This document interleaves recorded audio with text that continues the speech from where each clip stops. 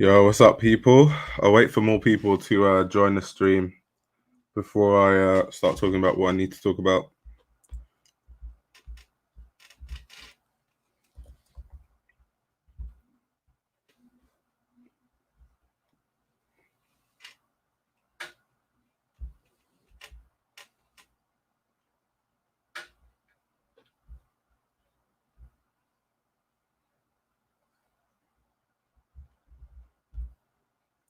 Yo, what's up? What's good? What's good?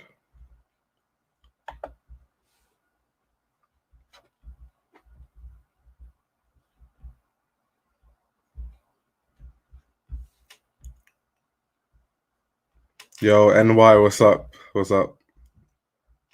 What's good? I'm just waiting for more people to join the stream, and then we can basically get into what today's topic is.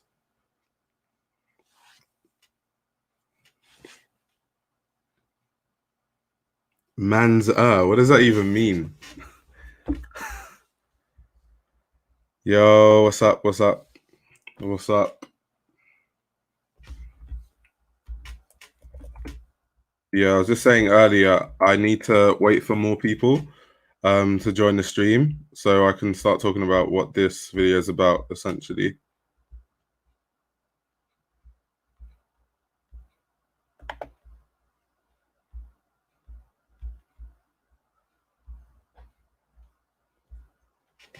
Theo, what's up? What's up? How you guys doing? I hope you guys are doing well during this quarantine. I am actually starting to get bored, which I never thought is possible. I always thought I would love to just do nothing for a year, but clearly not. Clearly not.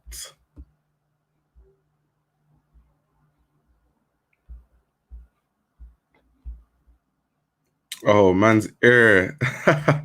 I'm dead. I'm actually dead.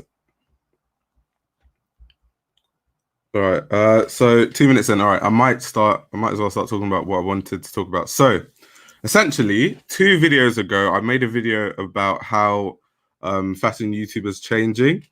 And one of the comments I got by a lot of people, especially like women, is they said that they like where fashion YouTubers going, but the only thing is that there aren't enough women that make kind of analytical type videos, like review shows and stuff like that.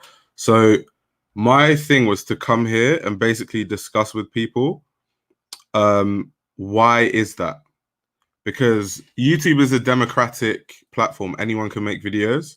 So why is it that by chance all the well-established fashion commentary channels are all guys? So like me, Bliss Foster, The Casual, Keezy, Haute Le Mode, basically. So basically you guys can help me find out why is that?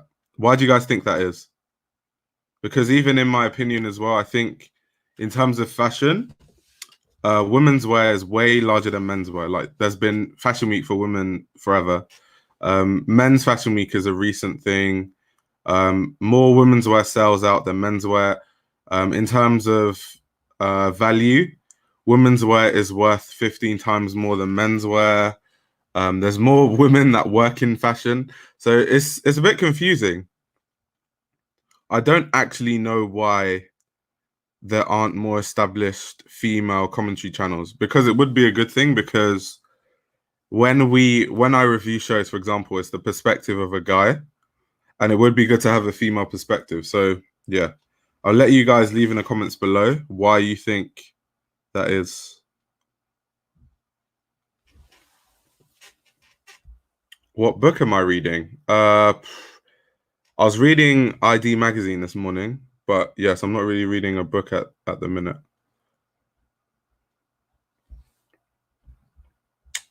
So reading ID magazine. It's a 2017 magazine. So I like to revisit old magazines to like be reminded of stuff. Because in this magazine, they were talking about like the Supreme collab, and they were talking about Pier Paolo when Maria Grazia Chiuri first went to Dior, and he had his debut collection at Valentino, essentially.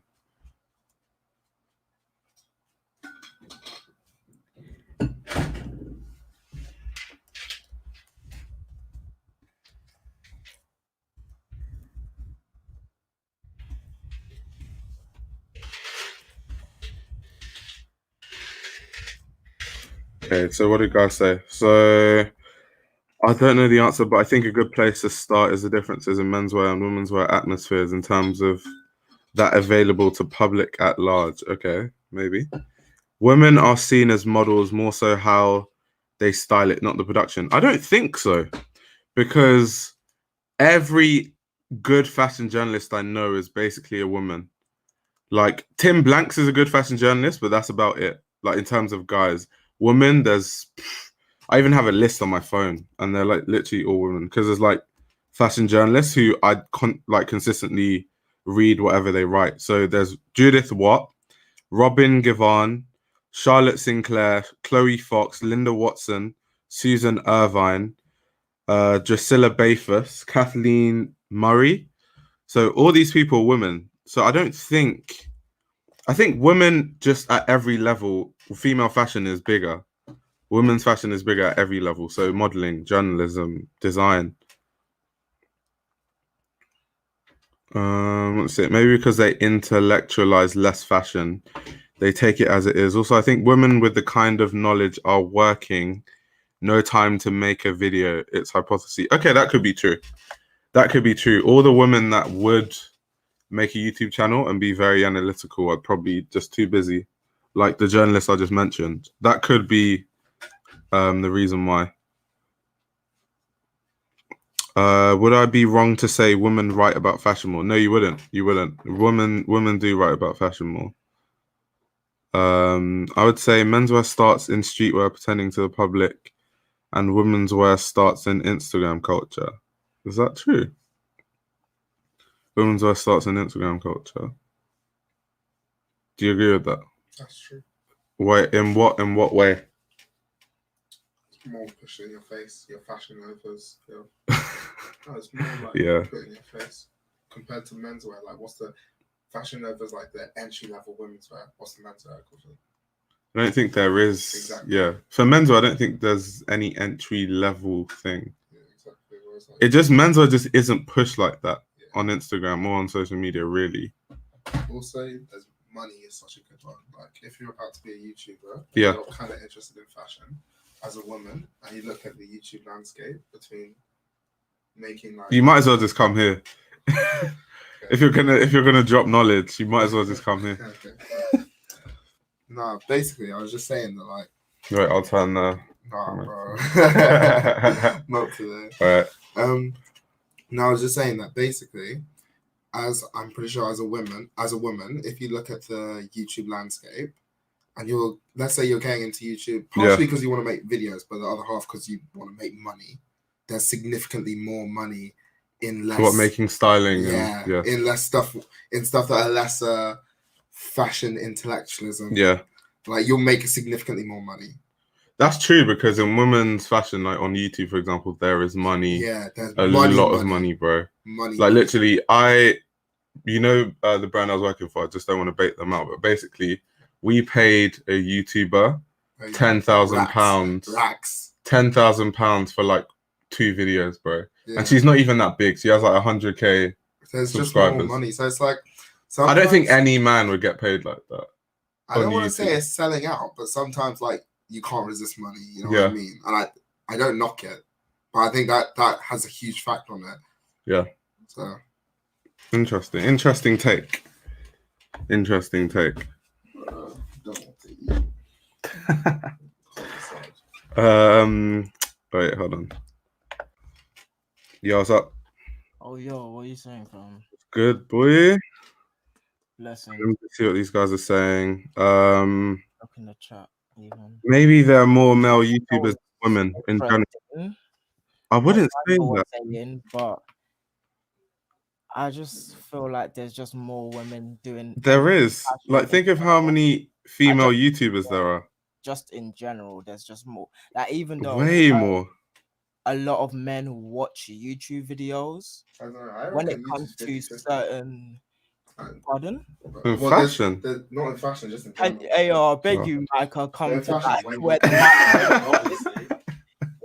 Because you're obviously like really knowing this subject. So let Let me even put my mic in. Yeah, I definitely don't think in fashion there's way more female YouTubers than men. Way more. Yeah, like It's just that the women make everyone makes the same content. I think men are just like more in their niches. You've got the streetwear men, you've got the high fashion men, you've got the menswear, #menswear men. Whereas women, everyone just makes like tens of thousands of channels just and do like those styling videos. there's men stuff that does that as well with like you know, the men's grooming channels and shit like that. Like it's just it's to be honest, it's just staggering the amount. Like when we talk about men fashion YouTubers or like analytical, it's literally you, Hortler Mode, Bliss Foster, Keezy, and friggin' Reggie Casual, and then it stops. Yeah. And obviously you've got like the rest of us that are like starting out and stuff. Yeah. Like obviously like Unknown Vlogs did it a little bit back in the day, but yeah, he did. Outside of that, like did Galax do it? No. Did any of them other like guys do it? Like Galax used to write about fashion, but he was a blogger, so it was more like the styling side of things. Yeah, because but he still used to write though. I don't remember, or I should say, when it comes to analytical stuff, like I know women. Well, you just confirmed that mostly women just write about it, like and women dominate. Like to be honest with you, that's what I'm saying. I was saying like I just mentioned the fashion journalists I followed, like they're all women, like all of them. Like any respectable person, like just kind of knows that women run this industry. Facts, like fam, my lecturer at CSM is a woman. Like what? And like they're like gang as well. Like they all know their stuff. Like they write the books that we read for it and facts. Like I'm just looking at my books here. They're all written by women, bro. Like all the fashion ones. See, like I just feel like maybe what Meg said is true. Like maybe it's the money stuff. Like but I don't think that would be a thing, really. Yeah. But then again, like I said before, like I do ask women to like, you know, let's either make content together or like, you know, like what me, you and Jason done. Like I've been trying to get a little thing like that going for, like ages, like literally 2-3 years. I've been trying to get like a cohort together to like either rival show studios, basically. Not to give any of my future but it's obviously something that I don't know, like I struck a nerve, maybe like the fact. No, it's because I genuinely wanted people to comment because, like, literally a lot of people said they like the direction fashion YouTubers going. The only thing is that there aren't more women in like our sphere of fashion. But I'm just like, if women wanted to make content, there's nothing stopping them. Bro, like there's more female fashion YouTubers, and the thing is, like, it's YouTube. Anyone can make a YouTube channel. Like, no one said you're not allowed to make like, no one's like you have to do this and that to make a YouTube channel. Like, yeah, I'm super intrigued by the fact that that was a thought, and so many people said it as well. I'm actually intrigued to know what people think. That's why I want to bring like women onto the live. Yeah, I want to listen to like a woman that genuinely said that and like just wants to give their point of view on that and stuff like that. Same. Like, yeah, like from what we saw about earlier, it's like the women that said that could also make the videos and stuff. Yeah. So like, you know what I mean? Yeah. I feel like my story about fashion is literally like it's kind of obscure, but like I know women that have been like, I've been reading Vogue since I was 8 years old, and same, you know, all like that's their story, like way before me. Like forget like, you know, my mom was just like would sew her own clothes and stuff like that, and you know, I was introduced to fashion through art school and shit. Like they were reading Vogue at 8. Like whether or not like Vogue was popping is a different case, but being in fashion is like an 8-year-old, and like it being like fashion for men has only been popping for like the past 5 years. That's what I'm saying. Fashion for men is like recent. Wait, what this guy said? I think there's a lot more women working on the fashion industry. I wouldn't say the most recognized fashion designers are mostly men. I wouldn't say that because for every I don't know, Chris Barber Balenciaga, you have a Jill Sander. For every Yoji, you have a Rei Kawakubo. And it's not even one of one. It's like Like one. like for every I don't know, Issei Miyake, you have a Vivienne Westwood. Like what? It's I can assure you, it's definitely not just men. yeah, yeah, yeah. I can definitely assure you. Don't worry. Yeah, like men just have like a different lens. I don't know why the men are pushed, considering like Yeah. that's a good question, to be fair. That's also a good question. Like, why is there so many men pushed? Well, to be fair, like you can't like stop genius no matter what. Like, yeah, facts. You can't do that. Like, but when we get out of like fashion designers and go to like royal dressmakers, like they can start, like you can start talking about who the men were and stuff like that. But outside of like when we talk about fashion designers, it's like women are cool. They're yeah. Even historically, if you look at like the history of fashion, like going back to like the 18th, 17th century, men were supposed to be the guys who go to war and the guys who provide and go hunting and stuff, whereas women just stay at home, sew stuff. So like I don't know, that's a bit strange. Wait, what did you say? The only brands that men get as a sponsor is Minimals.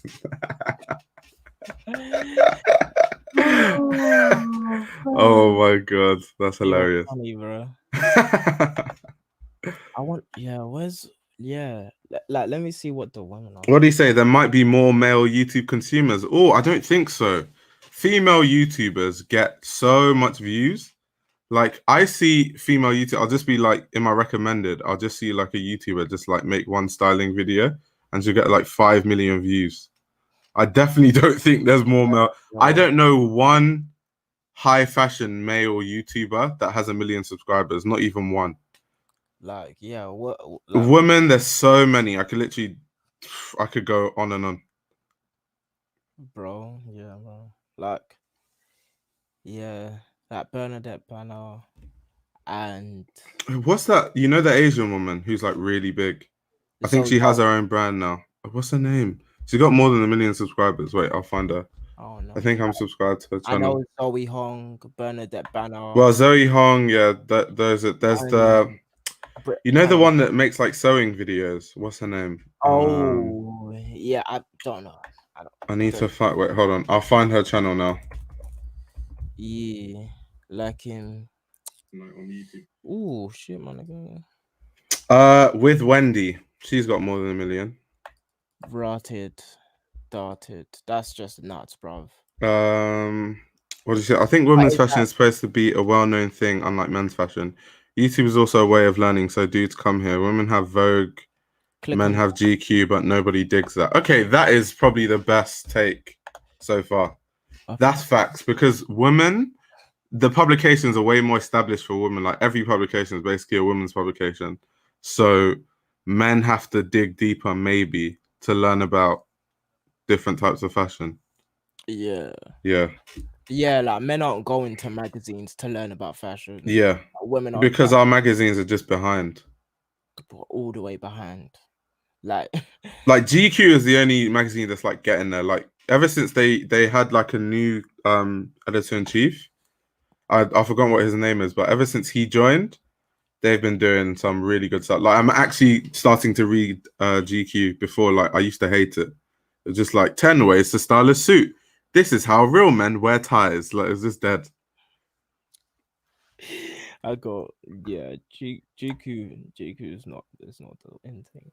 Yeah. I'm not gonna say anything, but I'm gonna stop like criticizing things on live. Wait, I personally prefer to watch female fashion YouTubers for their style and personality, not their knowledge. So why is that? Because you're a woman. So as a woman, why is that? Yeah, it's not late at all. Linda, we want to hear from you. Yeah. What do you say? I might hop on because I have so much I want to say. Yeah, hop on. Everyone's literally, I just want, the whole point of this live is to hear different opinions. Because like, I'm trying to learn, because in my head, I was just like, I'm trying to really understand how like women are underrepresented. Do people want to learn from men more? Is that what people are saying? That's basically what Linda said. She said, what did she say? Let me go back to it. I personally prefer to watch fashion female YouTubers for their styles and personality, not their knowledge. That is really interesting. But surely, as a woman, it would be more relatable if a woman told you something as opposed to a man. Because like even when I review shows, sometimes I review women's wear, but I mainly review like men's wear. Yeah. So as a woman, how like wouldn't you want to see, I don't know, Chanel women's wear get reviewed or something like that? Like I remember in the early days, the way I would critique stuff was super duper feminine, and I had to stop that. But like if you're a girl, like you can go all the way. You can talk about the texture of the clothes and like how it's sumptuous and how the fabric is supple, and like you can use bare adjectives that I'm not going to use at all, fam. But she said maybe women are more into the overall look. There are successful women YouTubers that do fast fashion reviews and hauls because women can make Zara look high end. Men are really into fashion art. Oh yeah, so I was having this discussion with one of my friends before I went on this live, and women have way more choices in terms of fashion to wear. For men, it's either you have the horrific fit of fast fashion or you just have to pay a lot of money for it. Whereas women, there's like a lot more stuff in the middle to where you could get some really, really nice clothes and not still have to spend too much. So that could also be one of the reasons. That was a really good take, to be fair. Sierra, let's jump home. I want the girls that are in the... Okay, we finally got a woman. Oh, wow. What's up? Love. What's popping? What's good? What's good? Were you following the conversation? Yeah, I've been like... All right, cool. I like agree as far as like the fashion hauls and things. I feel like women are also always looking for a deal. So like it appeals to the masses when they're looking at Fashion Nova or Zara or any of those like fast fashion labels, and it's kind of just like so trendy right now, you know? Okay, so why do you think? Okay, as a woman, do you prefer to like? Because someone said they prefer to listen to men for analysis and stuff. Would you agree with that? Well, it wasn't inferred. I feel like the way that it's presented from men comes off a little bit more confident, so therefore it's more believable. Okay. Really? Okay. Yeah. What's more confident about? I'm really just trying to understand. I just feel like the way that, like, let's say I'm watching one of your videos and you're talking about like Vivienne Westwood and kind of your flow and how you're talking about it, and you're so like sure of what you're saying, it makes it very believable and people want to come back and listen more for that. Okay, that's interesting. Dami, what is your thoughts on that?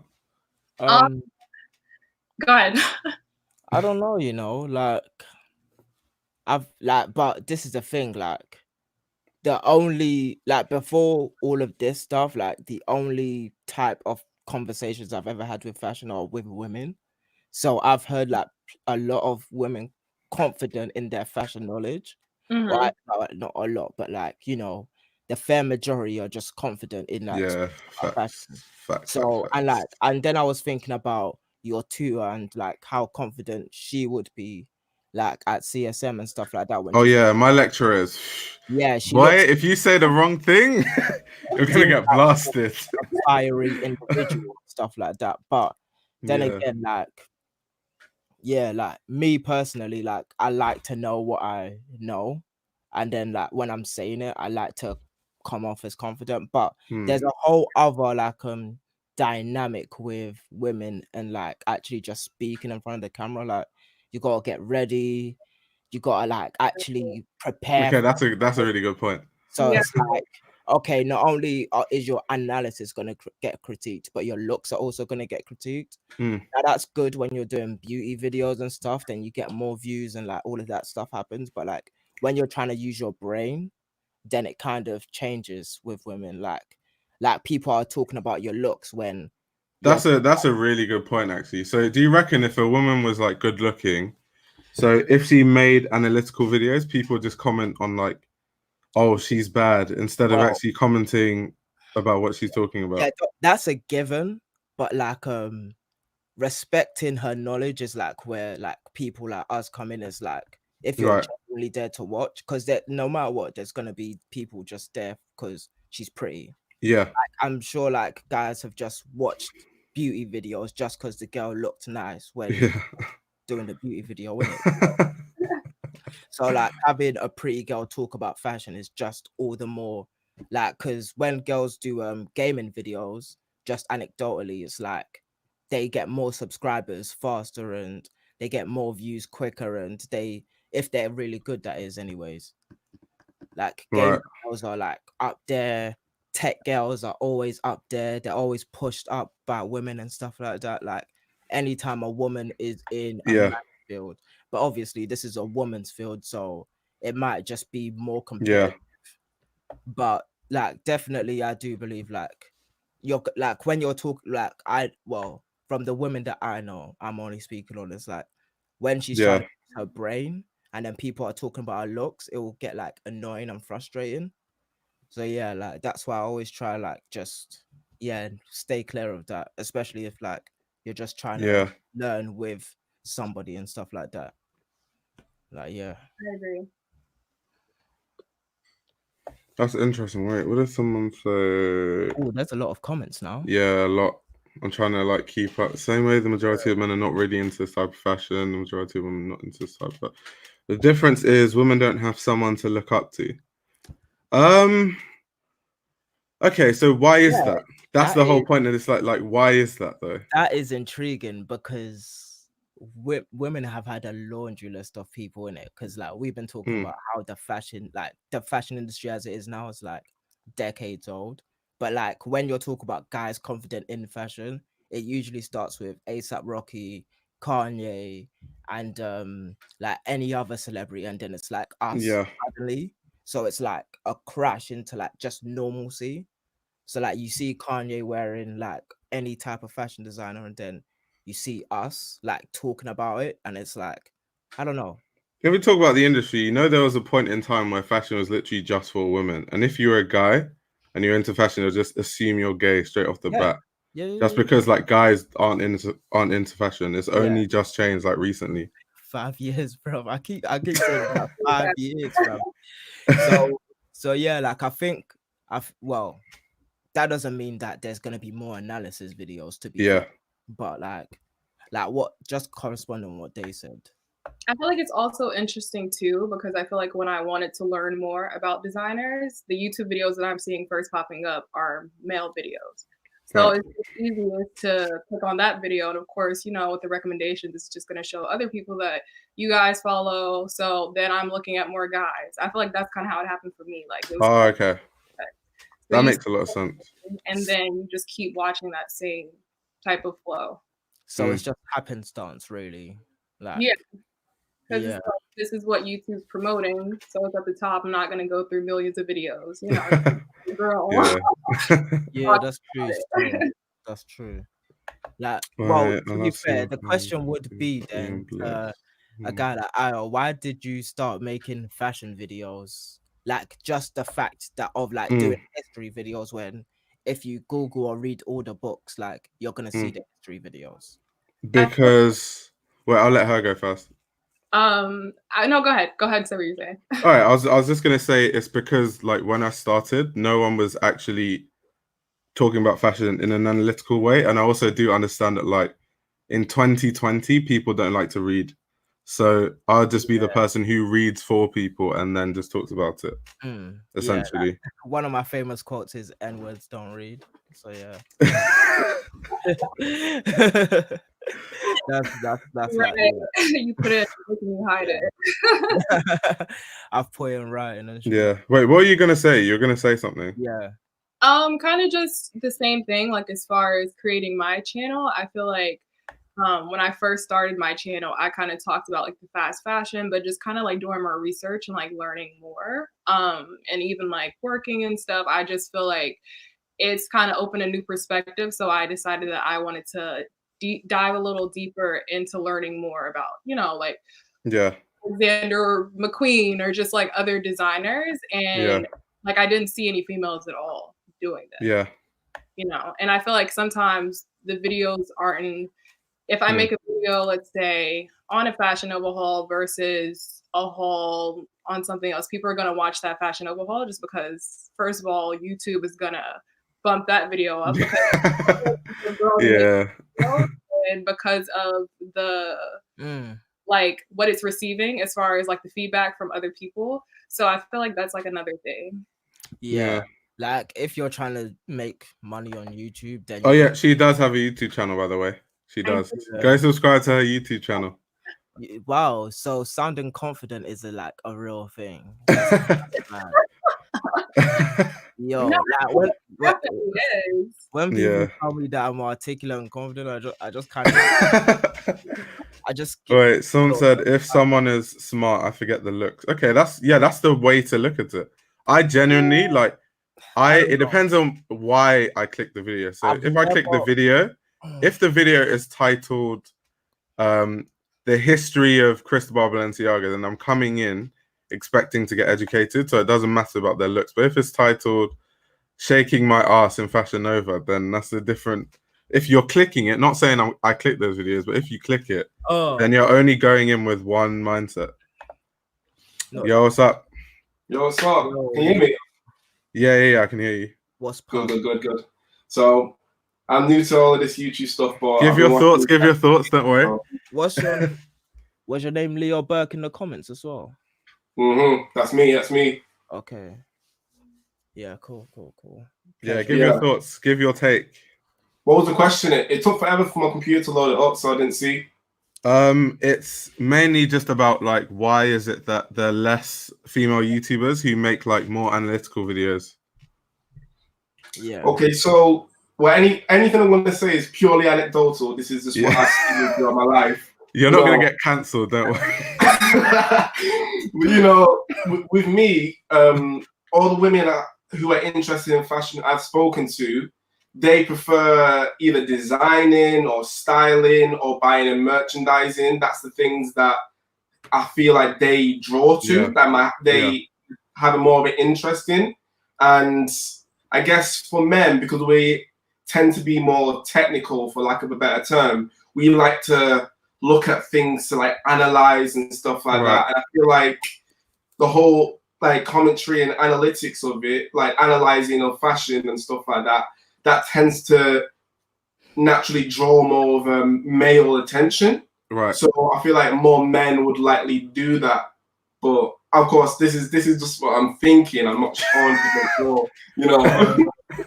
I was gonna save that point for later, but you're technically right. Like, we've got today the woman actually. This is when you remember you actually have female subscribers.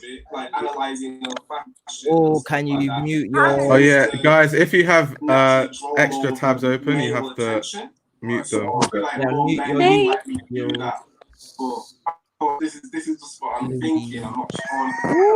You know, I love that everyone's like of color around here as well. I love that. This is when you. Wait, hold on. Does someone still have an extra tab open? Is it me? No. That's not right. If you have extra tabs open. Mute the YouTube. Wait, hold on. Oh. Was that okay, so it's her. Sierra, do you have a tab open? Can you hear me? Yeah. That was me. You might have to mute your if you have an extra tab open. Okay, it's fine now. Can you see and hear me though? Yeah, it's cool. Yes. Oh, okay.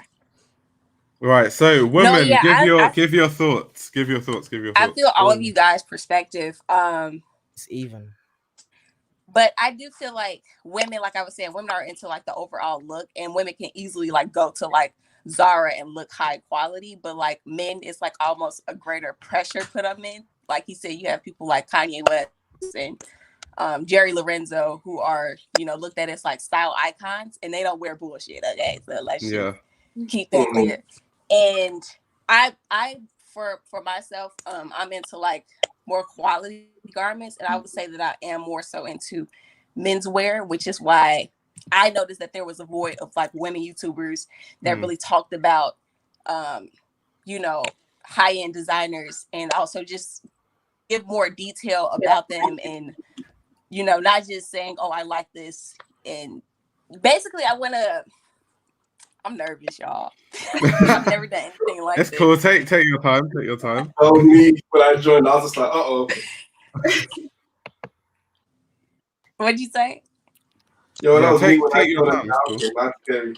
I think Yeah. when it comes to like this conversation about like especially people, I'm sorry, I have a really strong list, so I'm sorry if that's coming through. No, that's guys, cool. But like when it comes to this conversation about people like entering new platforms and like specific niches, it's like really comes down to accessibility to the public at large and interest, right? So I think especially when you're talking about the differences between men and women, it goes back to like this conversation that we were having where it's like women are more into like this Instagram baddie looking like Fashion Nova and, you know, like Yeah. going on Dolls Kill, whereas men, I feel like the venue of fashion that is very like readily accessible to them is streetwear. And streetwear has always had this history of being like, oh, you need to know the history, you need to know the people who wear it, where it comes from, all this. So like naturally streetwear has always been more analytical than like this Instagram look. And then I think that that's where you have a difference in the venues where you have people who go from streetwear to high fashion, and the bridge is like easier to it's easier to bridge the two. Whereas women, it's like all the fashion YouTubers are like lifestyle YouTubers who people come to because they're pretty and they have a personality, and it's like, how can you blame them? Like that's what sells in terms of like women's fashion, like very trendy stuff, not really very Exactly. Yeah. Oh, okay. That was a really good take, actually. That was Yeah. Like I'm kind of acquiring the taste for understanding this a little bit, like, but yeah.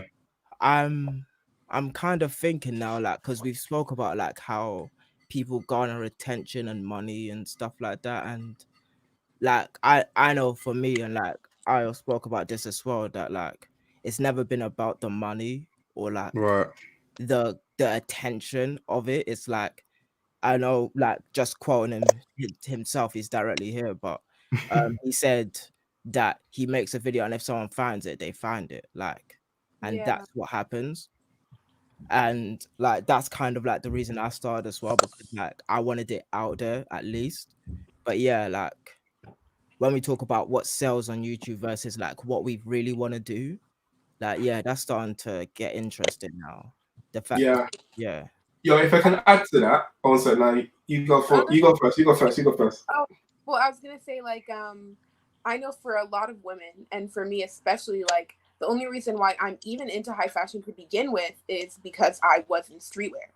And like we were talking about this in the Discord the other day, that streetwear is such an intimidating place to be when you're a woman.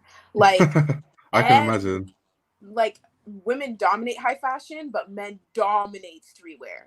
And like there's so much, like you have to be credible, and like you have to, your dress, like your style has to align in a certain way to like, and men have to like the way you look, and like it's so much harder. And like honestly, there's also like the places where streetwear is, where you get information on streetwear, like Reddit and YouTube, like are very male dominated places. So it's like it's really hard when you think about it. When you come to like these platforms like YouTube that are accessible to the public, it's like, I don't know, in my mind it's like I'm kind of, it's sad to see that there's no women here, but it's like almost I kind of expect it, because it's like, how is that even going to happen when you look at the way that it naturally happens with men? Yeah. That's interesting. Leo, what were you going to say? Look like IVs. I was just going to add on what Night Typical said. New York, is it New York Typical or Night Typical? It's Night, really, but like it's not your typical. Not your typical. Yeah. Okay, I like that. But I was just going to add on what he was going to say about like the whole, like how you perceive yourself on YouTube and how you put yourself out there. I think like kind of like going in the exponential growth model, because that's similar what YouTube I think would use. if people are making content where it's kind of like the Fashion Nova content, and that's what's selling, that's going to continue to sell, and then more people will join that, and then more that will sell, and it'll continue to grow and stuff. So like, even if you did try, and even if you were like a female YouTuber who was really into high fashion, you got that whole uphill battle to climb before you can even get seen. And so I feel like that could come into play as well. Yeah. Nigga said exponential growth model, fam.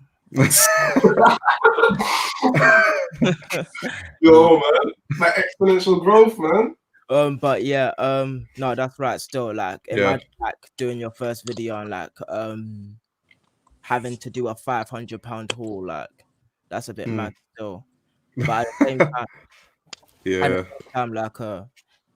like I feel like the entry point, like not saying that it needs to be, but the entry point is reading for a lot of like high fashion analytical YouTubers. Like literally, if you watch the anti-fashion documentary and like make a video about it, that's an analytical video. So like you don't need to have a super deep dive. Like I forget how long my Balenciaga video is, but it's like pretty much summarized. And like it's not everything I know, but like, it's one of my first videos just to like get myself started and shit. So, like, yeah.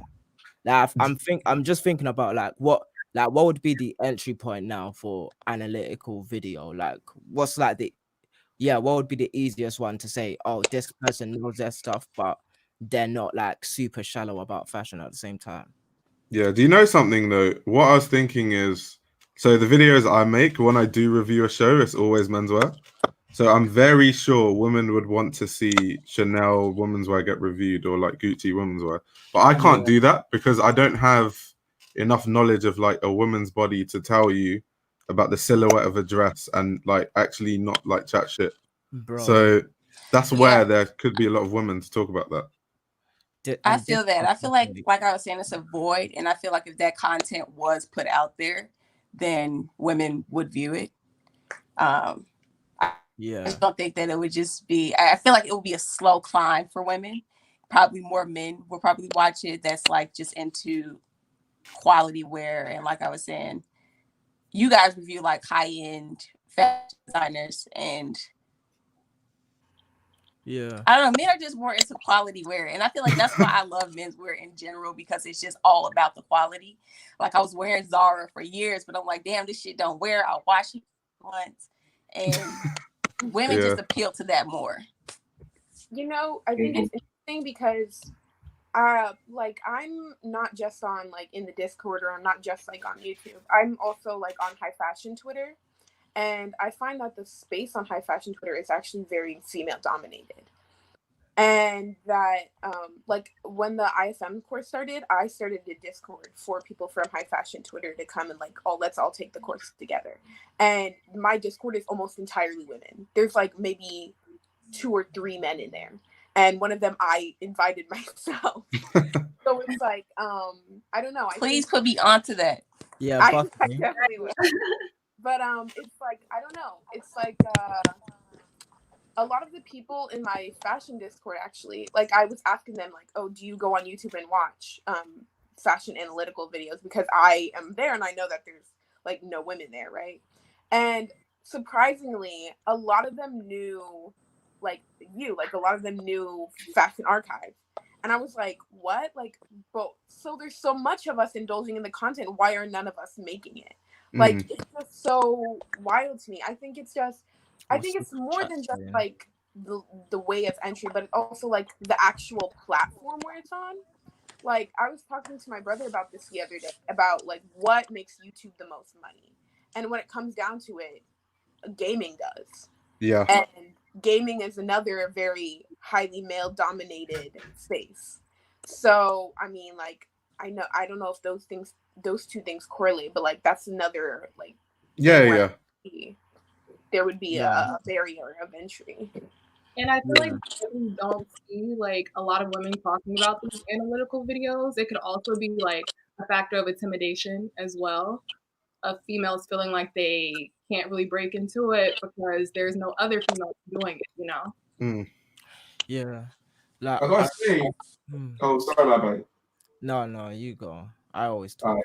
I was gonna say, like, I imagine if I was a woman, I'd be so scared to put myself out there, whether I was doing high fashion or not, because like women just get judged. It seems like women get judged a lot more straight Yeah. off the bat, more than men. So, like, doing that and then going into a slightly more male-dominated space, I guess that'd be really intimidating. So, I could understand like why, as well, like why a lot of women wouldn't want to jump in.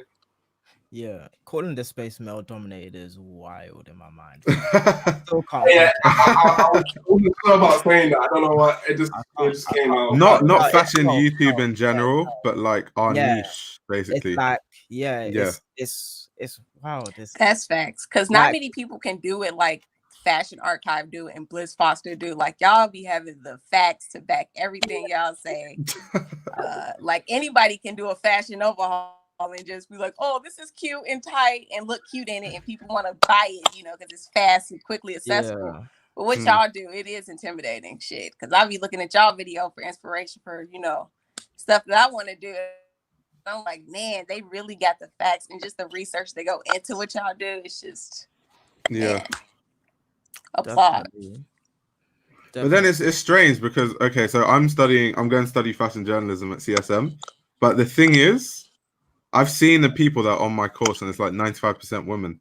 So it's like the Yeah, people that could actually talk about it in an analytical way exist. yeah. There's a mad disparity in my mind. So why aren't they on YouTube? That's more the question.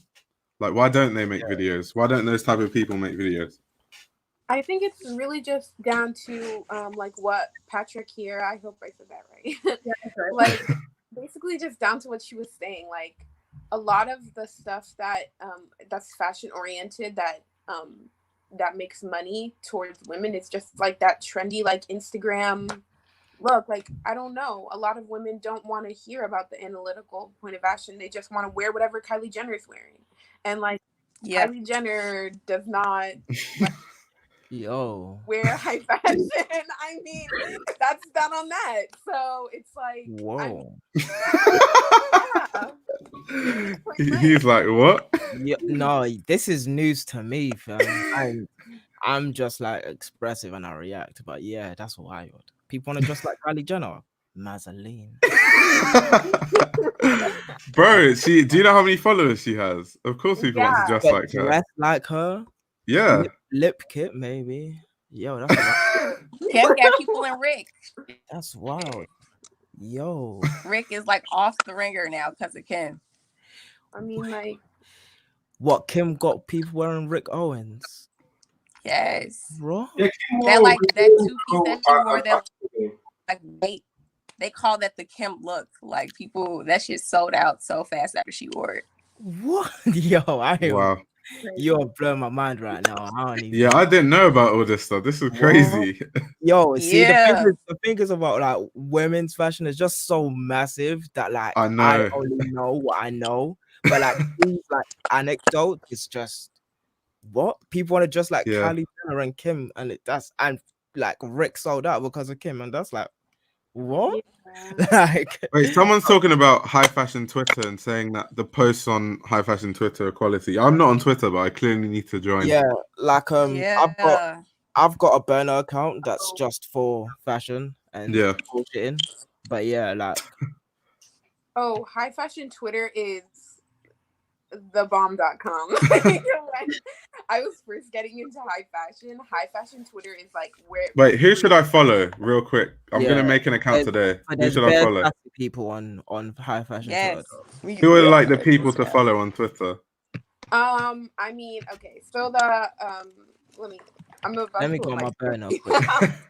like while I'm pulling this up, let me describe like what you'll see. Like on Yeah. high fashion Twitter, a lot of the things that you'll see in terms of like analytical content related to fashion, a lot of people do runway reviews. They'll like post pictures of runways during fashion week and talk about the looks that they like the best and which they don't like, and like the design and like, you know, like structural reasons why they're bad or they're good. And then there's also like a lot of threads for like spotlighting like lesser known designers. And like the only reason I found out about the IFM course was because it spread like wildfire on Twitter. And like the biggest thing that I know recently that's happened is because the Met Gala got canceled because of COVID-19. Yeah. High fashion Twitter has actually like started their own Met Gala, and I heard about that. Yeah, and it was like I think it was like Teen Vogue or something did an article on it. Oh wow. And yeah, so it's like, I don't know, the space is pretty big and it's pretty nice, especially when you're a woman getting into high fashion and like there's not a lot of options for you. Yeah. Like, well, mostly the fashion accounts that I followed, like, just have no faces and like they post a lot of pictures and shit. And like some of like a couple of us are just getting started on like doing analytical content. It's like, yeah, we're much smaller and like I don't know these girls' faces and shit like that. Like I don't know what they look like, who they actually are. It's just like their information stuff. Yeah. But I remember when before I started doing articles, I started doing like a tweet threads of like shows and shit.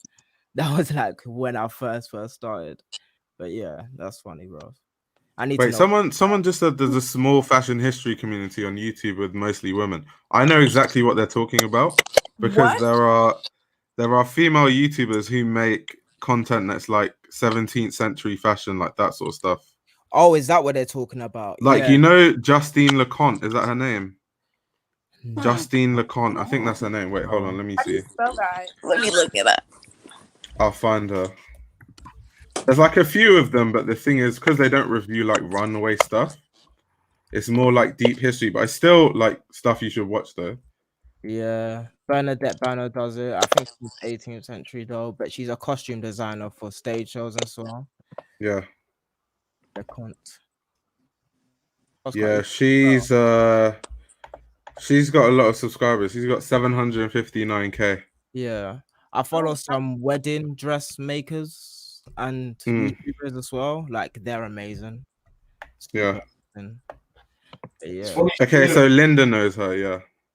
Yo, it's funny. She made a video called "AFX." The Kardashian because it might go into about like how people jump on that, but I don't know.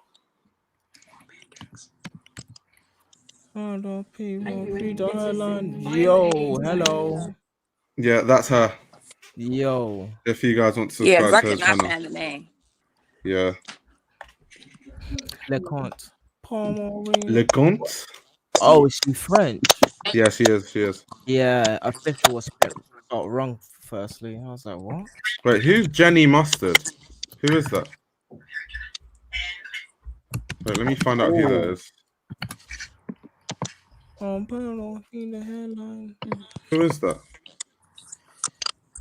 I've never heard of her before. But see what I mean? Like, look at how huge these channels are. There are no male YouTubers this big. Like 426k. No way. Yeah, fam. The only one this big is like unknown vlogs, and like we all know why and shit like that. That's yeah. Like Bliss, if Bliss got this size, it'd be amazing, to be honest with you. I really feel like Bliss has potential to really be really big. I hope so anyway. And he's only got 81 videos, maybe more, a little exactly. bit. 81, and he's got like what, 30, or was it more than that? People talking about high fashion Twitter. Oh yeah. So like people that I think would be really good to follow if you have Twitter pulled up or something right now and you want to find someone to follow. Yeah. This person named Junji Yake. How do you spell that? Like JUNJIYAKE. Posts a lot of like darker themed fashion content. Let me see who else. Wait, did you say YAKE? Yeah, YAKE. Yeah, and then Decoderize, who's who's actually a fashion writer and law student who is like really big on fashion Twitter. Spelled DCOURIZE. TURIVE. Hmm. There's one more that I'm thinking of. So someone said Kaylee McKenzie. Yeah, I know who Kaylee McKenzie is. Love I her. was literally going to mention her in a minute as well. You know, Yeah. that was the only place where I saw like women talk about like high fashion and stuff like How that. do you spell? And she's pretty big as well, isn't she? Like on YouTube. Yeah. How do you spell? She got 321K. Jeez. Junji Yake. How do you spell that shit? JUN Hmm. JIYAKE. And then this third one that I think is really good. Oh wait, decolorize. Oh, DECOU. Yeah. TURIVE. Yeah. People are asking you guys to post the links in the chat. Samantha. All right, cool. I 2 secs. can do that. But yeah, I mean, I can like, I don't know. Everyone in the chat. I shouldn't assume that everyone in the chat is in Discord, but Yeah. I could put like a list of like everybody on high fashion Twitter. Yeah. Who I think it's definitely worth a follow. Yo, Sierra has a fan. This guy, Life Archive, he's just been bigging her up since. He's like, wait, What? you got fans. You're famous. Jeez. Let me see. I don't even see. I'm dead. Yo, Samantha. This is good education because I just did not know. So it's good to. That's why I just like to listen. That's so funny. Wait, what's that? Carolina Zabroska. Hey, I swear your channel. Who's that? Let's find out. Let's find out. Let's find out. 80% of men's fashion YouTube. Your things are moving too fast. My brain's tripping out right now. I don't like.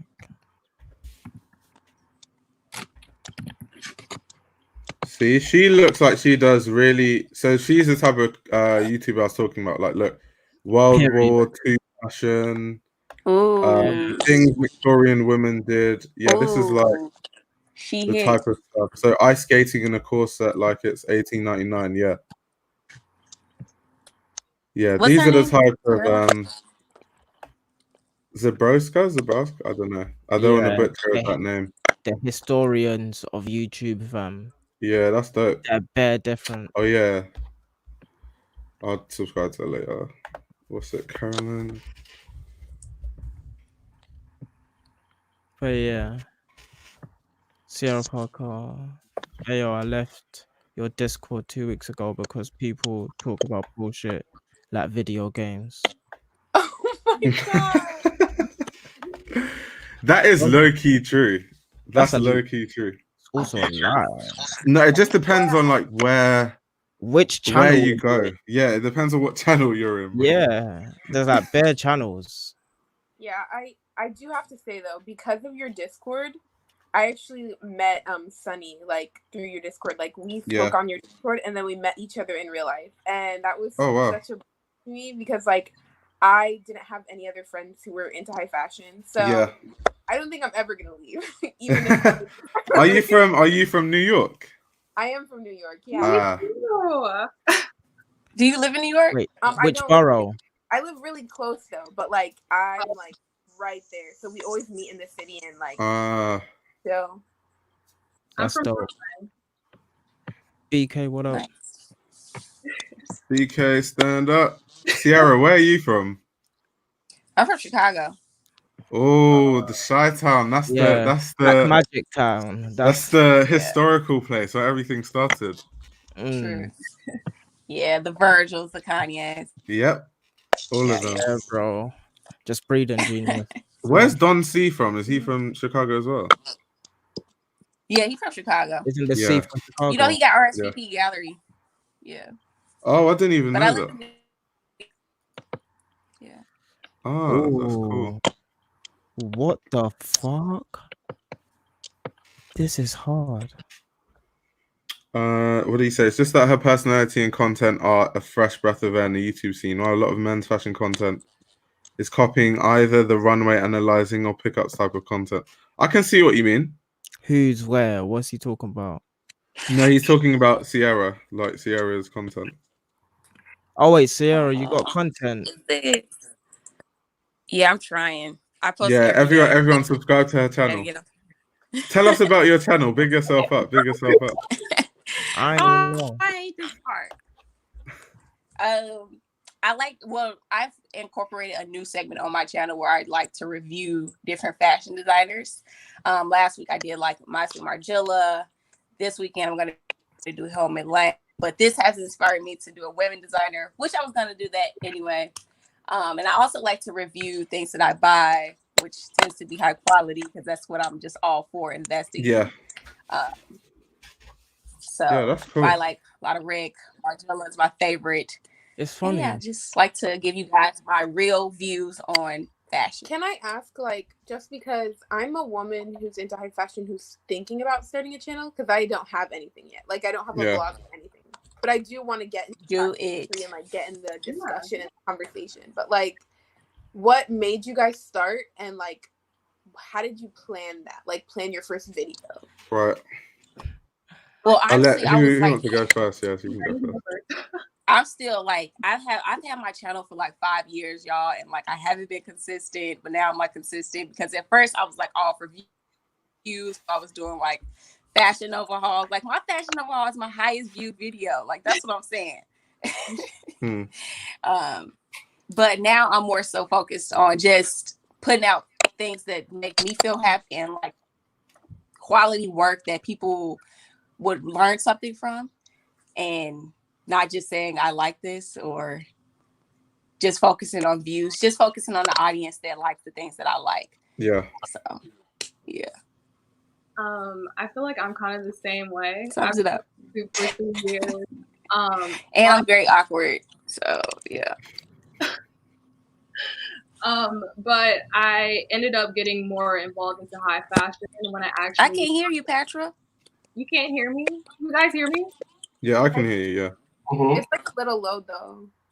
Can you hear me now? I'm on my laptop, so. Yeah, it's cool.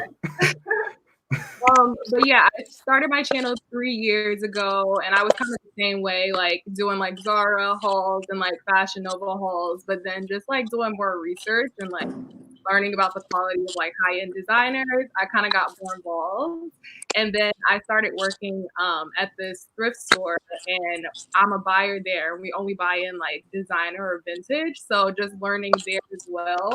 I kind of feel like I just brought it over to like my channel, so like thrift hauls and just figuring out like what people like to see, but also making sure that it's like authentic to me as well.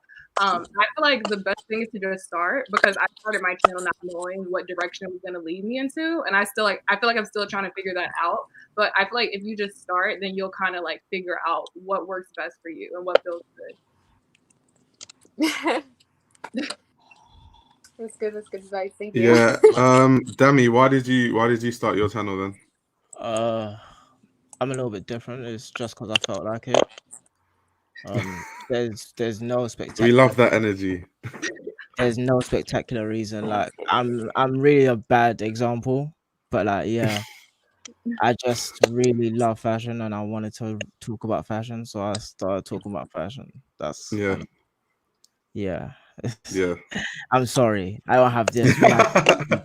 No, that's cool. It's just different perspective. Yeah, mine was literally because when I started, there was just no one doing it. So I was like, there's probably a lot of people that would want to, that are transitioning from streetwear that just don't have a way to quickly learn about a lot of things. So that's where I was like, okay, I can still fill in the void. And then in terms of like my first video, I didn't really have a plan for it. I just knew I was just going to review fashion shows and talk about designers. So I think the first video I made was Hyder Ackerman, a video about Hyder Ackerman, but I've taken that video down. Like all my old videos, I took them down because I feel like they're not good enough. Like in terms of, I just talked about the base level, like Wikipedia knowledge of Hyder Ackerman. So I was like, yeah, that's not good enough. So like those videos, you won't find them, but those were like the first videos I was making. Wait, yeah, actually, tell a lie. I started the video because I was writing first, and like because I was writing, I wanted to do videos as well, and like it was just a good transition. So I put my articles inside the videos that I do as well. So yeah. Like all my articles, well, not all of them, but like the articles that I do now and like the ones I've done in the past about concepts that I speak about on YouTube. Like it's just easier to talk to people on YouTube, and like I can easily flow. Like whereas like when I'm writing, there's a mad structure that's involved, and yeah, like doing YouTube is way easier than blogging, to be honest. I'm just so curious. Do any of you guys know anybody who's like in that high fashion like group? The like, you know what I mean? The one where you have to send an application to get in. I Yeah, used what group? I left out. Wow. Are you talking about HFT on Facebook? I think so. Yeah, I think it's that one. I don't Yeah, know. Not high fashion talk. Yeah, high fashion talk. I think. Oh, yeah, I'm in it. Yeah. You I'm are. in it. Yeah. What? Okay, so I I'm don't think it was like, hard to get in. how much do you have to know about fashion, would you say, before you even try applying? It's not that deep. My friend actually like runs it. He's the one, he owns it. But basically, with high fashion, like on YouTube is a better community because on YouTube people are more willing Damn, I can't to hear. be like together. But I feel like on Facebook it's like mad toxic. Yeah. Like I know my friend is always like trying to like, if people like are too much, he tries to like fix that, but it's really hard because people are just like, you don't know about this, that, which to me doesn't make sense because everyone's trying to grow and learn information. So if someone says something that's wrong, there's a way you can correct them without coming across like some asshole. But on forums, because like online, just the nature of it. Yeah, like when you're just typey, big type person and shit like that. Yeah. Keyboard warriors. Someone said she's scared to apply. Yeah, no, the Facebook application isn't. I don't think it's that deep. I don't remember when I done it properly. But I there's think, nothing like there's nothing about like you can apply, he'll accept you. It's more if you start commenting on things, then people can be a bit toxic. yeah, the comments are a bit different on Facebook, fam. People just wilding like for no Yeah. reason. It's like, yo, chill.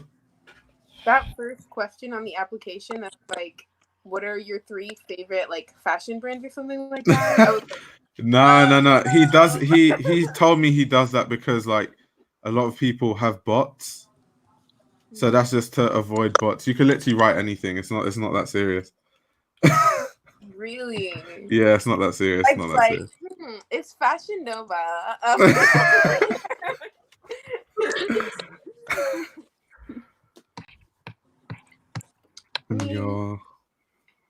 Yeah, this is really nice. I think I'm gonna go because I have stuff to do. But yeah, that's cool. Thank you for coming on. Yeah, me too, Thank y'all. This you was for your great. insight. And I Thank you can't very hear much. Some of y'all in this have a good day. but this was amazing. Yeah. 100. Peace. So peace. Bye, y'all. Bye. This was great. TikTok. But yeah, it was really Yeah. cool to hear their perspectives because, like I said, I just wanted to sit down and listen because I can say as much as I do, but it still is just one perspective. Wait, what did she say? I think we respect each other more so on YouTube fashion, or critical yet open to subjective opinions. Yeah, that's really true. That is true. Wait, what did she say? Wow. I used to be in high fashion talk. People started cussing me out over the year of a pair of Rick Owens pants. What was wrong with the Rick Owens pants? Yo, man. That's hilarious. You said that. Like the type of person that gets cussed out, fam. I gotta say though, although I love Rick, a lot of Rick boys for me, they feel like they get mad toxic. Yeah, they do.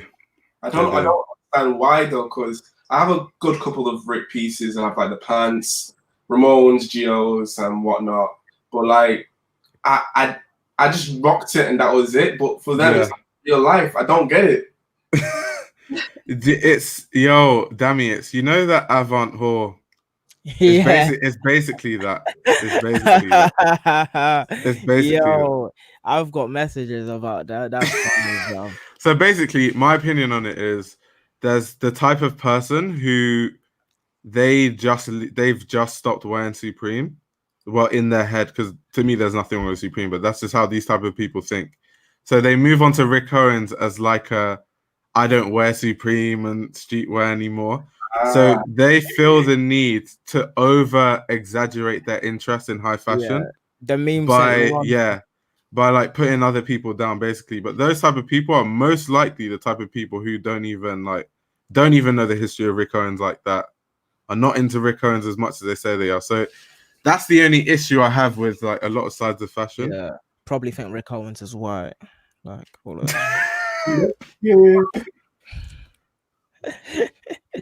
That's a little deep cut for those of you that know.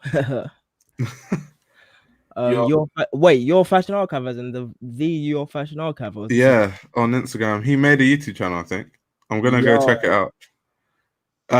Send me the link if he's still watching. Send me the link of your YouTube channel on Instagram. That's hard. What's he say? Rick Owens is not all that at all. Yeah, Rick Owens is obviously made well and he's a legend, blah blah blah, but that shit doesn't look good. What? He has to be trolling. What? That one, each to their own. Who said that, fam? That's wild. I was gonna say Dress Podcast. No, I've never heard of it. Let me find that. Oh, Nico's hit. Yo, that's amazing. Wait, hold on. Let me share the link real quick. So Anthony V, I don't have a channel. I'm just a consumer, but I just wanted to weigh in about it. This channel is a democracy. Everyone shares their opinions. Yo, dressed. Wait, what does that say? Now Dressed Podcast or How Dressed? How? I think, is it Now or How? Because I wanna check out that podcast because I like podcasts. Great what podcast. Do you guys listen to normally, like on a regular? Oh, let me check my phone real quick. Did you say? Because I listen to quite a few. Oh wait, fashion podcast specifically. With Jeff Staples? Huh? Yeah. Oh yeah, I love Business of Hype. That was like Business of Hype is amazing. One. And then there's another one as well. Yeah. I listen to American Fashion Podcast. Let's see. BOF. Yeah, that's Business of Fashion. Wait, yo, what's up? Yo. Hello. I have Nico. Long time no see. What's When good? do I have to sit down? I'm shy. You know, Nico, do you know the last time I saw you? In London? Yep. How long ago was that? June? July? Yeah, that was ages ago. Jeez. Yeah. Time flies. I was in London like before the virus. Were you actually? Yeah, oh damn. Yeah, but I was pretty busy for a week of work. I'm sure you were. For Fred Perry. Fred Perry Canada. Slight flex. It's not really a flex, but what's the name of some podcast? But yeah. Where did Alec go? Oh my god, disappeared. I'm here, but like I'm preparing for a video. Oh. Content now. I make content because I have time. Yeah. Oh, Alex becoming consistent. That's crazy. I know. I know. It's like a rare candy from like Pokemon. The Ground Up show by Matt. I wanted to have Nico here to participate in the conversation. Oh yeah, so basically, the conversation is, why is it? Because people ask me this question all the time, so I wanted to sit down and ask people, why is it that there are a lot of female fashion YouTubers, but not fashion YouTubers that are specifically interested in like high fashion on like a analytical way or on a deeper level, compared to men who have loads of different channels like that? I have never really come across any channels besides like, I guess like the most well-known one would be Kaylee. Yeah. But she doesn't really go into the detail, like into depth like that. Anyways.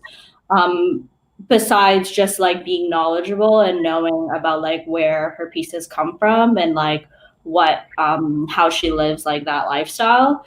But I think maybe their main reason is that I think women are more individual, like like individual, and we shop in a more like consumer like aspect. Like I think like I buy clothes because I want to just dress myself and make fits, and you think about that in that way. And I'm sure men do too.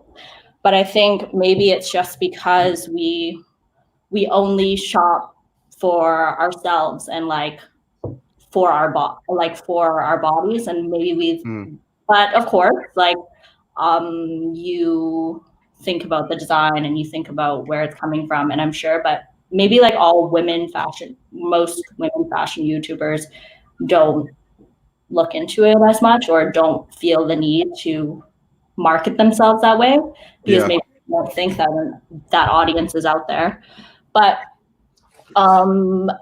I personally, I don't really watch too many.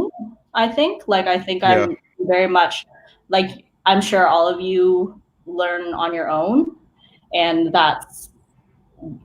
we have a plethora of YouTube accounts that you can look up and like find so much information. So maybe women don't find a place in that right now. But I'm sure in general, like we don't have a place for high fashion, or like for that type of fashion for women in general. I don't see a lot of female YouTubers that are going down that route, a route like Kaylee. Everyone's still like shopping high street, or maybe they are shopping like the cute like Acne Studios. Yeah, Acne, like Reformation, like just like cute entry level stuff. And like I think that's cool, like being aware of like that type of style, or like sustainability, but that's just really a trend right now. Yeah. That's really like a really hype word, and a really like those types of designers are geared towards that type of women, but I don't see like women really being knowledgeable about Margiela and putting it out there and then buying a piece and like saving up for a piece and then doing that type of haul or unboxing, whatever, as much as men do, at least. So I don't know. So it's not even just in like the analytics, even like styling wise. Yeah. So like someone like Alec, the way he dresses, there's like men who dress mad unique like that, like Sanjeev. Yeah. But I haven't seen a like women's alternative. Yeah, that's like super high fashion, but also really experimental and unique. Mm-hmm. Yeah, I maybe see that just on Instagram. Yeah. But even like I know Kaylee, and I'm friends with Kaylee in real life, and I think a lot of influencers or internet personalities are just really shy. Like they're just really not experimental, and day to day we're just wearing basics. Like I'm just only really wearing Uniqlo basics, and then I throw in like a Margiela shoe or like something chill. Whereas but I think not a lot of women are being experimental, and if they are, it's like a one-time photo op, and then it's not really like, I'm not really going to the grocery store in this fit. But I think there aren't any, if I can't even name you one person that is experimental like Alec or Sanjeev or a lot of the male YouTubers, or even buying pieces that are like interesting, like beyond what is really popular. Like the Tabby is so popular, Prada boots are so popular, Bottega is so popular. So I don't really see women buying pieces that are, or buy unique designers, or like really, going beyond that bubble of high fashion now. Yeah. Because like really, there's really like just there's a circle of like where you buy that Acne, you buy the entry level, and then there's that circle where you start buying Rick, you start buying Margiela, but then it's still the very core pieces. Yeah. It's not really like what Alec buys. Yeah, I was about to say. Yeah. Alec just walks into the store, whatever looks good. Yeah. He buys. Yeah. Which is what I love the most. It's like the problem is still a lot of people just, what's the trendy thing? What is everyone else wearing? Okay, I'll just buy that. Yeah. Because I definitely have felt into that hole like I'm on Instagram, I can be on Instagram all day, and all of a sudden, after a couple of days on Instagram, I'm like, wow, I really want those Prada boots that every girl and their mom is wearing. Okay, I'm gonna call the Prada store, I'm gonna buy them. But then I'm like, why do I like them? And now, like months later, I'm like, thank Christ I didn't buy them, because it is something that was super trendy. And I think there's that huge rotation in women's fashion right now, on Instagram right now too. What's nice for Alec is that he can delve into both worlds, you know, like he can go and he can buy the Bottega boots and like style them in his own way. Whereas like I really wanted the Bottega boots and so many women wanted them, but styling them in such a similar way. Like every girl can put on an oversized blazer and wear the Bottega boots with like a little slip dress and call it a fit. Whereas like Alec could like go into that realm and buy the boots and wear it with like a really cool cargo and like a Craig Green piece and make it his own. So I still think that there's not a lot of variation within women's fashion. That's my input. Oh, nice take. Patrick, what's your thoughts on that? I feel like I agree with like what she's saying, because like another thing, if you're like going on Instagram and you're seeing an ad for like Pretty Little Thing, I feel like it's just easier to look at that rather than doing your research and figuring out other brands. And because I feel like the whole thing about me even knowing about certain brands because I went out and researched. Everyone's lazy nowadays, so no one really wants to put in that time to figure out why they should be buying this piece and why would I buy the Maison Margiela tabbies when I can get 20 pair of shoes on Pretty Little Thing for the exact same price, you know? Yeah. So I feel like that's a whole other thing. Yeah. I think people are, at least our generation in general, we're hyper aware. I think we're a big part of our generation is very lazy and like will buy into Pretty Little Thing, will buy into the fast fashion. But I think there's a huge part of us that are now so aware of and wanting to know like where things come from, even if it is that really basic California girl who wants to like buy Reformation, but she's aware of the supply chain of where it's coming from, where it's made, and she wants to know. And that's like a great thing to let in the start, you know? And I think I think our generation is more aware, and I think that's a great thing. But of course, like my roommate is like a huge like support fast fashion and like buys their stuff from Zara and like things like that. So it's hard to change that mindset. But I think at least people are like a little aware. Yeah. Yeah. Moving in the right direction. Yeah. I think people are moving in the right direction. And I think, at least for me, it was all for shopping and for design, it was always just my own interest. You know, it wasn't pushed on me or anything like that. Like I just, if I really liked something, I would just read about it. Not to say that I know a lot, but it's just like, I'm sure that all of us come from a place where we just were interested, and then now it's one of our top priorities, and it is like what we stay up all night doing, and like looking at archive stuff or looking at the history of things just out of interest. But you know, I'm sure that a lot of people who have the capability, the funds, and the influencers and the people who are attending shows have no idea. But it's, you know, like I want to think about how far that's going to get them or how far that's going to get us. So it's different. Okay, what did someone say? That's a bit. Let's get to the comments. The great masculine enunciation theory is worth looking into in 19th century and ornaments with the many to women's wear as a status symbol for the husband, as opposed to. Okay, that's fair enough. That's a good take. Delphine, from the Greek goddess Delphi. Wait, what are guys saying? This reminds me of what Alex says about Canada, like Toronto. What is it? Facts, mom jeans, fat boots, oversized grandma blazers, and lastly the crop top. Yo, see that shit on a fucker. I'm find somebody. I don't want hands. I don't want a tonal outfit. I don't want no blazer you thrifted with some bust Prada boots, like with your bust Fendi bag. I cannot. I'm sorry, sis. Take it off. Like, you're not special. You're not special. Like, I don't know. I can't do it anymore. I can't love anymore. I can't. I can't. That's I can't do funny, it. Alec, those are your type of girls, right? Yeah, exactly. He really does really like that, though. The baddies in the cycling shorts. It's not even a secret. Actually, they might be into You do like it. research now. What?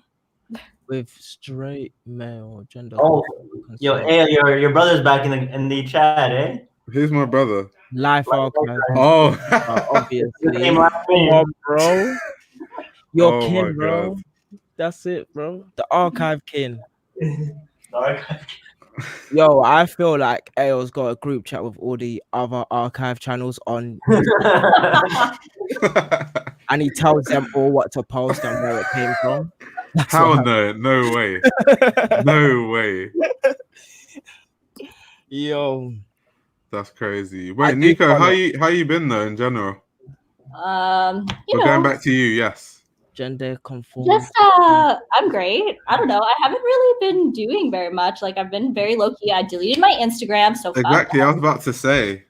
Love it. Feel so free. I feel so free and happy, and just, I don't feel like I'm spending like years on the gram all day. And then I've just been I've been really into fitness. Yeah. That's always good. And obviously still copying, still about the drip. Yeah. But besides that, like, I haven't really been doing very much. Like, I've just been working and being like a normie. Like, I like it. I like it though, but I will be going, like, obviously I had a lot of plans before all of this, but yeah, I was supposed to go back to London in June for more work, but then now, so it's been really chill. It's nice. It's just, no one really knows like what I'm doing or like where I am, and it's been sick. It's been really sick. Low key. Yeah, I like that lifestyle though. Yeah, it's been really good. Mm-hmm. Someone wants to be Nico when she grows up. Nico, you've got fans. Aww. You've got fans. Big fans. Bye, Alex. All right, I'm just gonna retire and like you just take Why over. are you still in the frame? That's jokes, bro. These guys are literally arguing in the chat about gender equality. Like, guys, we're not here for that. It's weird. That's not the topic of discussion. I don't like. I've stopped caring about this gender conversation. It's weird now. 4 years deep. Man. I have not seen one good dissertation, but that's a dissertation. Interesting. I think it's the whole YouTuber thing. It's crazy. I still feel like there's a huge audience literally just on the side waiting for women to make that type of content. Yeah. Yes. People tell me all the time that I should, but I'm like, I have nothing. I don't know. I'm sorry. Yeah. Why did Alex shake his head? I don't really understand why you're still standing here. Make a history of Rick Owens video and see what happens. I don't know, but I was reading about Rick Owens' like hometown, and so cool. Like, he comes from such a little part of California, and just like, and it's so cool because the architecture there is like, it's so run down, but there's like so much brutalist like architecture there, and it's you see it throughout everything that he does, and it's so interesting. That's so interesting to me. But I can't say any, like, honestly, I can't really say anything about Rick Owens because I don't know I feel like I don't know very much. So, but yeah, I don't know if I would ever do that, if I would ever do YouTube in general. Oh no, we will welcome you on the platform. I'm shy. feel like I would I've got a question to propose, right? stuff. Like I feel like people would just. I could say some pretty. Yeah. I would. Nico's the type. Wait, what do you mean? What do you mean? This is interesting. Nico's a savage, basically. Yeah, Nico wants I to know. smoke fast. Oh, so you'd be saying terrible stuff to the people watching? Like I would offend like the whole oversized blazer wearing population. You know, population in this fashion community. Maybe that's what women's wear YouTube needs. So Someone who's gonna actually push people to be individual, yeah, and not dress like every single influencer on Instagram. Maybe. They Who are definitely your female influencers that you guys really like right now? Yoki I'd have Majo. to think about that. That's the only one like I really fuck with. Wait, who's that? There's this girl on Instagram called she's Japanese and her Instagram is like at Yoki Majo. Oh, okay, that's cool.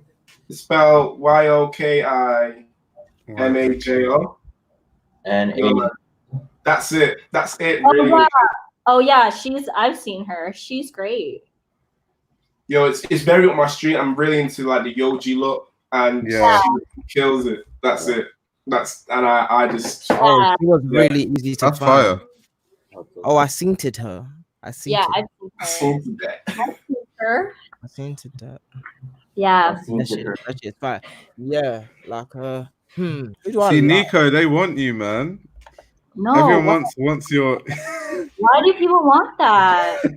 You'll have like Yeah, photos. Oh my Nico, God. I honestly would. I would disable the comments. I would be that hoe. all black. I'm kidding. I wouldn't. But yeah, I really like her. But then again, like, see what I mean? Like, I love her pieces, but it's like all very in my eyes. It's like all very safe. Not to say that I dress like really out there either. Yeah. But it is. I know what you mean. You know, like it is what like how Oh shit, you like Rick like Owens. a little bit more experimental. But I do really love a lot of her pieces actually. Yeah, I know exactly what you mean though, because like if I started only exclusively wearing Rick Owens, and I just had like 20 fits of Rick, people would be like, "Oh, you dress so good just because it's Rick." Yeah. Even if you're not like pushing the envelope or like actually being experimental, like putting difficult outfits together, like Alec, for example. Not to always big Alec up, but yeah. Yeah, I know. We should stop gassing Alec up. Yo, Look at him I making wanna ask. like, I want to ask a question. Like I forgot to ask it with when Crime Fully and Sierra was here, but like I heard that they're really into like menswear stuff, and that was interesting because like guys are really into women's wear stuff, Yeah. and like girls wear menswear for a different or almost the same reason that men wear women's wear. So like yeah, I wanted to know the women's perspective on wearing menswear. Like, and if you wear it and why you wear it, really. I definitely feel like I wear a lot of menswear. But I don't know. I just kind of like how it fits. I just like the fit of menswear on me personally. And like it goes a long way. So that's like the main thing for me. Yeah. And I think actually a lot of women feel very sexy in menswear. You know, like even if it is like very oversized or very boxy in silhouette, I actually think women feel very empowered to wear menswear and to like look boyish and to still feel like a woman. And I think that like, and you feel confident. And at least I do. Like I think a lot of my pieces are still inspired by menswear, even if it is labeled women's wear. So okay. Because guys wear women's wear because like it's a little bit more creative and like what's the other reason? Because Silhouettes. So like menswear, when it comes to trousers, we only really have straight leg or slim fit or like skinny. When you start delving into like women's wear, trousers wise, you have flares, you have the wide pants, you've got high rise, low rise, mid, like there's so much more variation for women's trousers. That's mad interesting that like guys wear women's wear and women wear men's wear and stuff like Yeah. that. Like that is. I wish I could wear women's wear. I'm just a bit too tall, which is so annoying. Oh yeah. How tall are you? Yeah. What, me? 6'3". This question. Okay. Everyone asks me that question every time. I've been on so many lives. Yeah. It's We're not hard. first. You know what? I should have known that. You had it in your basketball video where you linked on one of your videos recently. I saw it. You know.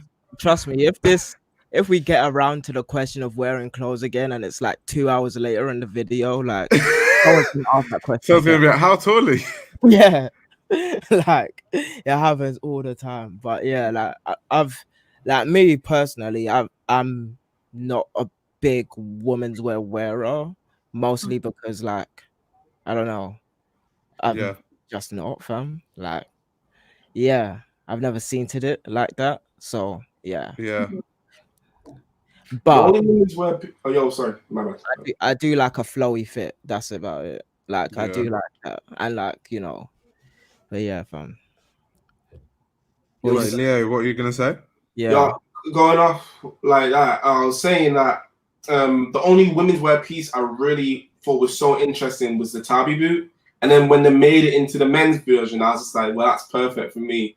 So that's something I really wanted. But I could probably squeeze into like the women's like 7 or something, possibly, because the leather's so soft. But I was just like, who am I kidding, really? But then they made it, and I was just like, yo, that's dope. I agree with that because, bro, like, I'm not a size 7. Like, so that was never gonna happen. Yeah, fam. The Tab boots low-key one of my favorite heeled boots like ever. And I like they made the loafers as well because a lot of guys were just not gonna wear heels ever. Fam. But a lot of guys would wear the loafers. That's the only feminine thing I'd wear is heels. Yeah, they slap and the flat ones. I hate the way they look. I don't know why. Something about them. It's there's something. Yeah. The flat ones which are still high. They look off. Yeah, they look so off. Yeah, I don't like them. Like, I don't know, but the penny loafers are beautiful. They're so nice. I think they look great on men, and they will look great. Actually, the flats that are the push down slipper ones for men, I like those. Alec, you gotta balance that properly, bro. I know. What's going on there? Yo, your gimbal was crying. Yo, it's like I haven't turned it on in a while. I was like, what's happening with the self-destruct? But yeah, going back to Nico, the loafers, man. Oh my god. I know. I have a photo. I'm just like waiting for calling all sugar daddies, like kind of buy me these, you know? Who's trying to fund this? Which ones? The tabby loafers. Oh yeah. Those are super nice. So nice. They didn't make any men's sizes, right? I didn't see any. They do. They do now. Yeah, Like, you know, more recently. Which one's your favorite tabby now that we're on Margiela? For some mine's the loafers for sure. I actually like the white ones, the white like painted ones that are kind of I like those ones. Same. Yeah, those ones are super nice. And I see them. To be honest, I like the black ones, which has like the splattered sole. You know, where it's like slightly brownish, and those ones are nice. Those ones are nice as well. Wait, Linda said she likes the flat. Yeah, the ballerina ones are nice. We're talking about like the menswear flat ones. They're terrible. They're terrible. Those are probably the worst tabbies. Well, the same one, right? It's the boot that is flat, completely. Yeah, flat, with like the high one. Yeah. Yeah. Okay. Okay. Big yikes. Has anyone tried them? The new ones for this season. They cost like £805. It's like a slightly smaller heel. Yeah. I have a picture here actually. What's that? I like them. Once it has a heel, it looks like quite decent. Yeah. Those ones are quite decent. What's that? Yeah, with the camera. The flat version of that is. Yo, honestly, I don't like the way they look on. They're not as nice. It's like that weird middle bit. You know what I mean? It's not. I feel like it needs to either be really high or like just none. But I I guess that does make sense as well. 'Cause I ones think just it's don't work. probably called the foot arch. No, Yeah, I'm still more of a loafer type of guy. I'm just still obsessed with the loafers. Yeah, the loafers are great. Love the loafers. The loafers. Mm-hmm. I wonder if you have to wear like special socks for those. I wear special socks. Do you actually for your tabbies? I buy them. I buy them off Amazon. Honestly, Amazon has them for like mad cheap. No way. Yeah, so I do wear special socks because it's so uncomfortable if you don't, and you're stretching out all of your other socks. Like if you're like because of the split, but they're so comfortable, and I think I do have to buy the socks though. So that's crazy. Oh well. What do the women think about men in skirts? Or kilts. I personally would not be about it. But that maybe I don't know. Maybe that's what. But you see Steve Lacy wearing skirts, and it looks. I was about to say if Alec wore a skirt, it would be fire. If Alec wore a skirt, I would clown him for days. I think he'd pick the right skirt that fit him. And give it to him later, like 10 years down the line, saying like, "What were you thinking?" But I think like Steve Lacy pulls it off. I think it's cool. Like I don't know. It's or like how Peter Doe like has that like skirt and pant look. Yeah. You know, skirt over pant look. Yeah. That's cool. Like I think men could probably pull something like that off because you see the variation in layers and it's not just a skirt. You know, it's not like a full maxi skirt, like full length dragging on the floor like skirt. You know, like I don't think personally that is a look for men's right now. Okay, Pacha, what's your thoughts on that? I personally, I just love when people are creative. So I feel like you can take any garment, and if you know how to style it properly, then you can make it work. So for instance, you do put on like another pair of pants under like the skirt, or like it's just all about the styling, because you can take literally anything, and how you wear it determines like how it looks. Yeah, I agree. My personal opinion is that they've been doing that since the 70s. And it's like always the first step, like always. It's like when you're trying to be more avant-garde, it's like wear a skirt. And it's like, you know, you could like, instead of like just going all the way into skirts, like you could just change other things about I just wear wide shorts. That's where, you know, the really wide shorts with the flare and stuff. See, that is thinking. But like I don't know, like for like it's always like the newer guys that just like wear skirts directly, and then I was just about to say that's going back to the avant whore thing. Yeah, because there's a type of guy who wears a skirt vocabulary just to seem more avant-garde. Like there's definitely I've seen so many people like that. Because they wear a skirt and everyone's like, "Oh my god, like you're so avant-garde, your style's so cool, you're wearing a skirt," and it's like all he did was just wear a skirt. Boundaries. Yeah, breaking boundaries. This is like, bro, you just wore a skirt. Like, literally, if you care about fashion, you know they've been doing it since the 70s, like easily. It's not like a banging thing. It's like, like they're not killing guys on the roadside no more. Like it's not that deep. Yeah. Like I know guys that actually got to be up for wearing skirts. So like it's not. Like when you pair that with, I just want to get some likes on Instagram, it's like, right. I think when you're doing it, like if it's authentic to you and it's like true to you, and you like are a guy and you're like, oh, like I could definitely pull that skirt off, then it's fine. But I feel like you can always tell when people are like trying too hard. Yeah. And plus, like I want the masculine or like menswear to just be broader, because like literally. Like you can't really do much with it. Like it needs to be more creative, basically. It's like men just need to like in more menswear. We need to see more like flared pants and high-rise trousers, and before we start moving to skirts, like just give us more silhouettes. Yeah, there's other places to go. Like there's places that need exploring that we haven't just done it yet. Yeah. That being said, though, there are like masculine looking skirts. Like I've seen like Rick Owens.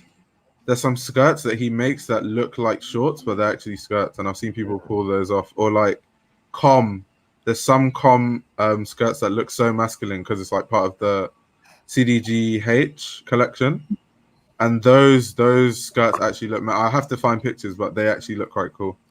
Like if you were wearing like an angular layered piece, like, well, this is just my creative man going, but yeah, like I just feel like there's just other skirts. Like guys would like just get any pleated skirt. They won't even think about the length. They don't think about where it falls. They don't think about how it sits anymore. Like whenever they're wearing a pair of pants, they think about how it sits. But then when they put on a skirt, it's just like, it's wide enough for my hips. And then like, it's about proportions. Yeah. Once again, it's like if exactly. you're a massive muscular man and you're wearing like a short skirt, it looks so off key. Like your hair is like seeping out of the skirt, and your thighs are like look like they're about to rip the skirt apart. Yo, Mazaline, I want horse, fam. Jeez. Them man there. This guy said, if Ricky Thompson doesn't wear a skirt, I don't. Wait, hold on. Ricky. Whoa. Oh my god. Yo, this chat is going mad, you know. That's hilarious. In my country, a parliament accessor went to. I agree with what this guy said, though. Men's fashion is shallow. There's a lot to improve that don't need to go so far, like wearing skirts just for the shock. Yeah, that's facts. Big facts. Some people don't do it for the shock. Like I said, the Rick Owens and the skirts look really good. But when people do it for the shock, most times, because they don't consider how it looks on their body, it just looks really off-key. Big off-key. I like, there's this Francesa one, Isabel. It's quite What do you say? Craig, yeah, there are some Craig shorts that look like skirts. Yeah, facts. That looks a lot like, they're so flowy, so. Yeah. Yo, Leo, they said wave check. Wait, yo, I don't want to take this do-rag off because I have no waves.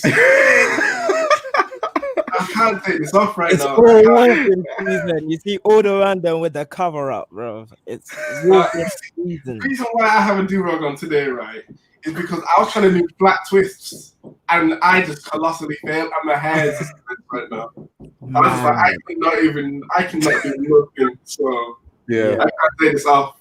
Just for my own sanity, I can't. Yeah. I've got a mini afro, bruv. Like, Yo, man. This guy said the Nike Air. Do you guys remember that? I remember that. Oh yeah, the Air Rift. Mm-hmm. Oh wait, yeah. you got bullied because of them? Really? In England, they were quite big. Like in London, like a lot of people used to wear them. Bussin'. People used to rock a couple of guys where I live, and where I live is literally some suburban area, and they just still have them on because I'm bad.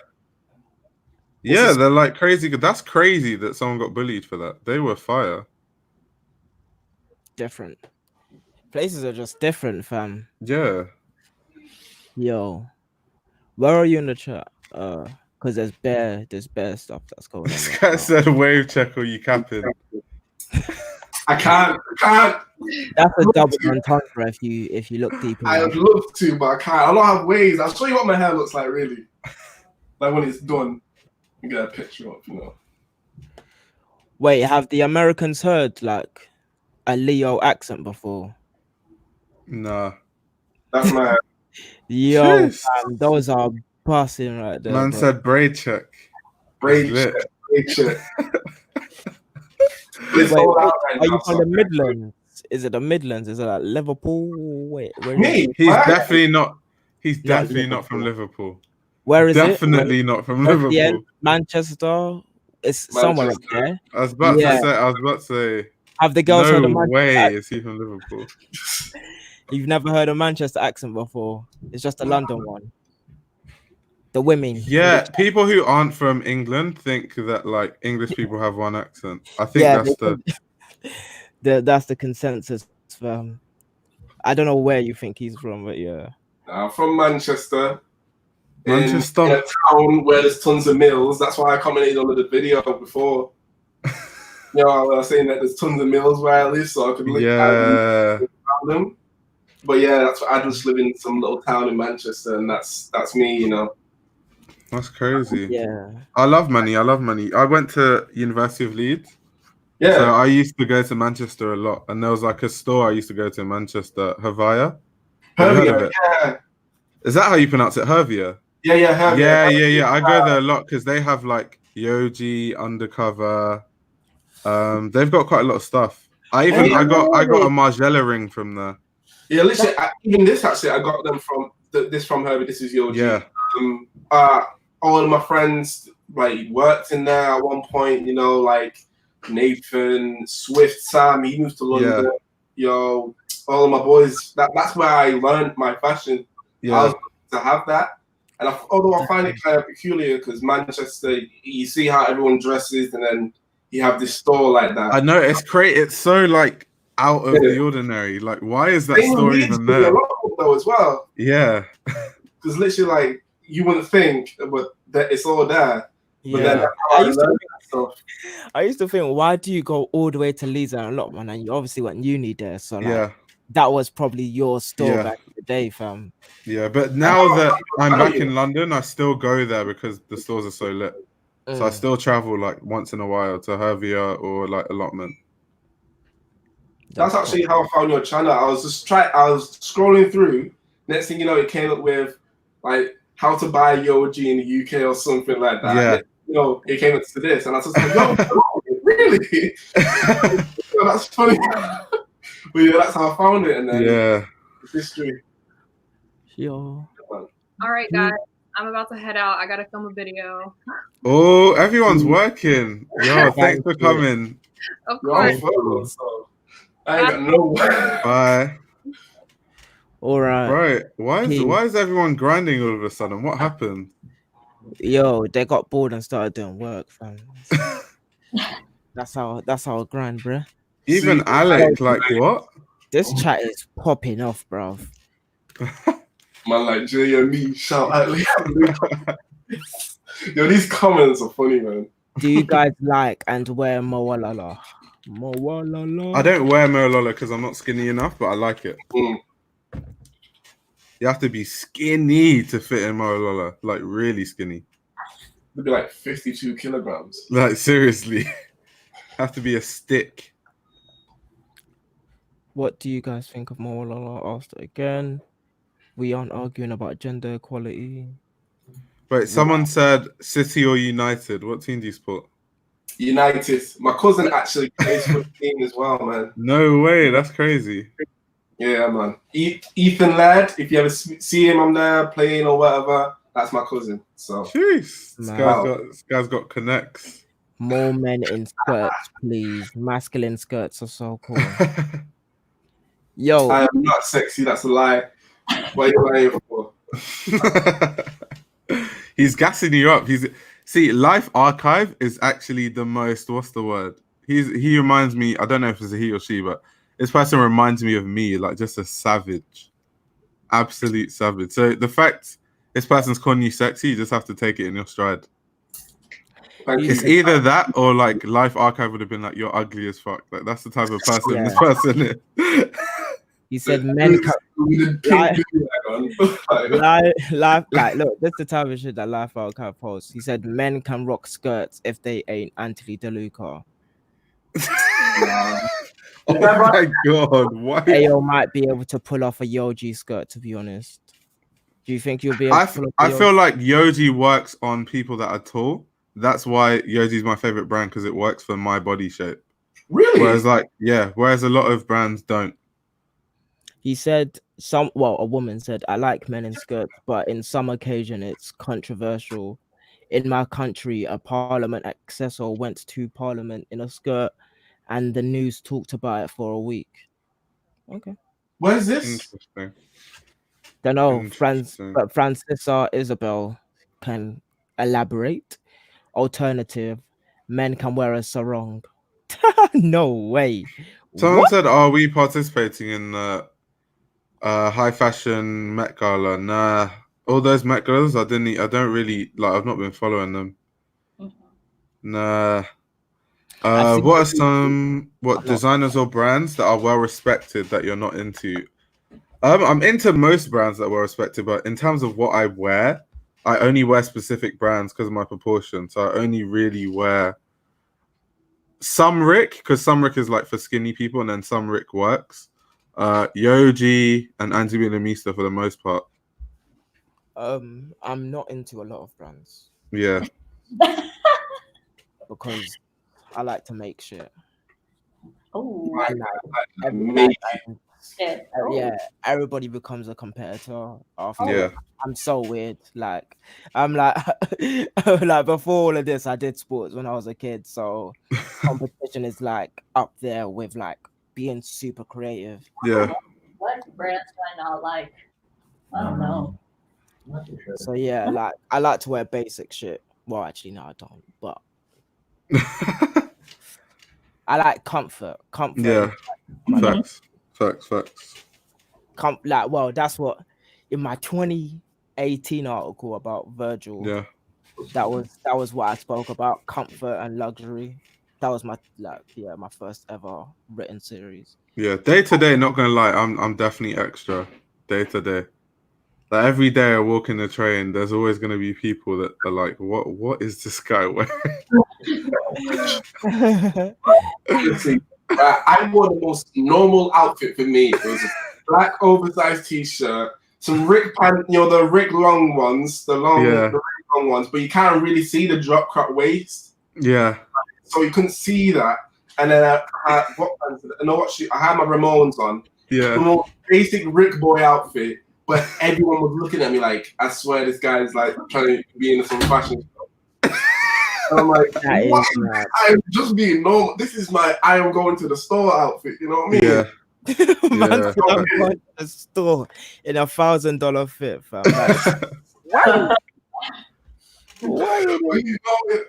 I don't even see it like that. This is my chill. Like a lot of the time, I wear those pants at home as my lounge wear. Like the funny thing is, like, mandem from ends, like they don't even know what the price of any of that is. Which is a good thing, trust me. It's a good thing. See like a massive, like a guy in a skirt and like a shawl type thing. They don't even think it's an oversized t-shirt. They just think like you're just a weirdo, like yeah, like that's the only way. Like they don't have the vocabulary for that. Look, this is the type shit a life archive says. I don't think they're women. I don't think women, their taste in fashion in 2020 is impacted by their husband's wallet. Point given.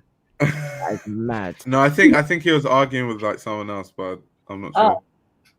Yeah, this person said different brands fit different physiques. Not all brands cater to everyone's body. That's big fact. And the problem with fashion is I've noticed a lot of people, let's say their favorite designer is, I don't know, Com. But Com might not suit their body type, but because they love Com, they just like force it. Yeah. And they force themselves to wear that brand because they want to like, yeah, but I'm a big Com fan. But you can love a brand and not like wear it. Yo, that's going back to like when Gunna was wearing that shirt, the buttons were gonna pop. Yeah. Oh my god, Gunna's shirt, bro. The button was literally about to rip open. Yeah, Gunna loves a bit of. It's like, bro, you have all that money and your shirt still didn't fit. You can lose like, weight, bro. like main fam. That's what he needs to do, bro. I haven't seen it. Yo. What, Craig Green and Dries Van Noten? Yeah, I love Craig Green and Dries. Dries, I could actually wear, but Craig is a bit too small. Someone tell Linda to jump on. Yo. She said, wait, what did she say? She said Elena Motola's dad was her fashion teacher in school. Oh, wait, I'll share the link. I want Linda to come and give her 2 cents and everything. Oh yeah, God. Linda's been here from the beginning, fam. Linda's like... Wait, what did he say? I'm 6'7", 240 pounds. Clothing is an issue. Yeah, bro. I'm 6'3" and I have issues. If I was 6'7", I'll just wear nothing. Football player or something? Like what? 240. That's kind of slim for this guy said. But yeah. 6'7", 240. What? He's giving Tanny a run for his money right this now. Guy is huge. What the hell? Wait, who's the other one from Instagram? Who's the other guy? This guy like is he like a bodybuilder or something? That's like I went. fun. He said that's mini LeBron. Wow, that's funny. Sheesh. Okay, quickly. What do you say? Tailors exist for a reason. Yeah, that's big facts. Although, so when you're the issue with like being tall is if you're like a normal height, you can go to the thrift store, buy some pants for like £1, and then just get that tailored for like £5 at a tailor.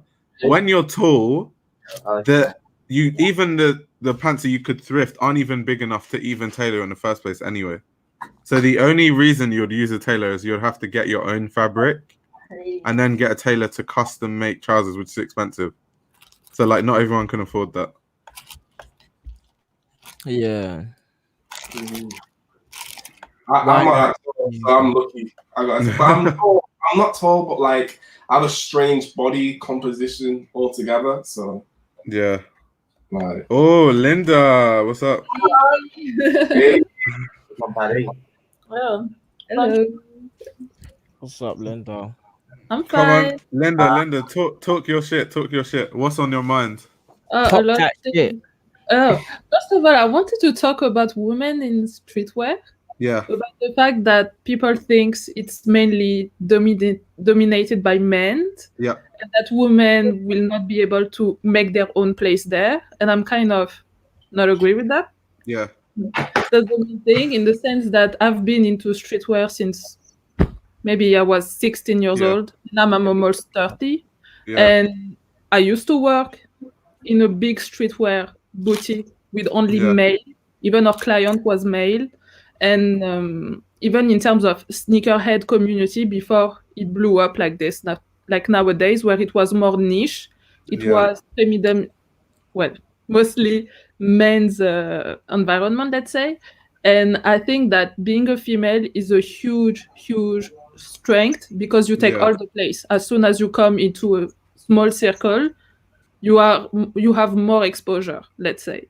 And I think after it depends on your personality, if you are shy or not, if you are willing to be confronted to critics, because men are really critical, really, really harsh on their critics. But if you really love the product, the community, even the culture, not even the community, but just the product and the community or the culture around the product, you don't care, But that's my opinion. But I think because nowadays streetwear is so popular, for women, it's kind of overwhelming. But when it used to be a niche, it's like every niche thing. If you really love the thing, you're going to get into it, no matter what, if you are man or woman, whatever gender you are. So, yeah, that's my thing. Someone asked, what do you guys think of Kanye's GQ magazine interview? I haven't read it yet. I'm going to read it. I just know Kanye's the king and the greatest in that entire world. Facts. It's wild. It's actually wild. Like, I'm starting to get like, wait, are all of you guys fan of Kanye West? Yes or no? Yeah. Got fans. Yeah. Okay, you know that feeling when like you first became a fan of Kanye? I'm starting to get that feeling again. Like, really? Yeah, like, yo, this guy is actually sick. No, because like when I'm doing the research on him and stuff like that, it's like he's been everywhere and like said certain shit and done the certain shit that he said, and it's like, whoa. He has like a legacy, but I personally feel like someone's YouTube is on. Fell off. So I don't know. Wait, who fell off? Kanye. I feel like I don't really like Kanye as much anymore. Why? Why not? Because he's a Trump supporter, and I think he's like done so much in his life to like kind of, I don't know, just like maybe that was like just put a bad taste in my mouth. Yeah, that's fair enough. I cannot negate the fact that he's done amazing things in his life, and I love music still, but it's just like, yeah. But he wears many hats, and I do appreciate him in that way. But I definitely do not glorify him as much as I did like 3-4 years ago. I think really Pablo was like the end of like where I stood with Kanye, and then after that, I haven't really checked in or like thought very much of it. So floating stage just before he says he's a Yeah. Kanye. Yeah, like get ready because the show's over. I've not been a massive fan, like, you know the word fan, like fanatic. I've not been a massive one of those of Kanye, but like now it's like, yo, like just objectively, this guy is like, I don't feel like he gets enough credit anymore. Like I don't know why. I just feel like he doesn't get enough credit, especially in the fashion world. Like the more I'm in it, the more like I do that people dislike Kanye, and by proxy dislike Virgil as well. Yeah. So yeah. Yeah. Well, if anything, like I know that you can objectively look at someone like Kanye or Virgil, but they are still like creating like their own language, and they have like a cult following that will never dissipate. So it's something that like that in its own is something that you can look up to. That like Kanye created this like all encompassing culture, like with fashion, within music, within art, like all together. Not to say that I resonate with any of that, I think personally, but I think I can step back and look at like all the things that he has done, and then like, damn, like that's pretty big, and that's same as Virgil. Like I don't like any shit, but like I can step back and be like, damn, he really did that. Like he really did all of that. Of course, with help from a lot of people and a lot of patience. But I'm sure you can look in that way all the time. I gotta say, guys, if you ever want to like really learn Kanye and look into Kanye, I'd say for YouTube, look at this guy's channel. It's called The Most Unruly. He talks about the whole creative process of Kanye's albums, like each one of them, and like what was he going through at the time, things what actually like inspired him to make the sounds like he did and stuff like that. And like just all like he slowly goes into a little bit of the fashion, but it's mostly about the music. But I feel like you get a good understanding about Kanye, because like luckily for me, I was a big Kanye fan from like the beginning. Like I remember as a child, like as a kid, listening to Through the Wire, and I was just like, I really like this guy. And then like I don't know how long it was, but then I heard Touch the Sky, and because my dad being like an old black guy, he all into his soul and stuff, I already knew the song that he sampled through him, and that got me hooked from then. But like, I feel like a lot of things that Kanye did left a bad taste in a lot of people's mouth, and it started clouding judgment, like the Taylor Swift incident, the whole spazzing on the radios and all of that. His support Trump and stuff like that as well. Yo, you see the spazzing on the radio stuff? Well, spazzing, like I agree with what he said though. Yeah, at first, it was like, what is he saying? But now looking back, and I'm like, I know what he's talking about. Like I know the disrespect that creatives got in school. Like I was in uni at these times as well. So like this was like 2011, the 2014 Breakfast Club, 2014, I think. Sway in the Morning. Like everything like that. Like I was in uni these times as well, and it was like, oh my god, Brittany and Rainer on this Nico for president. I was like, this guy is really talking that shit. Like, so him as a personality, I got to know, because like I only became a fan of his music around like 2008, 9 to 2010. Like when My Beautiful Dark Twisted Fantasy came out, that was my first album of like Kanye that came out and stuff like that. But yeah, like him as like a creative person. Yeah, he's so cool. And then like you think mad absorbed. Like his work in like his own home is so cool. Like his house is amazing. I think like what he does like within the church, like his like gospel things are really cool too. Like thing that like makes it cool. Like people really love that, and I think he does have his own movement, his own culture, which is really, you know, like I think that's really amazing. And but besides that, I don't know. I accept him as a creative leader of the world. Linda, what do you think about this question? It's directed to you. If I take the question as it is, if are women underrepresented in fashion on YouTube, I would say no, because this is like women doing fashion and beauty. But I think he's speaking in terms of fashion analytical things. Yeah. But in that, I still think that women that has this kind of knowledge, they're working. Yeah. They're like making money with this knowledge. You know, they don't have time to put up videos or whatnot.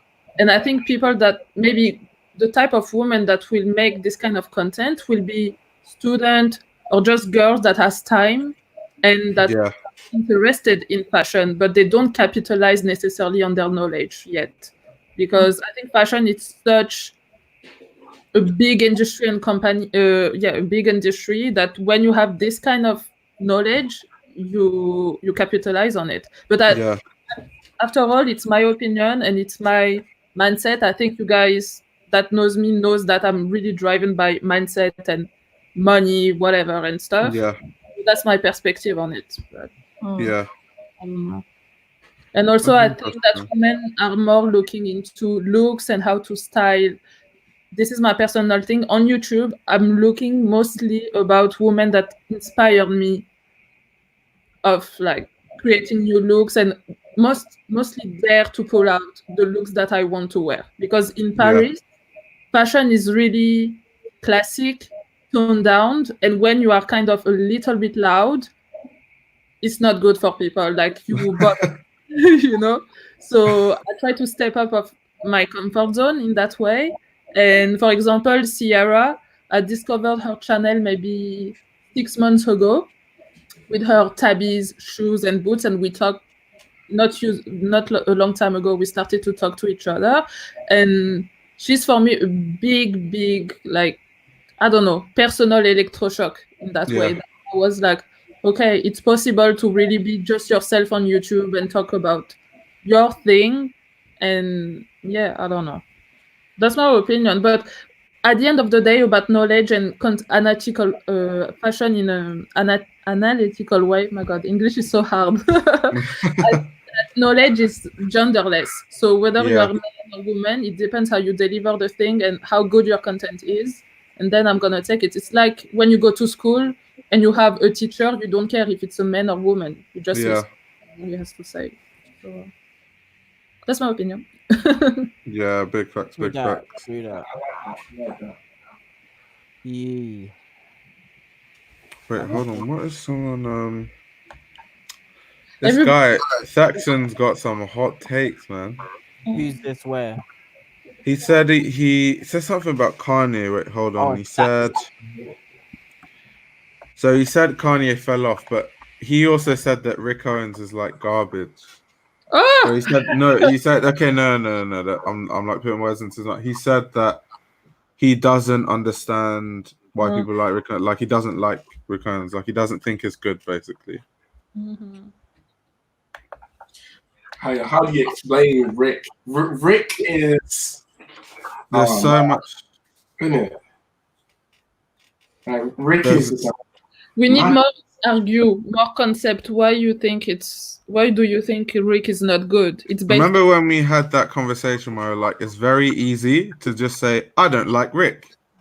It's a lot harder to say the reason why you don't like it. Yeah. So, it's funny, bruv. It's funny. That very same day, I think we had a conversation about Virgil. Yeah. Like late in the night. I did my research, and apparently Kanye West made an interview on Elle Magazine. If you type on Google Elle Magazine, Virgil Abloh, Fendi, Kanye West, they did their internship together, and Kanye West started to say they did nothing. They didn't actually work there. Yeah. They basically used to like DJing, putting music there and whatever. So I was like, okay, I don't know what believe now. But anyways, at the end of the day, Virgil Abloh has facts. He's there. He's at Louis Vuitton. He's doing pull-up collection and whatnot. He's selling. So anyway. Yeah, he's also got one with Patek. I don't know if you guys know Patek. It is. Yeah. So someone said fashion is all a matter of personal taste. Yeah, that is true. However, when you review stuff or you analyze fashion, you have to have a very broad understanding of every facet of fashion. Because if you only like streetwear, that means anything that isn't streetwear, just going to say it's trash. That's not really how you break down fashion. And last, I think one of your last video, you said something about how to approach fashion and to not just to focus on one style. And it also opened up my mind because I was starting to have a narrow-minded about fashion, you know? So, I mean, that's true, yeah. It's the same thing about like people thinking high-end fashion is like better than streetwear. So anything streetwear, because they're like, oh, I'm into high fashion, they're just gonna say, oh, it's trash, it's this, it's that. The fact that it's separated, it boggles my mind. I'm literally thinking of ways to make them unseparated because that's just nuts. Like, it's just the wrong way to look at fashion. It's just the wrong way. Fashion houses make streetwear, so therefore streetwear is high fashion. Like it's a, I don't know why there's a juxtaposed that like disposition. Like I don't know even the word for it, but they are disconnected and people can't seem to like because streetwear is a style, just like minimalism is. Who do you think for which people it's benefits to separate those two worlds, in your opinion? You don't want to ask me that. You see what I mean where I'm going? It's like I think that for people that wants fashion, it's a elitist movement, it's a elitist industry. So for them, it's like I think they're wrong to say that their things now they make money off of the streets, you know, like off of people that are below them in their opinion. So they don't want to admit it. Yeah. I think that's the main thing. Yeah. So it's like I could go on forever on like why Rick Owens is a good designer, but as someone that said Rick is overrated, I'd like to hear your opinion on why you think it's overrated before I give my 2 cents. Okay, guys, I have to go because I have to cook for Mr. Oh, fancy. For Monsieur. Monsieur. That's dope. Okay. Thank you so much. Thank you so much for sharing your opinion. Thank you. You're welcome. Bye. That's beautiful. Yo, man. High fashion streetwear. Yeah, Alec, your mic is muted, by the way, in case you didn't know. Oh yeah, we're just talking about Someone said high fashion and streetwear just have a different approach. And I want to say, what is the approach that is different? I wouldn't say they have a different approach. But they did, so I want to know what they did. Like, no, it's only because like high fashion and streetwear like hand in hand. Like high fashion just takes stuff from the street and then they just make the silhouette better or change the silhouette because they have more knowledge of construction. So the culture and references come from streetwear, and then the more expertise in like the construction and garment knowledge comes from high fashion. Yeah. If anything, they're hand in hand. I wouldn't say they're different. I think that's essential that Virgil, like a person like Virgil or someone like that, got into LV and that broke those doors down because he lived streetwear. Like these guys lived it, so now they can add more of the cultural and historical aspects to the brands. Yeah, I mean, like the weird thing to me always is that streetwear started, or they started calling certain things streetwear when like Virgil and them man got into it. When, like streetwear has just been about. Streetwear wasn't a big thing. It was just girl. Yeah, fam. And they even rip certain things away from streetwear. Like they call certain things workwear. Yeah. But they can also be streetwear. And like when you start doing stuff like that to me, obviously we already know what we know what they're trying to say. We know where it comes from. We know where I'm going from, but you know what I mean. I'm just figuring ways, fam. Like Avant Whore and Hype Beast is like one of the funnier things that I've created. Yeah. That's fam. I want to see Avant Whore stuff. I want to see it because to be honest, the way I approach fashion, I just like literally look at the brands that I like. I don't follow anyone on like Instagram that much. Yeah. Like, I keep it down on the low. But when it comes to avant-garde, I won't even really say I'm avant-garde. I just say I like these dressing in this. But I want to see what that avant whore thing is. I want to see it. we explained it. It's just like an avant whore is someone who, and I don't mean it in an elitist way. It's just there's just people like this that do exist. So like when I first got into fashion, and this is like how fashion has changed because like hype and stuff. When I first got into fashion, my friend was into Yoji. So I just read every book there was about Yoji because like, yo, who's this guy? Let me find out. Found out about Y3, started wearing Y3. And it's a bit different because then fashion wasn't hype. There was no hype in like, there was no clout in like knowing who Yoji was or wearing Yoji.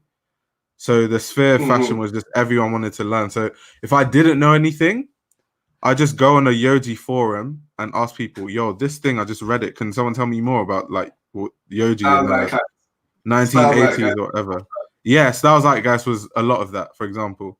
So now people don't, it's almost like before they even learn information, they skip that stage and then they wear Yoji and then shit on people who wear streetwear, but they don't even know what they're talking about.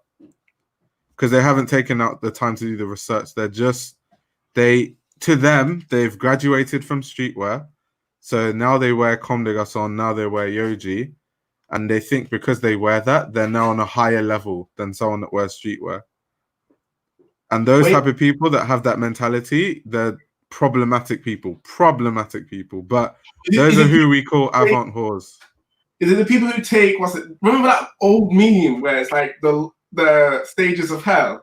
Yeah, exactly. Is it people like that? Yeah. Yeah. I get it now. And people that make memes like that. No, I'm joking.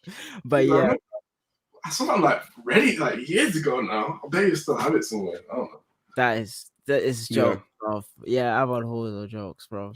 Yeah, like, very problematic people. I don't even see them as a necessary evil. It's just like it's like because those are the well, I wouldn't say they're the people that I met when I first came to fashion, but like I didn't come like it was the elitists that I saw when I first came into fashion because I went to art school. It's like every sector has their own individual thing, and they like back in the day, people wouldn't think that you can like fashion if you did this, if you did like graphic design or some shit.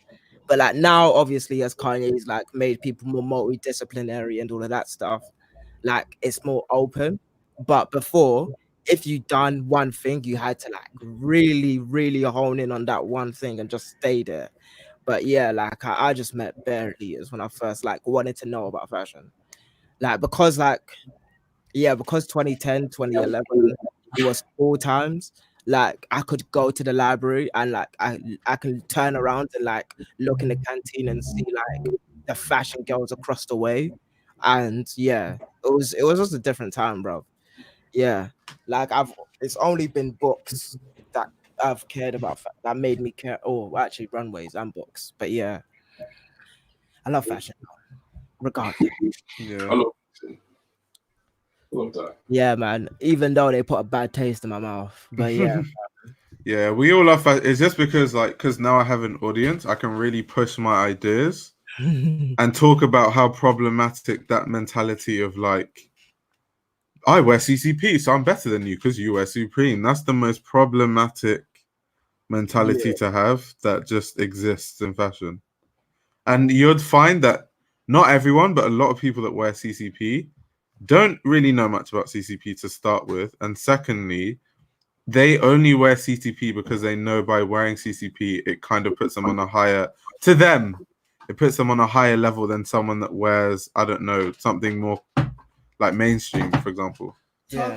They're not even the type of, they don't even like what they're wearing. Like those are like the type of avant-garde like fashion guys. Yeah. You know, like the brown it doesn't even, some of them, it doesn't even fit right. Like it looks stupid because like you're not even dressing for your proportions. You're wearing CCP, and I'm ranting now, but it's true. You're wearing CCP specifically because you think that it puts you on a higher level than people that don't.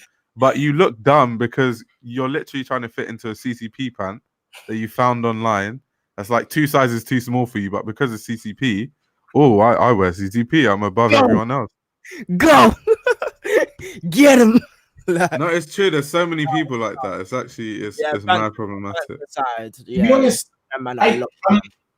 I understand that because like even in Herbia, when I shopped there was some people who just was just like, oh, you're at the Y3 section, like doing over there. But I'm just like, I'm new to this. So when I got into fashion, it was 2000.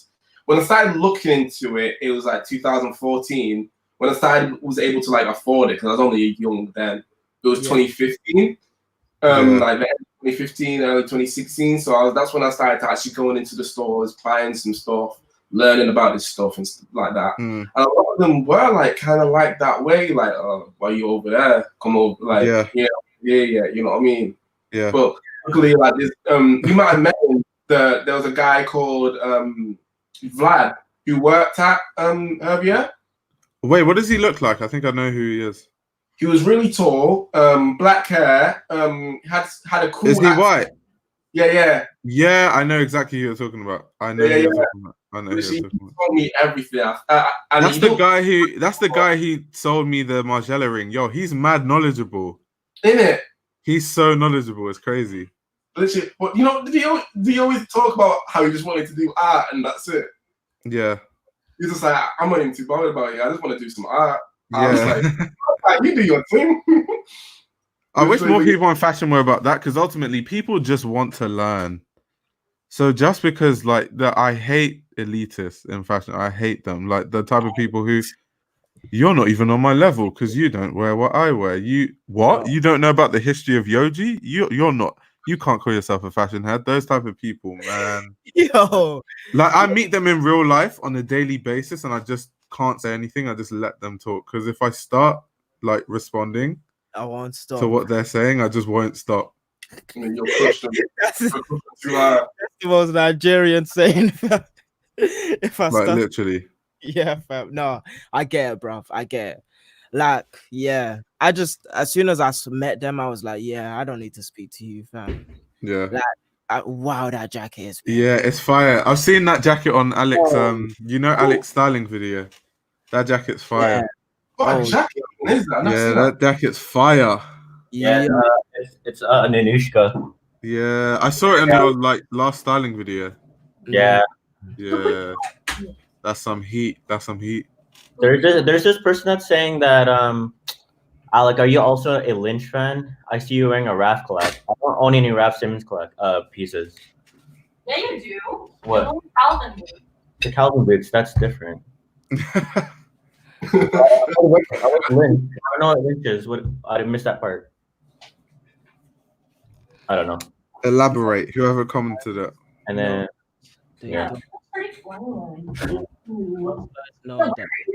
Yo, it's so cold today here. Seriously, damn, it's like it's like 2 degrees here right now. Damn. -3 right now.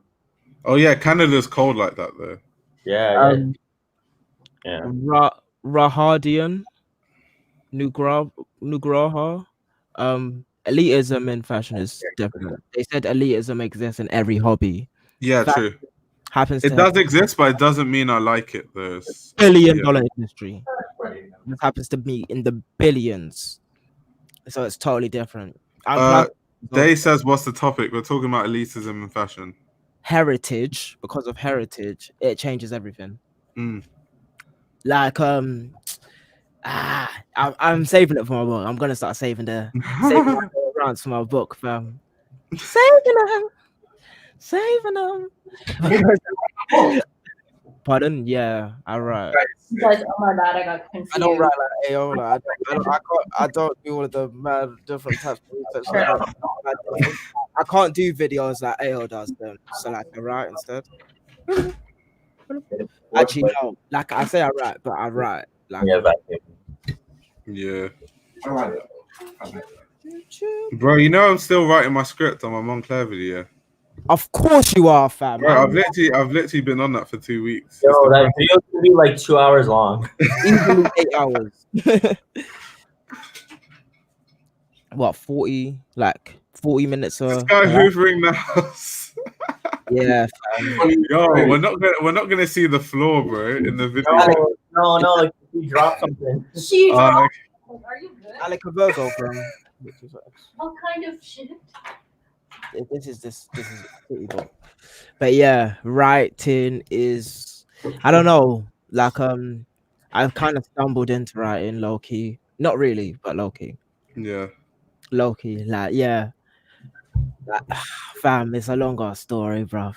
Nobody wants to know that on the Fashion Archive channel. Oh wait, I missed it. You put on the bucket cap. You should. That's when the brim goes a bit lower when you talk about something. Oh. Yankee with no brim. We see that. In 1982. Yeah, exactly. Actually, in 1992, LVMH and Kering. Yo, I really want to talk about it because I made a connection. But Go on, talk about it. Go on. Go on, mate. Come on, mate. A book. Go on now, lads. What's that? Okay, so basically, a teeny bit, right?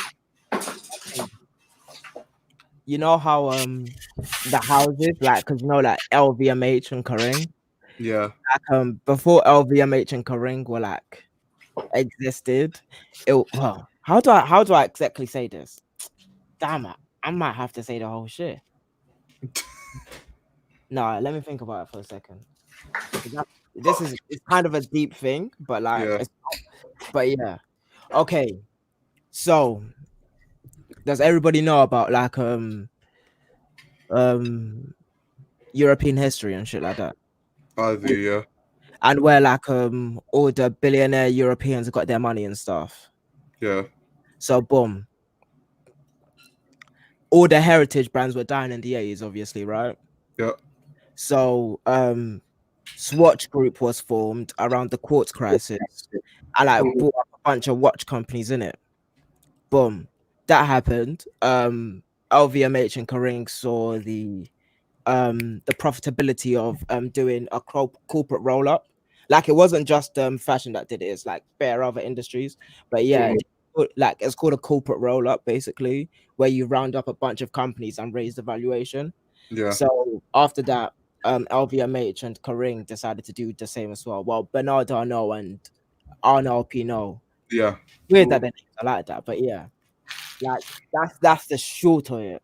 But yeah, like it's a European centric, like the elitist of the elitist of the elitist do it. Yeah. And the only reason why most of these companies sold is because they were royalty / nobility / elite. Yeah.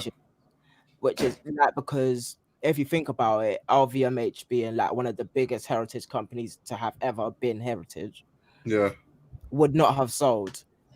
Like it's like did anyone try to buy Cartier? Does anyone know if someone tried to buy Cartier? No, I've never tried, bro. It's way out of my price range. Yeah, no, I mean, I'm too poor for that, bro. I was into watches for a little bit, so I have a tiny bit of knowledge. And I'm not gonna say I'm anywhere like that educated, but I know some things. These girls out here be using daddy's money to buy the Cartier bracelet, bro. That's not me. The Cartier heart bracelet you're talking about, yeah. That's not me, bro. Like the lover bracelet and shit like that, like yeah, like with the screw thing. Yeah. Screw ting. And those are like 5,500. Yeah, they're so expensive. They're ridiculously expensive, and the the Davido Sali watch and that, Mhm. the melting clock thing, and Yeah. yeah, like all of that, like they couldn't round up Cartier, just like they can't round up Patek. That's the one. Yeah. Mhm. Patek, Cartier, like the jewelry brands are the ones that stayed like normal, really. Yeah. Rolex was another one that like just kind of trotted through, but like shit like Longines, you might not know that. No. Yeah. I was like, Does anyone own Tag Heuer? Pardon? Does anyone own Tag Heuer and stuff like that? yeah. I don't, but yes, it's mad respected though. No. No, I mean, like, as in the brand. Like, does anyone own that? Yeah. Oh, the Swatch company. There's a company. Yeah, the that- watch company. Yeah. Yeah. I believe that they're part of like, because Swatch Group basically owns like the most market share. Like yeah, the Swatch Group owns a lot of watches or watch companies. Who blow? Yeah, we're gonna run. We're gonna go shoot this video right now. Yo, I'll be looking forward to watching that. Finally, Alec is consistent. What? I know. What? Nico, is it you? Are you the reason for this? No. Yeah. So No. LVMH owns Tag. You know, watch out for my videos. Click on- Nico ranting about girls wearing the cycling shorts.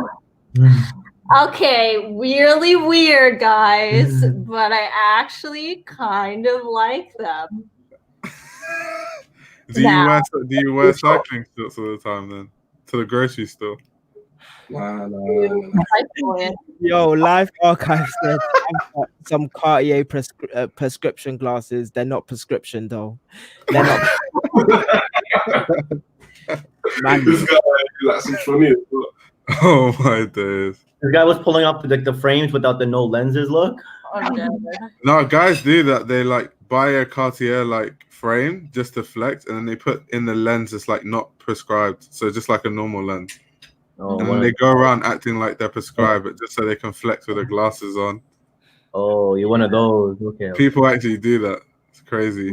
mine are just plain Luxottica glasses. Luxottica, don't even go in. I know about this one. Yeah. I know about this one. It's cool, fam. Yo, Luxottica actually makes the Coach's sunglasses. Oh wow, I never knew that. And then for the watches, Movado makes the Coach watches. Oh wow. Yeah. So Most of these- matching bust downs.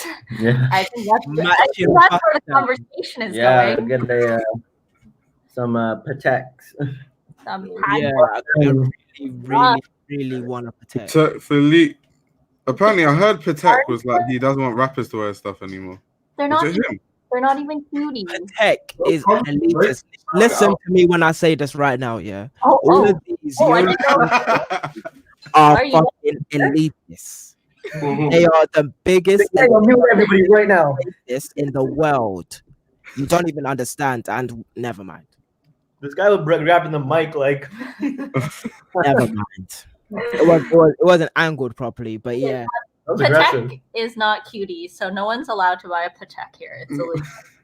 Okay. Like, although they are designed spectacularly, Yeah, and they are are actually they're like 200 years old. Like during like the Geneva Olympics, basically the watch Olympics. Like they won so many awards for like timekeeping, shit like that. Longines. Who else won? Who else won some shit? Who wants to know some facts about watches? This guy's an encyclopedia. You guys anyway. go in on Margiela, Montclair Genius, fam. Let me have my time, okay? But yeah, like who's the other shits? Like, name a brand. Actually, it's Hublot. No. Rolex. Hublot's like sports watches, like cars and shit like that. Like all the brands that you may not know, like Richard Mille. Okay, I know Richard Mille. Okay, so like these are like the watches, like Drake Gerard. wears I was Richard gonna say Mille. Drake is an influencer. Oh, like Richard Mille is like the avant-garde. I'm not Drake be conventional. rapping. Very, very ostentatious. Like literally, all watches are or have been for the past 20 years is just an ostentatious item. Yeah. Like they're not ever really for telling the time, but they are. But the Yeah. thing is, like, if you're really a massive watch fan, like everyone knows like a tourbillon in it, if you know Richard Mille. Yeah. Yeah, so like the tourbillon is Yo, like what are you doing? so It's a liquid expensive. lip, bro. So yeah, fam. Disgusting. Get out of here. Yeah, people Lick are your like, lips, bruh. man said lick your lips. Yo, NY typical. I have a question for you. Do you think Alright, we're gonna bounce. different glasses? Yo, thanks for coming on, man. Later. Yeah, Look forward to watching the video. Take it easy. Gang shit. Do you think that different glasses match with different outfits, and do you think you can rock one pair with every outfit? Technically, yes, and technically, no.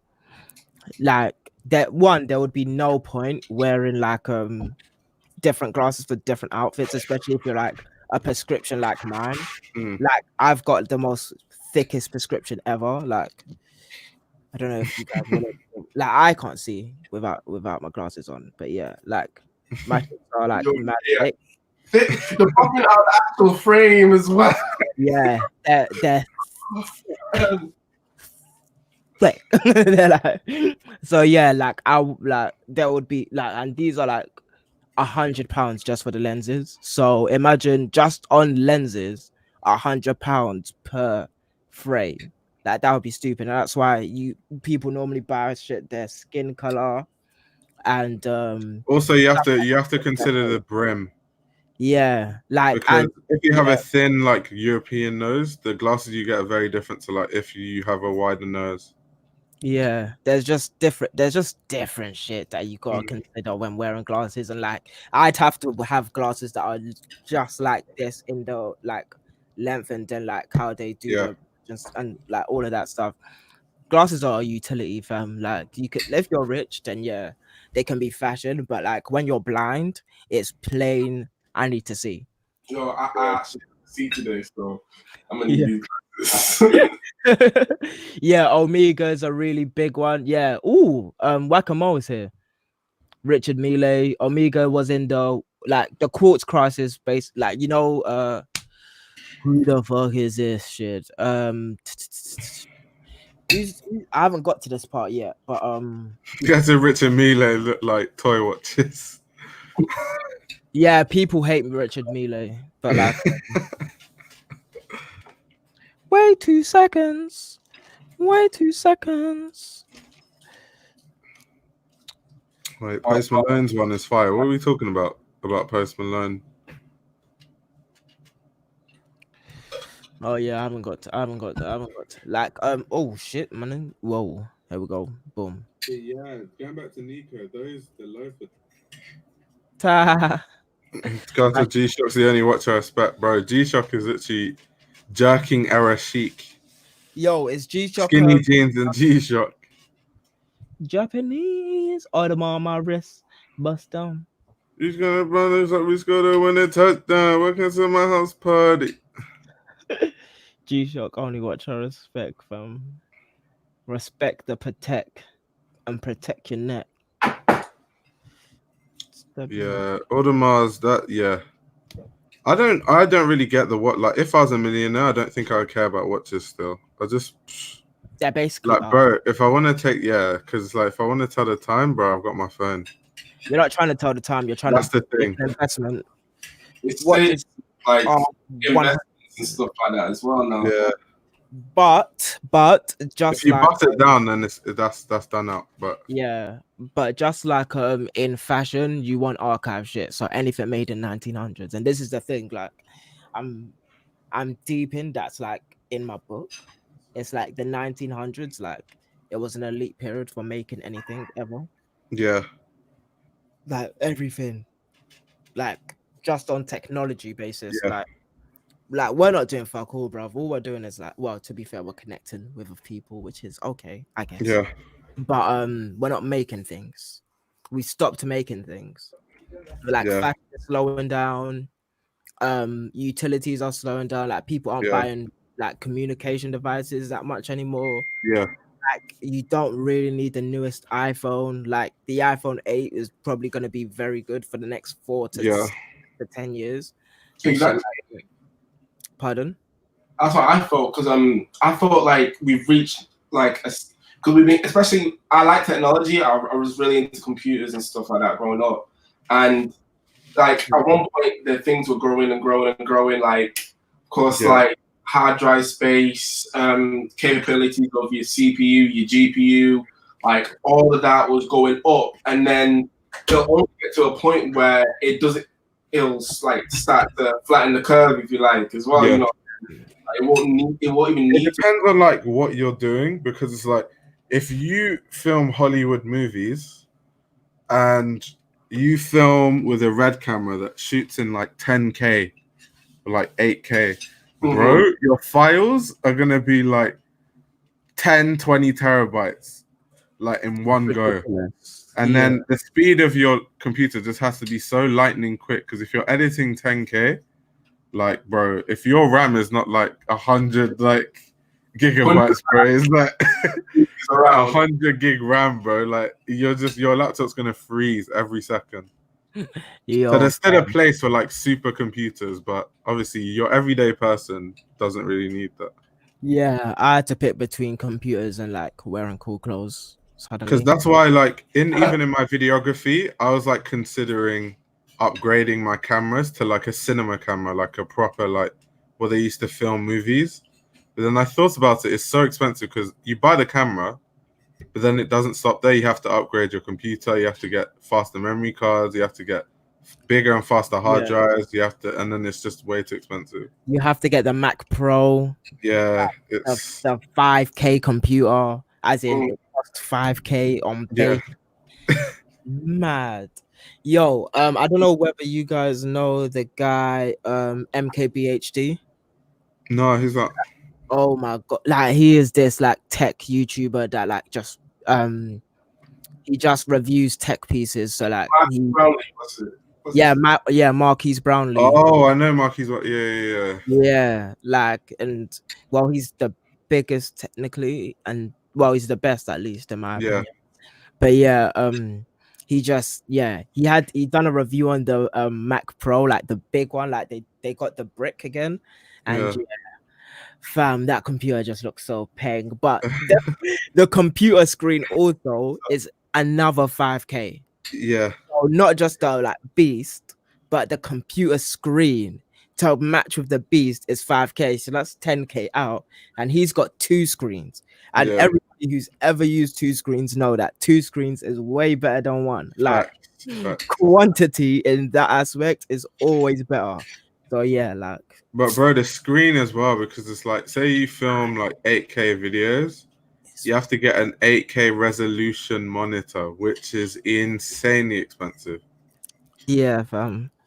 Like when you see the like the cinema, well, yeah, the like interviews or like the behind the scenes where the guy's got like just screens like this, it's for a very good reason. Like I just got screen. You got 8 screens going all at once doing this one thing. Because you have to see intricately, like, bro, if you look at like all these like high level guys edit, bro, they've got like 6 screens. Bro, them cinematic slow-mo scenes, ridiculous, bro. Ridiculous. I like I don't know whether you guys have seen Dunkirk. Yeah, I have. Yeah. Like having to stitch all of that together, fam. That one shot, like, and making it look, fam, because that was filmed all in one go.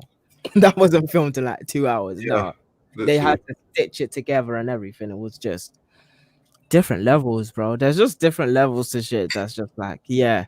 When it comes to cinema shit, like I just want like the normal base level.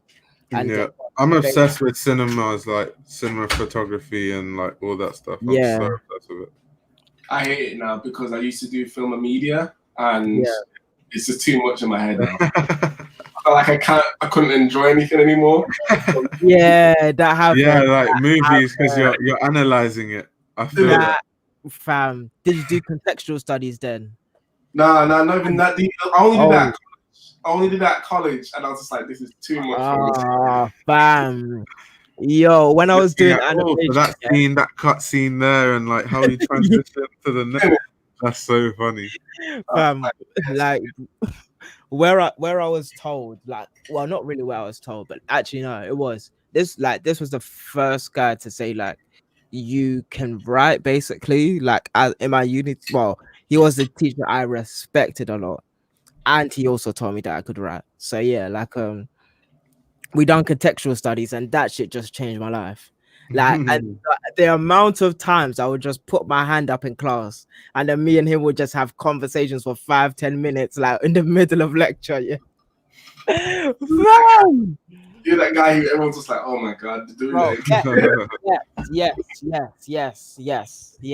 Like I'm literally gonna be that guy in uni as well. Like people are just trying to leave, and I'm like still putting my hand up, asking questions. Yeah, no, like I don't care about the lecture notes. I want to hear what you think. tell me how you break that down, because yeah, fam, yeah, I love chatting to like lecturers back and forth, like just same, like arguing or like just having like a nice little discourse, as you like to say. Because I'm older though. Because when I was 18, I was like, yo, I'm just trying to leave. Like, why is this guy asking questions? Because you don't value it. You don't value information.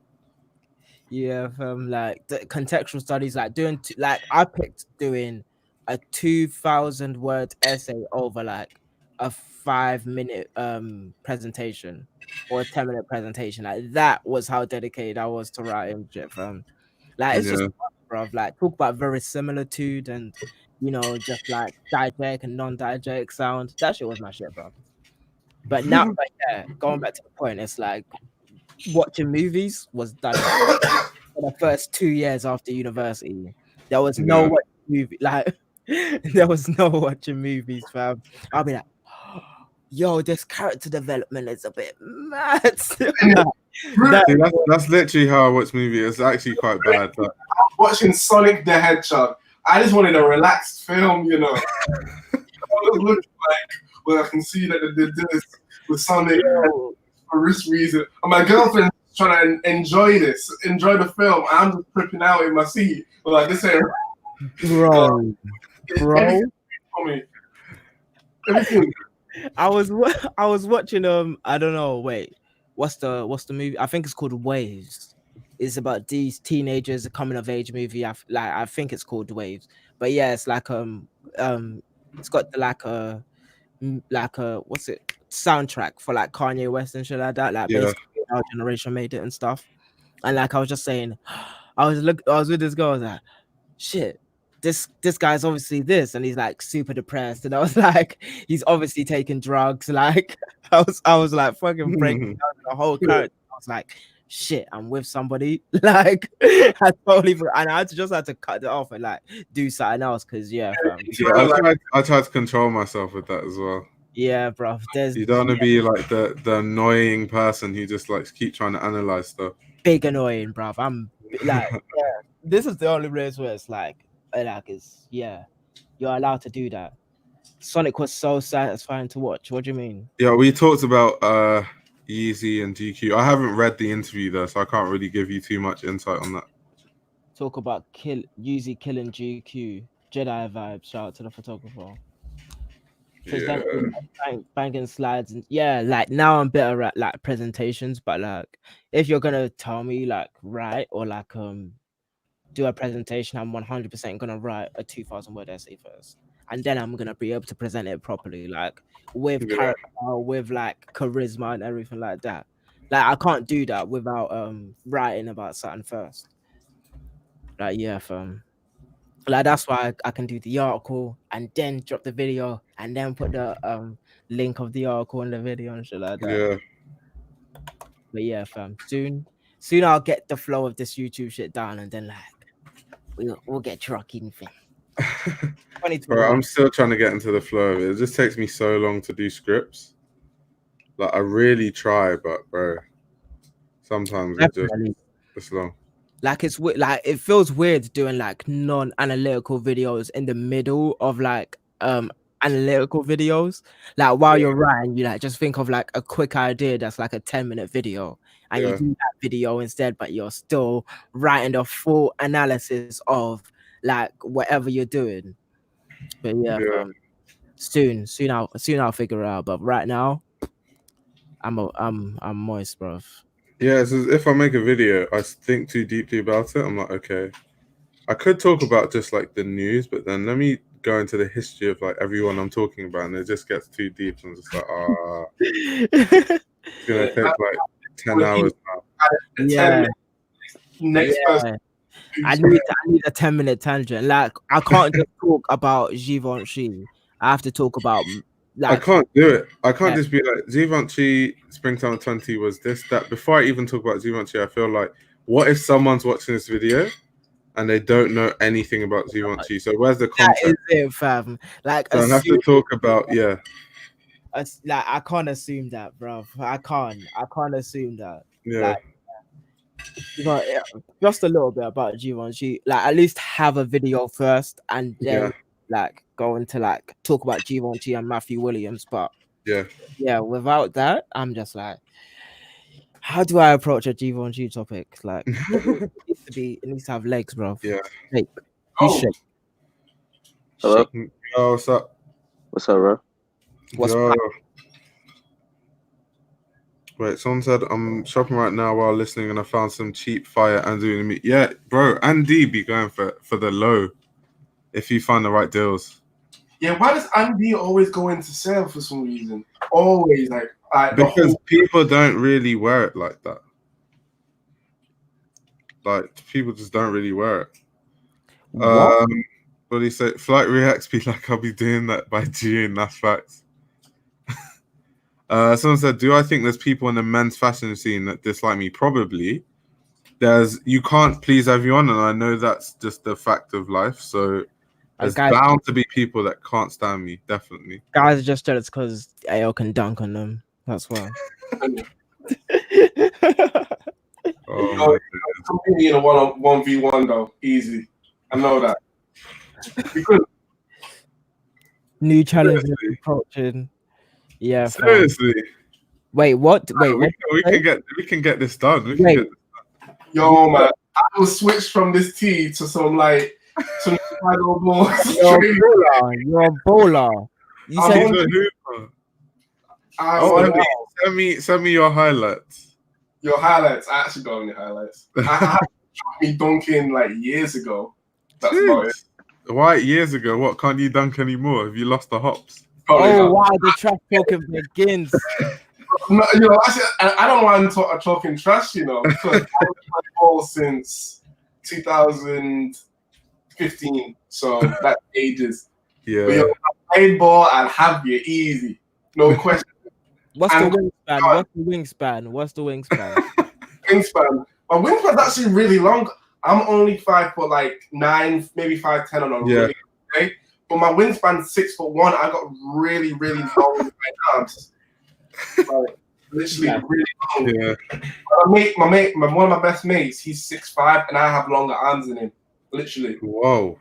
He must have some short arms. It's funny. But he has to get all of these like shirts and stuff like because his arms just must be abnormally small. But like, yo, man, I would have wiped the floor with you, but now I'm retired, innit? Everyone always says that. It'd be like, I could have beaten Michael Jordan at my peak. Everyone says I could have gone to the NBA. That's what everyone says. I'm not that ambitious. Yo, MJ would ruin you in every way. Wait, someone said, oh, so you're talking about, do I think some fashion YouTubers dislike me? I do not know. But if they do, I really don't care. I genuinely don't care. Welcome it. Love it. Yo, someone said I lost my purple do-rag. I wear my do-rags in my video. Where the do-rags at? I've got an afro, bro. Like I've genuinely got an afro. Like love that. What about you, your fam? What about your hair, bro? Bro, my hair is a myth. That's why I've got the cap on. What's your hair saying, bro? My hair's dead. My trim's dead. Don't talk about me, you know what I mean, bro? The thing is, it's fine because quarantine, everyone understands. Yeah, fam. And you're not having any girls over anyway, so what's the point, fam? What's the point? Yeah. Hey, what do you say? Do I think Kofi likes me? He probably doesn't, but once again, I just don't really care. Why wouldn't Kofi like you though? Like, I don't know. Maybe because I was critical about him like once or twice. Some people take things too personally. They don't understand that you can actually just be very critical. What's there to like or to dislike? You asked me 40 minutes ago, bro. I swear to God, this is like my most recent one on my the YouTube comments. Yeah, literally, I could do a screenshot, but I won't be able to. Yeah. Hey, yo, got that everybody hates Chris Club. Yo, that's hilarious. Let me read my page. Sorry, Chris. Everybody Hates Chris was amazing TV, amazing. But that, like, I was actually showing before all this Corona like stuff, lockdown happened, man. Me and my girlfriend were chilling in bed, and then we started watching the whole of the like actual series, and then we started watching on Now TV, right? And then Now TV, they've taken all the like the reference like tracks, like all the black music out, and then they put like, regular licensed tracks on. I'm guessing they couldn't license it or just giving it a fair the doubt or whatever. Yeah. I was like, this ain't right. You have to see the real music. Like you have to see it. Like you have to see like why like Chris Rock would have used that song, and he just realizes that it's so much funnier. It makes so much more sense. Yeah, this guy said Kofi enters the chat. It's like, guys, it's like even if Kofi doesn't like me, what exactly does that change in my life? Yo, man. That's why it's like I don't care, because like if people don't like me, it doesn't really affect me. I was like, a savage on the low, fam. no, but it's true. Like I'm trying to be a fashion journalist, so how would Kofi affect any of that? Yeah, anyone liking like, you bad. Like it's better if people dislike you. Yeah, you'd get more like I don't know. Wait, do you know Stephen A. Smith? Yeah, Stephen A. Smith. Yeah. And the white ESPN guy. First Take. Yeah, who's the white guy with Shannon Sharp again? I forgot his name. Skip Bayless. Skip Bayless. Yeah, you can be like Skip Bayless, fam. That's it. Everybody hates Skip Bayless, but nobody can like say anything about his analysis. Like, yeah, like, that's you know. When it comes to Bayless, a lot of his predictions are quite wrong, like quite far. But that's it. Yeah, those are his opinions, though. The only thing, like Skip just hates on LeBron for like no reason. Yeah, apart from that, like there's no way you can predict who's gonna win the NBA Finals. You can whatever type of like analytical board and like all of the forecasters in the world, but end of the day, it's those like 10 guys on the court. It's like remember like the 2016, no, not 2016, like 2013 Lakers or whatever. Well, no, 2016. 2016 Lakers. White had Kobe, of course. He had everybody. Yo, they would say, "Oh, are they gonna lose a game and all of that?" Next thing you know, they bombed the whole season. Like Nash is too old to function. Kobe carries it and then he breaks his Achilles and all of that. That is mad, yo. Lakers is my favorite team, man. So I was a big Lakers fan. Of course. Yeah, like Kobe's like my spirit guardian person. Yeah, bro. Literally, when I first started, my guy was throwing paper into the trash can. Yo, let me get my bid. Yeah. Kobe. Everyone actually thought they were hoopers, bro, because of paper in the trash can. But seriously, like I genuinely wanted to be a basketballer, but I wasn't gonna grow, and like I've got a condition, so yeah, I can't. I injured my knee, so yeah. Oh, damn ones. Damn ones. My guy said athleticism attribute went -10, bro, after the injury. Wait, hold on a second, fam. No way. after they do. No, I can't do that no more. Nah. Oh boy. To be fair, like my biggest basketball highlight was facing everybody in my white school, and like and I was virtually picked last for basketball, and I made every single person pay. Why would they pick you last, bro? Like the school I went to that was mad white. Bro. Like it was a rugby, bro. It was a rugby academy. Like they were actually a rugby academy, and I'd never played rugby in my life, and they just picked me based on the fact I was black. They're like, you should be on our rugby team because you're black, so you should be fast. Wow. I bet you didn't say it like that, but they didn't say it like that. They didn't say it specifically. That's basically what they meant. Yeah, no, they could never say it. Come on. They were bro. like, you would be good on the wing, you know, pace. I was like, yeah, I know what you're trying to say, but it's cool. Yeah, like they literally like just put me on the wing. They didn't even. every like England team I know, like rugby team, the black people always wingers, bro. Yo, all the time, bro. It's like, how it is, man. Bro. For me, right, I went to like a fully white school and that pretty much. Yeah.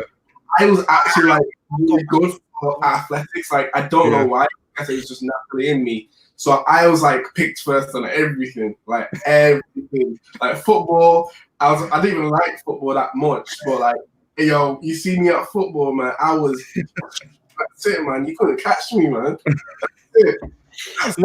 Set pick on the field, bruv. See, football, I was never like mad skilled because I was like a defensive midfielder, but I was just fast. So like if you give me a through ball, I'm just pacing people. So you don't really need skill like that. Yeah, fam. Yo, man. Just had the burners. Yeah. Fam. I loved playing wing. I loved it. Wing is fun, but it's kind of boring because sometimes like all the action is just in the middle. Yeah, fam. You get the ball. I couldn't control the middle. I didn't have that much skill to like be in the middle like that. But same because you have to be like good with your hands and stuff, like and you have to be like strong enough to not get like pushed off the there's just too much. Yeah, facts. Like those people that can play like center midfield and shit like that are just like the kings of the field, like different level. It depends what type of CM you are, because I was a CM, but I wasn't like Iniesta type CM where my guys just giving like pocket passes. I was a defensive player, so the whole thing with me was I collect the ball in the middle and then run the counter attack from there. Yeah. So like people couldn't really pass me, so it was more of a defensive minded CM than an actual like you pass to crazy. Man patting the midfield. Yeah, like that's the strength in it. That's the being able to like keep on the ball. Like a Yaya Toure. Yaya Toure was like that. They got Keezy TV on here, man. Keezy TV. This guy just wants controversy. Top 3 worst dress fashion YouTubers. Okay, Blake Linda, Blazendary, and Kai's. Yo, what's your IG, Leo? Oh, to be honest, my Instagram's not really a thing. Everyone always says that. Wait, why does everybody say that? I swear, everyone says that. Look, my Instagram is nothing. Like, that's it. That's all my Instagram. Literally, I follow hashtag if I want to see like anything spectacular. I follow like people.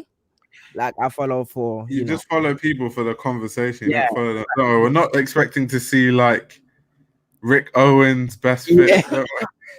Alright, if you're not looking for that, add me up, yo. Honestly, it's Garçon Noir with like. Bro, man, Garçon. Garçon Noir. You know. That's jokes. Yo, Keezy, join the live. I just dropped the link. Wait, your name is Black Man. Yeah. Black boy, innit? Like it was a and you see. Because people think it's Garçon as in Comme des Garçons, but I'm just like, no, it's because I'm black and I'm a boy, innit? That was Yo, fam. Wait, which one is it? Is it Le Coupe Noir Comments or Nai Mogul? Yeah. or Les Garçons Noirs, Sebastian Schwartz, Nah, it's Leo Burke. Wow, there's 3 R's, fam. Well, not 3, there's 7. I said, why is there a guy in there that hasn't said it? Yeah, Shake, what's up? Are you still there? Yeah, I'm still here. I'm just observing. My guy is literally spectating. My guy. Don't worry, don't be afraid to share your opinions. He's gonna be that guy in the back, just waiting for us to talk, and he just spits some pure fact. That's like Michael Tandy does that. He'll just like chill and let everyone speak, and then when you talk about something he's passionate about, he just comes out of. You're like, whoa, Michael! I didn't even know you were watching. All right. Yo, who's this? And like, yo, who's this guy? Why is he just talking about this? Yeah, the guy called me Agiatore. That's jokes. Fam, I literally play at Yaya Toure. That's literally my guy. I modeled my game after him. Yaya Toure, jeez, that's a throwback. Yeah, I don't know what happened to him, man. He just after City, he just disappeared. Bro, dude, never mind. Don't know what happened to that guy. Guy was amazing. Okay, just saying, Miss Michael. Oh, yo, my mom here. Hello. Hola, ¿cómo está? Oh, wait. Yeah, good. That was a good time to mute.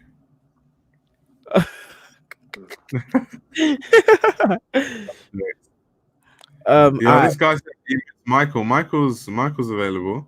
Yo, life designer. Someone, what life designer? Shake. Life Archive asked you, what's your 3 worst dressed YouTubers? Worst dressed YouTubers. There's a lot. I would probably say Blazendary. Those are just the obvious options. Kais is pretty bad. And then, I don't know, probably Galax or someone.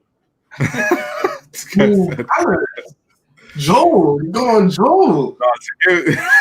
To give Galax like to defend Galax a bit, there's people that still dress way worse, man. Like there's people like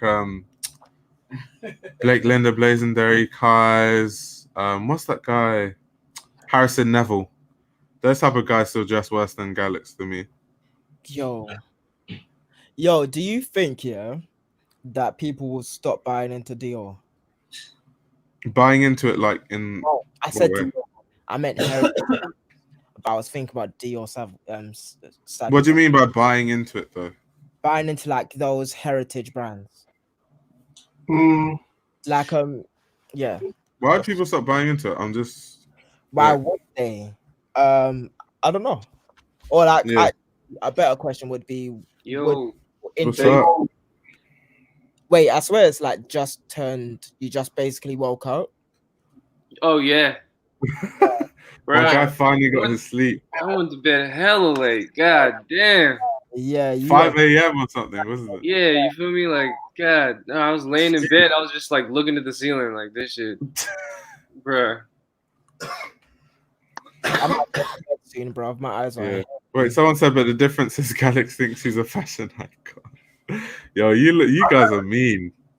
Wait, what's the you topic? guys are actually mean. No, basically they're asking who are the worst dressed fashion YouTubers. Oh shit. So for me, it's just the obvious Blake Linda, Blazendary, Kais, basically. You said like, Kais? Yeah. Yeah, it's pretty bad. I feel bad though. He from the Bay, but he is sneakerhead though. He not a fashion dude. I was gonna say, he doesn't really care about fashion. He just cares about. Because all the like fashion YouTubers to me all dress well. They all just have different styles. So the only people you can really say is like Blake Linda and Blazendary and those type of guys. Yeah. Because like, if we're going to like our side of fashion, like no one really dresses bad. Like Alec, what's Greg? No one dresses like Sanjeev, Magnus. They all just have their own style. I wouldn't just say they just dress bad. So yeah. I think those sneaker tubers, they get dragged into fashion now. Yeah. You know it's like the culture kind of like punishes them if they don't dress well. Yeah. They buy expensive shit. So Richie Lee. That's big facts. That's big facts. In the chat. Richie Lee's in the chat? No, Richie Lee just got mentioned in the chat. I was just like, geez, they're going in on Richie. Did you see that video of him wearing? Richie Lee's the Yeah, OG. he did buy the rigs. Yeah, I saw. He bought the rigs, boy. I saw that. I was like, wait a minute, boy. This is whoa. Out you of crossed the lines now, bro. Wait, what's bro? He crossed the line, bro.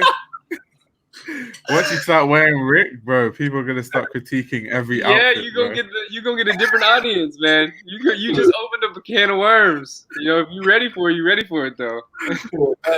Helmet lang on I see the 10 alternatives to Rick's drop crotch pants. I'm just gonna like he's starting to cross over there. I was like, boy, are you sure? Are you ready for Are that? you sure? Are you sure? It's like signing a contract. Wait, someone said Kai Bentley. I know who he is, but I'm not too familiar with like his content, so I couldn't really give you an opinion. I just know Kai Bentley is like a guy in Canada who's like really rich because his dad's like a famous chef or something like that. That's all I know about him, really. Some YouTubers could have better stylists to dress them to events. That is true, because these YouTubers be making money. Like, I'm not even gonna talk about like what people earn, like what people have told me, because obviously that's confidential. But some of these YouTubers be literally making enough money to like buy houses. Like seriously, like some of these like streetwear YouTubers. Bro, fucking Richie Lee, he has a car channel now. He just buys cars and reviews them and shit. Like, bro, these guys earn so much money, like so much money. And Bull just bought he bought the new Porsche, and then he has a house now. He's got a kid. Like, yeah, I'm not surprised. I'm telling you, they earn like house money. Yeah, like the guys with like $1 million and above, those guys make super bank. I think it's 500. Sorry, yo, no, you go. I was saying, I think it's 500 subs and up. Yeah, where you can start seeing some you know, once you hit that 500K, whoo, brand deals at like 50K a piece. Yeah, it's like it's as if brands like the minute they see 500, they're like, you're in this club, like you're in the money club. We go pay you, go cut you a check, boy. Come on now. 500K and up. Yeah, though, like all of these people that are not on my radar at all, fam. How do you guys feel about teaching men's fashion? Not the biggest fan. It's funny. I watch it just for jokes. Are you talking about men's fashion YouTube? Yeah, like teaching men's fashion, Alpha M. Oh, the channel. Well, which is it's technically called menswear, right? Yeah, menswear. Yeah. I don't know. That audience is bigger than ours. I'll tell you that. It is definitely bigger than ours. They got the women audience. Like they'd be like 1 million deep on videos. Yeah. It'll be some weak shit too. It'd be like how to style a leather jacket. Like it's I find it funny because I can't believe there's a lot of people who genuinely do struggle with like styling what we would call like simple outfits. Like how to wear a blazer properly, like bro, like seriously, how to wear a watch, like how to wear a watch, yeah, like how to. Wait, with like 2 ads in there from like 2 different brands too. It's like, by the way, like, the guys really actually learn from this, like seriously. Yo, come on, check my sponsor deal for Movement Watches. Movement Watch. Yeah. Yo, Teacher Man's Fashion always has some weird watch brand that he's always pushing. It's as if they take every watch brand deal too. It's like they don't turn down not one of them. Like,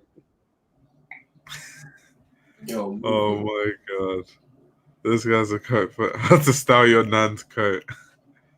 It's just weird, like how to like wear tie. It's just weird content for me.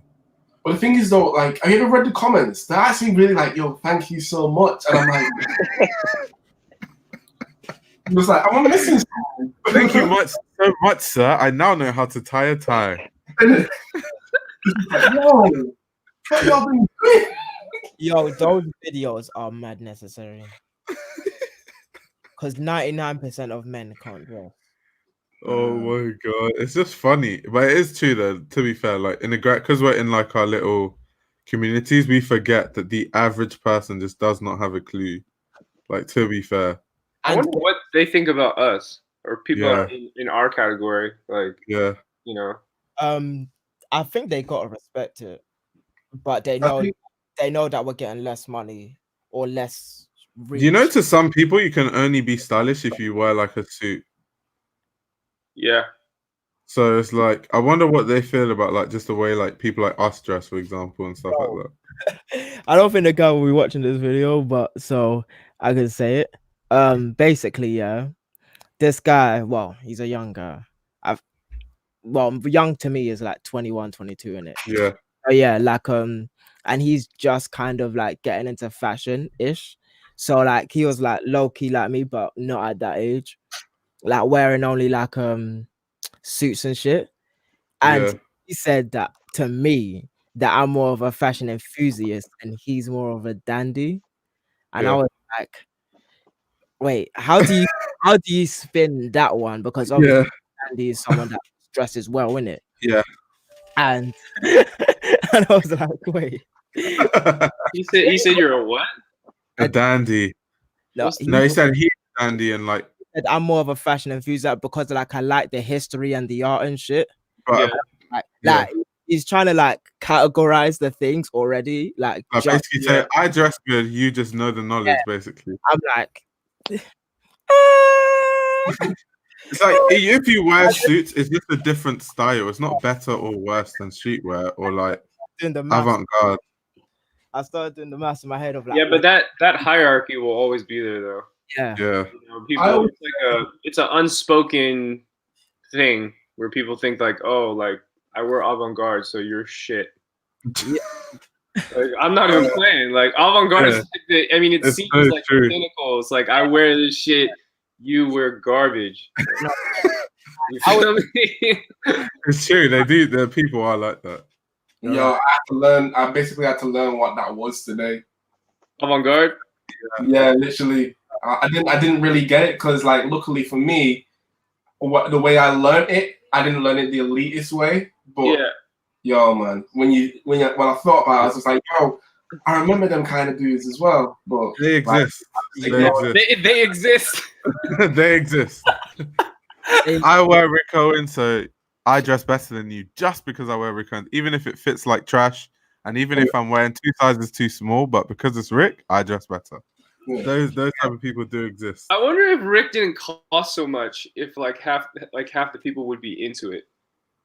You know what I mean? I really feel sometimes people would really just buy it because, well, one, because the name, and then also because it's super expensive. You know what I'm saying? Like, well, as like a flex, like I've got. Yeah, you know, and that the flex culture is in the Rigo and shit too, and also in avant-garde. 100%. Your Rick's like I'd say like when people who are like somewhat hype beastie, they want to explore a new thing. It's usually to go to Rick first. That's like, very true. Yeah, like the move to Rick, and then like especially because like the Geo basket and the donks, they're like probably the most easiest thing, but like most hype thing to wear. That's like a stunt for them. So some people do know about Rick Owens, and that's why they can like flex the label. But to be honest, I never even liked dunks. Like that's your dunk design. I thought I'd rather just wear some J1s. Yeah.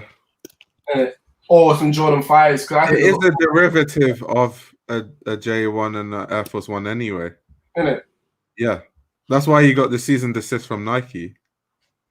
Isn't it? Well, did you hear what his excuse was?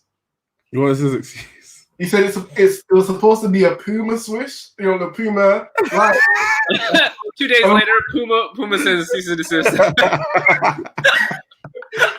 was like, Nike's take that back. That's hilarious. I was just like, really? Really? Okay, Saxon, this guy clearly hates Rick. Okay, what I'll tell you about Rick is amazing. He's definitely a legendary designer. The issue is a lot of people who wear Rick, unfortunately, it's unfortunate that I'm saying this, but like they don't even care about Rick Owens, or even they've not considered how the silhouette would work on their body. They're wearing it because it's like, if I wear Rick, I'm avant-garde now and I'm above like streetwear and stuff like that. That's the mentality that a lot of them have. So what then happens is people that don't even understand proportions, they're just going to buy an expensive Rick piece just to flex. And then they end up looking quite silly. I said this. I don't remember how long I said this, but I think Avant-Garde and the Rick Boys are the new hypebeasts. Not all of them. Not all of them. But Avant We whore. call them the avant whores. That's the term for avant whores. And I think this actually happened more like end of 2018, beginning 2019, right? I mean, it's been going on for a long time now. First saw these goofballs. Basically, anyone who wears a brand and thinks because they wear a certain brand, they're now higher than another person. Anytime anyone has that mentality, they're an avant whore immediately. Yeah. Immediately. Avant whore. Immediately. Once they think, because I wear this, I'm now above that level, the avant whores. The minute they tie their shoes, boom. Boom. Once they have that opinion, they've It's just more graduated into the avant whore category. Literally, fam, it's the funniest. Oh, bro, these guys. But yeah, like we can't. Sometimes I like ever since I met these elitist people. Yeah, I've just wanted to like enjoy fashion. Like I just wanted people to just enjoy fashion, fam. Because yeah, man, like there's no other reason. Like it just should be simple, but no, it's not, bro. Is there any current status higher than avant-garde? Like if I wore this, like man, fuck avant-garde. Couture client. Yeah, couture. That's probably If someone came through in the Iris Van Herpen, you cannot tell them anything. That's it. That is like the rule. The height of fact, like literally. But the type of people that are gonna wear Iris Van Herpen aren't gonna be avant whores anyway. They wouldn't even speak to us. It's actually they're not even in our realm of like, bro. They're just rich, super, like they're not even. Do you think they're gonna converse with like? They're at dinner irrelevant people like us, bro. They're at dinner parties flexing on their friends. They don't need to. They're having dinner with the Queen of England. Tea and crumpets. They don't need to be on Instagram. They invest in Instagram. It's different. It's a different pedigree. It's a different level, bro. Yeah. Everybody up there is different. Oh, this guy said Instagram made these people. Yeah, that's fact. Okay, someone said CCP is the ultimate. Okay, so avant whore. Yeah, so that's like top grade avant whore. If you wear CCP, people can't tell you nothing, bro. I wear CCP, so you cannot critique my style. It cannot possibly be bad because it's CCP. What's this texture in the air? Even if it fits bad, it still looks good. Why? Because it's CCP. I feel like some of those archive people, you know, that are heavily into archive seem to have that. They are very much. Yeah, but yeah, they're just how I see it is they're still growing in fashion. Yeah, obviously. So they're still a bit immature in the way they think, and they need to get to the point where they just realize that there's actually different styles and different types. And it's once you wear something else, it doesn't make you better than something else. They're just a bit immature. They just need to like grow a bit in fashion. Yeah, I feel it's like security. Yo, someone needs to make a tiers video about like where the bottom feeders and then like all the way up to fucking like. Yeah. You know what? I'm gonna write it down and I'm literally gonna make this video and it's gonna be called. I might even drop it tomorrow. What I hate about archive fashion. Oh, and I'll literally just start roasting those people. Someone told me Hermes is it's a fire video actually. Existing currently. They're not. But wait, someone told me Hermes is the only luxury brand existing currency. Who told you that? Yeah. That's a funny take. Yeah, bro. I can talk about avant whores all day, bro. Like literally all day. I could roast those people all week. So what other? I mean, I'm not into avant-garde, so I don't know the brand names. Yeah. Like, I mean, who's the same standard as Rick? It's Rick Owens, CCP, Andy Millamisa, unfortunately, because I really love Andy, but it's starting to become one of those things as well that people exclusively wear just as like I wear Andy, someone like an upper echelon than like other people. Yeah. That's Andy is becoming one of those brands. Com has been like that for a while as well. Yeah. Always the people who rock CDG play. You can always tell because, like, once again, Com is not the only brand in the world, bro. So anyone that's into high fashion will just buy what they like. So someone like Alec is clear because Alec wears all types of brands, like from Elites to Com to. So it's clear he just whatever he likes, whatever fits good, he wears. Yeah. And people get to that stage eventually after they've gone through like the insecurities about thinking, oh, this whole tier thing. You're smiling. Do you have any thoughts on this? Bro, I'm not even listening. Bro, you look half asleep, bro. Wait, say it again. I'm back on way in. No, so basically you're talking about avant horse, so like the type of people that them. yeah, exactly. We all hate them, bro. You know the type of guys who wear Rick head to to toe, but yeah, but they think that's fashion, but it's not. They don't actually like it. They're just wearing it because they know by wearing that. I think they think they like it, but they don't. I think they think they like it. Yeah. I think they think like, oh, this is like, oh, yeah. And then you look at it, the pants aren't fitting right. Yeah. You know how Rick, it tends to fit tight around here. Yeah, the chest. It's baggy there. The sleeves will be too long. Yeah. The sneakers don't fit right. Yeah. Because they bought half a size down. Yeah. Like, it's annoying. See, there you have it. Literally. Wait, what do you say? Please don't touch my ref. Oh my. I remember that time when everyone was wearing Rastim and Stan Smith. People wearing Rastim and Stan Smiths and saying, please don't touch my ref. That's spending. They're like 250 quid. They were, but you could get them on sale for like 90. Yeah, but that's retail. Retail was 250 quid. That's not cap. Like, yo, Chris said didn't Frugal Aesthetic make the Tears video? He actually did. I forgot. It's a it's a hilarious video. Did he actually? I need to watch that. Yeah, just type in like Frugal Aesthetic, like fashion Tears or something like that. That's gonna be hilarious. It's so funny. It is so funny. Like if anything, that's probably one of his most on point videos this past like couple months. He definitely roasts like pretty much everybody. He's like, when he's talking about Rick, he's just like tier 1, like your soul's not even PP enough. Yeah, the PP souls. You guys like the PP souls as long as it's I need yellow. to watch that. Yo, I want to meet Christian. Yo, he seems like he's a cool guy to talk to. Yeah, for sure. Yo. Oh, okay. I just found it. I'm gonna watch it. Under the Influence of God. All right, fam, mandem. I have to go, my G's. Yeah. I want to sleep and wake up early so I can do more. What time is it for you? Sleep at 8:30. Jesus. No, I'm getting ready. Early. Oh, okay. Yeah. What time is it in London? 8:30. Yeah. Oh shit. Yeah, bro. I was up at 3. You know, remember? Oh yeah. Yeah, bro, you were up early. Like, yo, thanks for being on, dude. No worries, fam. I woke up like 6 a.m. and I caught the live. I was like, oh damn. Definitely great watching the women speak on fashion. I need to hear more of that. But yeah, fam, I'm gonna be off skis in a bit, guys. Yo, later, bro. But yeah, going back to our little fashion discussion, it's like, bro, just people. How many people in this life? 49. Yeah, 49 people.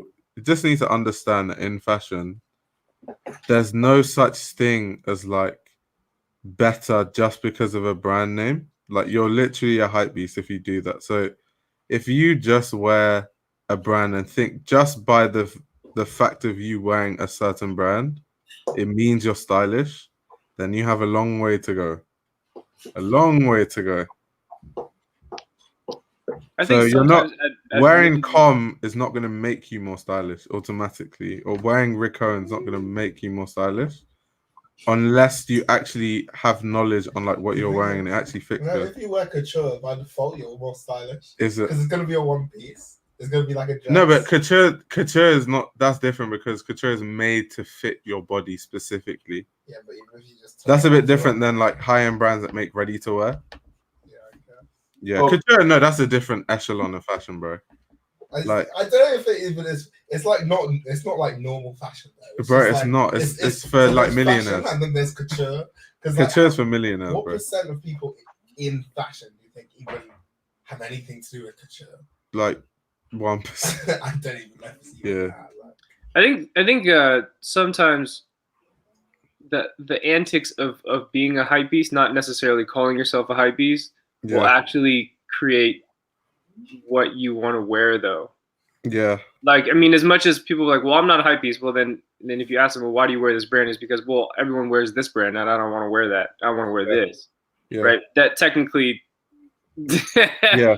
Like, you're hype beast for that. Like, you're just trying to just be. the act of it, yeah. You know, but whatever. Madness, Wait, what did Alex say? Alex said something about fuck Hobson or something. Yeah, he said that.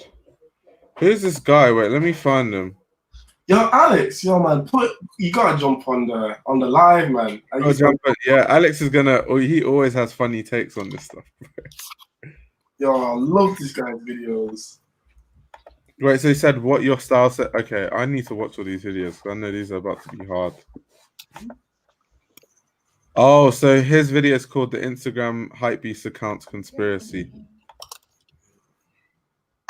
Oh, who? I need to watch that. So this guy called FHTV. Fuck Hobson. I need to watch it. I've never heard of his channel, but he seems to make some cool videos. Wait, what your style says about you? Let me find this video real quick. It's funny, this. Honestly, funniest thing, man. Christian. For Frugal? Yeah. There's a part 2 as well. Yo, and it has 1 million views. Damn. Yeah, Frugal does numbers. Frugal does the same numbers as menswear. That's crazy. How does he manage? I think it's the entertainment value because it's hilarious. He's so funny. It's like his content is so terrible that it's fucking like hilarious. Like the editing is like he literally takes Google images that have like it didn't render all the way. They have the little they have the watermark still. He still uses them. And it's like it's like this shit is hilarious. Like I think the thing with Frugal is that most fashion YouTubers take it like so serious while he jokes around with it. That's true. You gotta give him props that he created that lane he created of like taking memes and really like he took it to another level. Like he doesn't even need to show his fucking face and like, racks in a 500K on a bad day. Like no, he is just so funny. I find him so funny, honestly. Like even people were like roasting him, saying like his style looks like he's stuck in like 2012. And then so as a like to kind of combat that, he made a video where he went shopping with Anthony DeLuca. Oh yeah. And he was like, guys are telling me I'm stuck in 2012, so put me on drip. Where's the Rick Owens at? And I was just laughing, bro. Yo, he's a really brand conscious dude. Like he knows his shit. He is funny, man. I love that guy. Yeah. He literally is what I want everyone to be like. A person who just has fun with his fashion. That's it. He has fun with it, and he really enjoys it. Man. I love that. Just Kidding Films. No, he's not. So Just Kidding Film. It has nothing to do with fashion, but Just Kidding Films was one of the OG YouTubers from way back in the day. They did like comedy skits. It was like way back then. It's like 2 Asian dudes, and they ended up. They're still on YouTube now, and they started a program where people can, if they want to be YouTubers, they can like sign up for it. And Frugal was one of the people that signed up for it, and ended up being one of the biggest success stories out of that camp. Wait, I know Frugal Aesthetic. Someone managed him to like blow up. It was just them. Oh, yeah, it was. They used to manage a lot of people. Yeah, I think their name is like Bart and Ken, or I can't remember the other person's name, but yeah. If you look through the old ass YouTube videos, you're bound to find Just Kidding Films. Yeah, that's crazy. All right, Starboy, I see you coming in. No, see, if someone's just wearing Rick or Com head to toe, it just means they have money. Because there are some guys who don't have money at all, but just are so good at like putting outfits together. They can go to the thrift store and make an amazing outfit. And then someone just has money, and because they have money, they can afford com. So just buy head to toe com without considering anything. Just buy it. I gotta say, like, although he's hailed as one of the the fashion guy to go to now, ASAP Rocky. Yeah. I feel like he just buys like mannequin stuff and just adds his touch to it. Yeah. Like he sees that outfit on the mannequin, he just like, that's dope. And he cut that, but then adds his like New York chic like style and then makes it pop. Makes it swag. Yeah, which is good, but I don't think it's as innovative. So that's just my opinion on it. I'm trying to think of like Rocky's recent outfit because I haven't really seen his like recent fits. He said, "Forget the brands, just dress good. That's it." Yeah, that's facts. Big facts. Once people start getting a bit too fixated on brands, it's just a bit. Oh, there you go, Bart Kwan. Yeah, that's his name. Ah, Barkman, that's cool. Us broke people have better style. That's jokes.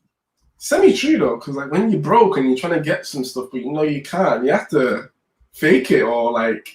I mean, if like think about it this way: if you're like the son of a millionaire, and you used to wear Supreme, now you're getting into Rick Owens or whatever, because you think that's like a higher level. You have the money to buy the whole collection from top to bottom. That is not going to make you stylish automatically, though.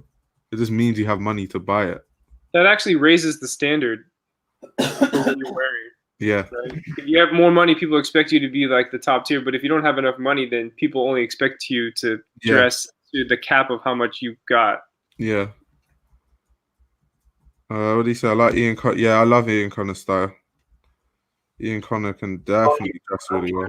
To buy Vlon or Yoji, you're not eyes on the McQueen. Then he's trying to buy Vlon or Yoji. Oh my days. That Cohen Frost interview with Rocky gave a good insight on his fashion. Yeah, facts. The good thing about ASAP Rocky as well, because a lot of celebrities that people think are stylists, it's all their stylists. It's not them. But Rocky actually has knowledge. Like he literally like grew up, like talking about Raf Simons and all that stuff. Like fashion is like in his blood. And he was wearing that that jacket from Raf Simons in that interview as well. Yeah. And what was that like? SS? I think it was spring summer. And Ferg too. Yeah. I mean, Ferg probably doesn't get that kind of credit, but yeah. No, Ferg is definitely like he's a fashion head. Yeah, he knows the shit. He had some iconic streetwear brands in the past. Yeah, he used to do screen printing. Or did you listen to his thing with Business of Hype? Yeah. His answers are fun. Sometimes are hilarious. Like, what do you do? He's like, I'm amazing. Yeah, it's like I'm an artist. Like, I'm an artist. Like they don't know. Like they don't know. My dad. What did he say about his dad? Is like my dad. He used to screen print. I learned from my dad. We used to screen print right on the block. Like. Yeah. Apparently, I heard this as well. What Chris is saying, Barry that really pushed like fashion into the circle. Yeah, he did. Apparently, they always say that Barry. I wouldn't say Ian Connor's one of the originators. No, it was mainly ASAP Barry and Nas. Definitely not Ian. Ian's not part of the originators. Barry and Nas. Yeah, but just New York, man. New York been pushing the, Them New York cats different. Yeah. Well, have you seen that video where it's like, that original ASAP Rocky video?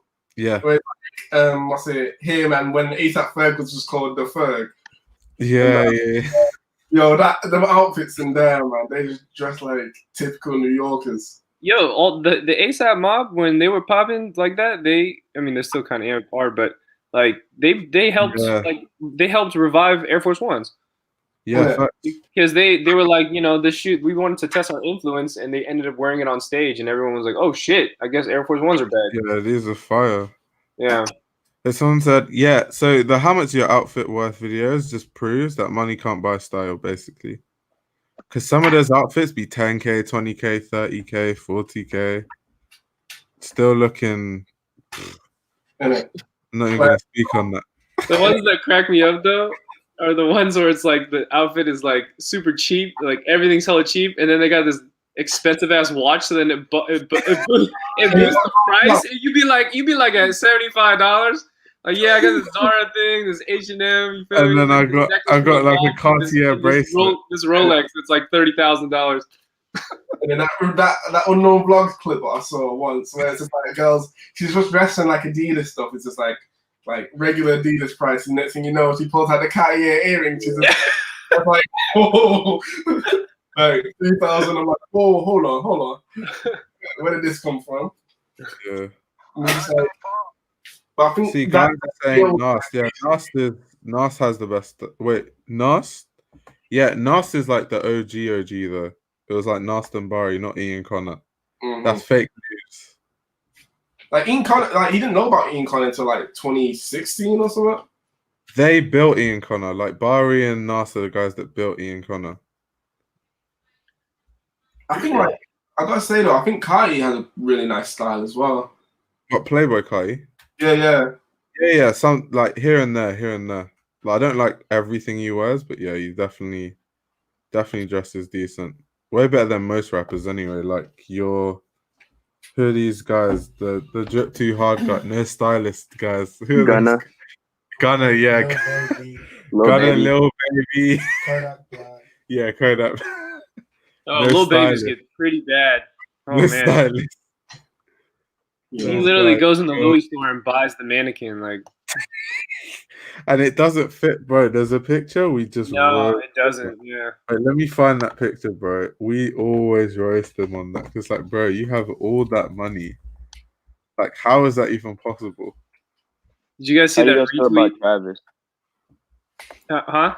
What, Travis? I don't really think of Travis like as a good dresser. When I think of Travis, I just think I've never really thought of Travis as like a style icon, to be honest. Yeah, I don't know. I don't understand how Travis's shoes became so hyped and so well rated.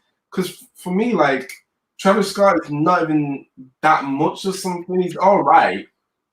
He's just an all-rounder, but he's not. I don't see him as like spectacular or anything, to be honest. Yeah.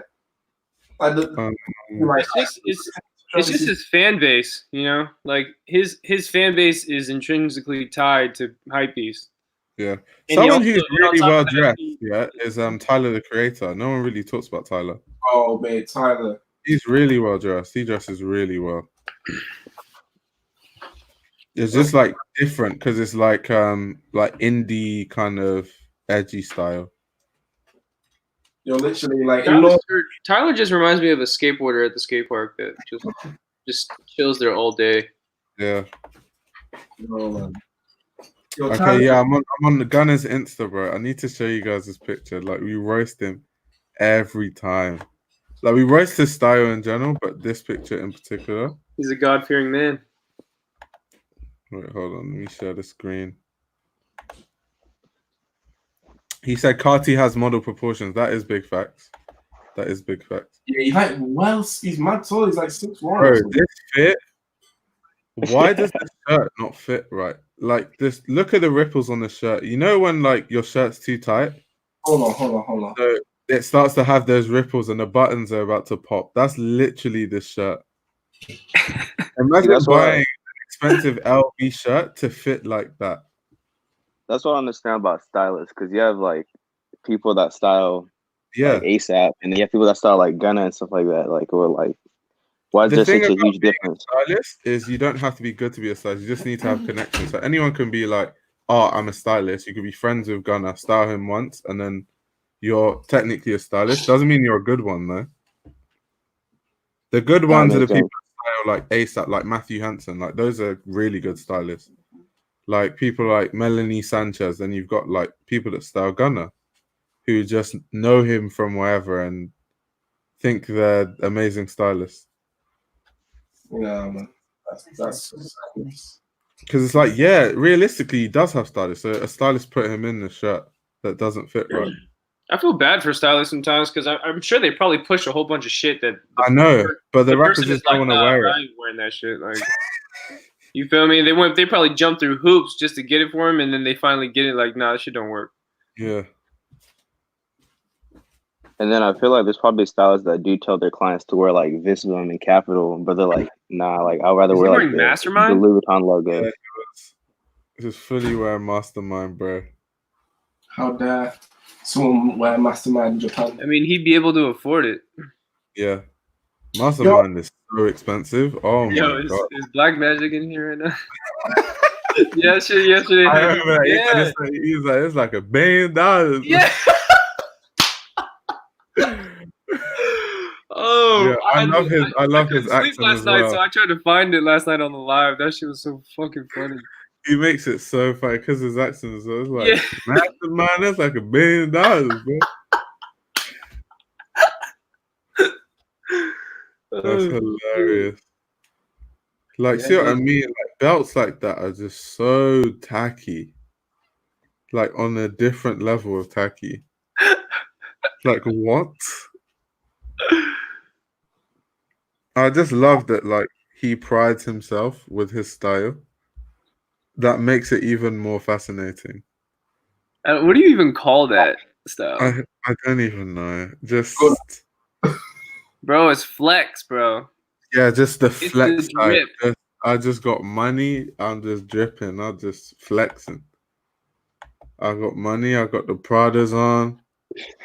I don't get that mentality to be like, yeah, I'm just gonna flex everything. I don't get it. I don't either, but yeah, it's just what a lot of rappers do. Like, I'll be flexing, bro. Bro, this guy, I just love looking at his pictures. It's so fascinating.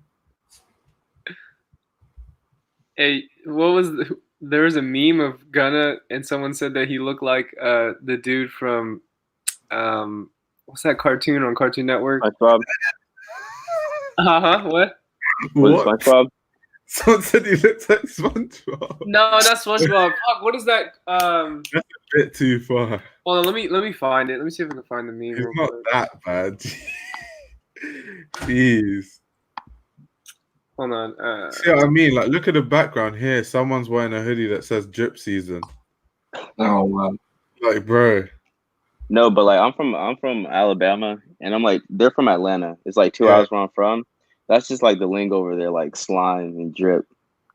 Well, so does that carry over into the way they dress? Like, just the whole drip I thing? mean, the thing about Lil Baby and Gunna, they're kind of like the founders of it. Like they're the first ones to really start saying drip or whatever. Oh, okay.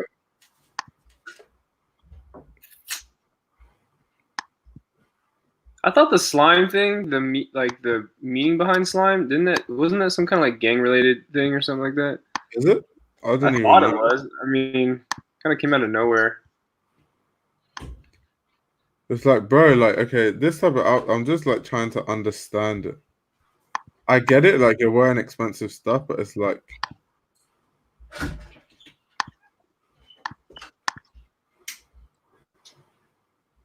drip lord. Drip lord. He got the babe top and bottom, bro. Yo, mate. All right, I can't share my screen. I don't know why, but you know, okay, I have the image right here.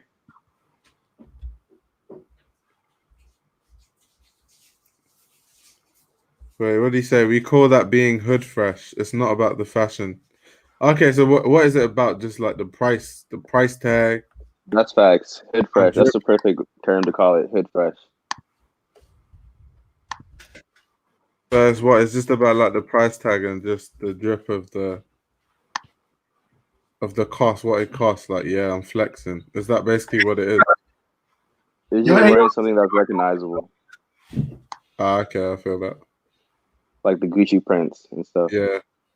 The Louis Vuitton belt, stuff like that. Because they just go so, like, bro, look at this. Like, this shoe is just basically... What? What?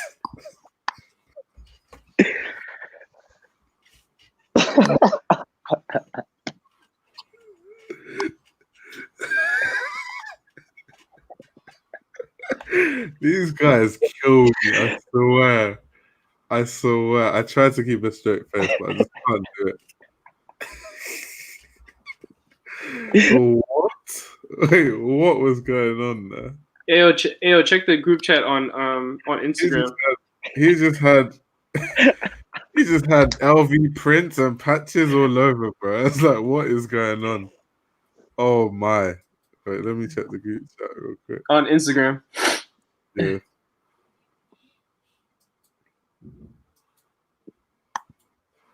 I don't know why it's not letting me share my screen.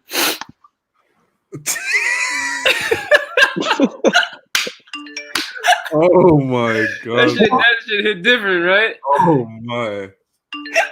This guy. Oh my. Let's go through some more outfits. Since these guys, they're the drip lords, like they have no stylists, so these are the OG drippers. They be dripping. You see that dude's pants, they're sagging because they actually can't pull up because he bought the wrong waist size. Yeah. Yeah, little babies they get so terrible. It's like, bro, proportionately, it's so bad. What is on his neck? Is that like a flower chain? Like, what is that? You see that clip of a little baby taking a picture with one of his fans, and he's like holding onto his gun. Oh my, no, I didn't even see that. Yeah, I saw that. Like he's in his car and he's got his gun like just ready. Drip lord. That's kind of funny. It's just that video where he was flexed. That video is so funny, bro. Like they just started panning up, and I was just seeing LV patches all over. Nah, let me find that video again. That was so funny. Wait, hold on. Yeah, this.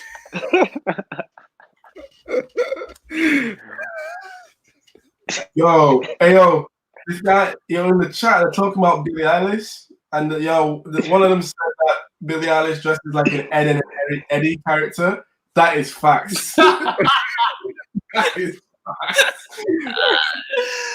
Oh my. Yo, we need to engrave that in a stone and bury it for life, yo. That is fucking facts. That's hilarious. The way she dresses is interesting, to say the least. She's stuck in like the Soulja Boy era. Yeah. But then again, she said like the reason she dresses like that is because she doesn't want people to focus on her body type of thing. So I guess we'll let her off with that one. Mm-hmm. He's like, Yo, man, that's funny. Wait, what do you say? Because niggas put baby to a standard. Yeah, but the only reason why I'm like holding them to a standard is because they literally make songs like Drip Too Hard. Like, bro, if you make a song that's titled Drip Too Hard, you're asking to be critiqued. Gunna's albums are like Drip Season 1, Drip Season 2. Drip Season 1, Drip Season 2, like, bro. I like Gunna's music though. His music's hard. No, definitely. I like the music. For sure. It's like catchy. Vibes. I like Lil Baby and Gunna. Their music. Same. Yeah. Even though the whole album sounds like one song. He said we should analyze Fredo. You know what? We might as well just turn this to an analysis thing. Okay, wait, hold on. Fredo just wears like UK rappers. They're on the same thing, but they just don't wear as many chains as like American rappers. Because like British style is still a bit more classic, but they're still very drip type of. I think maybe the definition of drip is just to ball the fuck out and just buy a mad, just designer and just use it all. You guys might not know Fredo, but he's like a rapper in like the UK. But see what I mean? Just like LV print top, just like drip. Yeah, Moncler jacket. Yeah, just It's just drip. I mean, he does it better than Baby and Gunna, though, from what I'm looking at. Yeah. Because, like, once again, UK style is a bit more classic still. His shit is more fitted. Like, it actually fits him. Because UK, our stuff is like tracksuits, and tracksuits have to fit right. So by nature of that, UK people care more about fit. So like, this is like a UK stand, like the tech fleece. Like, this is a UK thing. Oh, really? Yeah. Nice fleece boys. Bro, the tech fleeces out here back in 2000, whatever, I don't even know how long ago it was. It was huge. It was huge. Yeah. See, I don't necessarily like his style because just logos and but like it fits good. Like it's a lot better than just slapping on things just to slap it on. Bro. Yeah, see, like when UK guys buy designer, it still just looks like tracksuits because that's just what they're used to. It's true. Match top and bottom. Yeah, just match the top. Some Air Force Ones, like box fresh. Look at all his guys, box fresh Air Force Ones, straight out the box. Hey yo, I'm gonna be sick if you keep showing me this now. I need to move. We need to move. We need to move, man. I can't even see this no more. Can't even see this no more. Crispy Air Force Ones. Who else should we? Let's look at Heady One. Heady One likes wearing tracksuits, bro. Is their music any good? I don't listen to any UK. Yeah, Fredo, hit or miss. I like Heady One's music though. Heady One's fire. But he wears a lot of Dior and stuff. Let's see. What's Heady One wearing? Dior, yeah. This is just quite simple though. Like this isn't too bad. That looks like every British boy ever, literally. At one point, Top Shot boy. Yeah. He's wearing the plain shorts with the. What is he? He's wearing a plain t-shirt as well, bro. Is this head to toe plain? No way. No way. Drip. It's that rooftop drip. Absolute drip. Yo, he's got the nerds, the nerdy fans just pulling up. Drake wear the riot bomber, the Raf riot bomber. Oh yeah, he wore that in his music video, and everyone was like going mad, like saying he's messed up Archive or whatever they were saying. You know, standard elitist stuff. Archive is already fucked up. Messed up Archive. First off, the fact that you call it Archive, it's just vintage, bro. It's just high-end vintage or nice vintage or whatever you want to call it. UK rappers, they just wear tracksuits, bro. Like just expensive tracksuits. Yeah, so they just dress how London guys dress. Just it costs more, basically. It's just a logo swap. Yeah, literally, just match the top and bottom, Dolce & Gabbana tracksuit. Like that's literally like, bro. Like seriously, that's how they be dressing. I still prefer it though to the American thing. The American thing is just a mess, bro. Like the Gunner thing or the Lil Baby stuff is just a hot mess.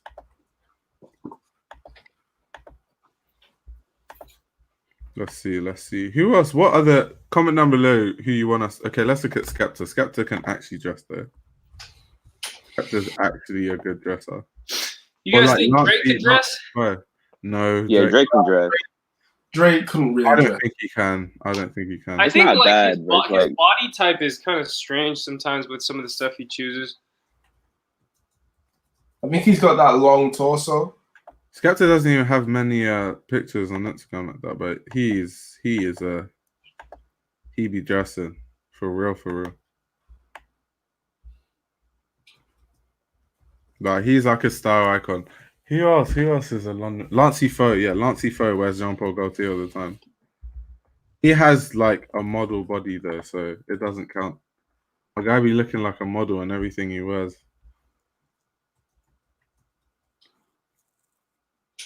Let's see. He might not have pictures like that though. Yeah, he's like one of them, like low key. Like eight pictures. 8 pictures on the ground. Yeah, you can't even see nothing.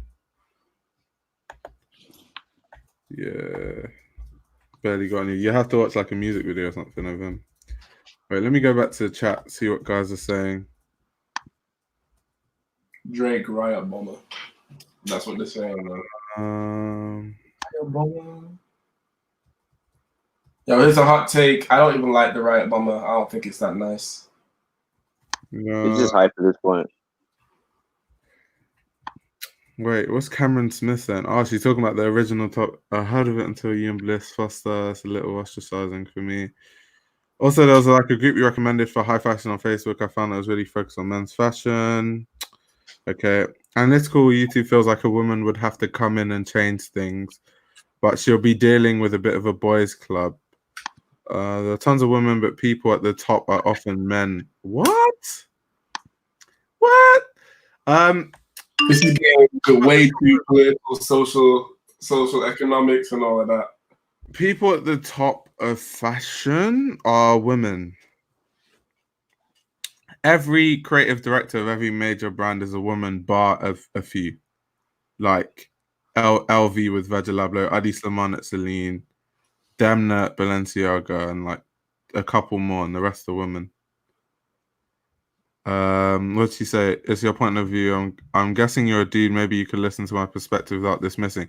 Oh no, so I'm not dismissing. People, when I'm done in the live stream, you can watch it back. Some people had some really, really good takes on the issue. Because women's wear is bigger than men's wear by far. Like it's not even close. Like more women are into fashion. Women's wear sells way more than men's wear. Women's YouTubers have millions of subscribers, men don't. Like women's wear in general is bigger. It just takes a woman to talk about women's wear. Because if you're reviewing fashion and you're making analytical videos and it's Chanel women's wear, you're not really going to attract men making content like that. I think the girls still get taken more serious than we do. Yeah.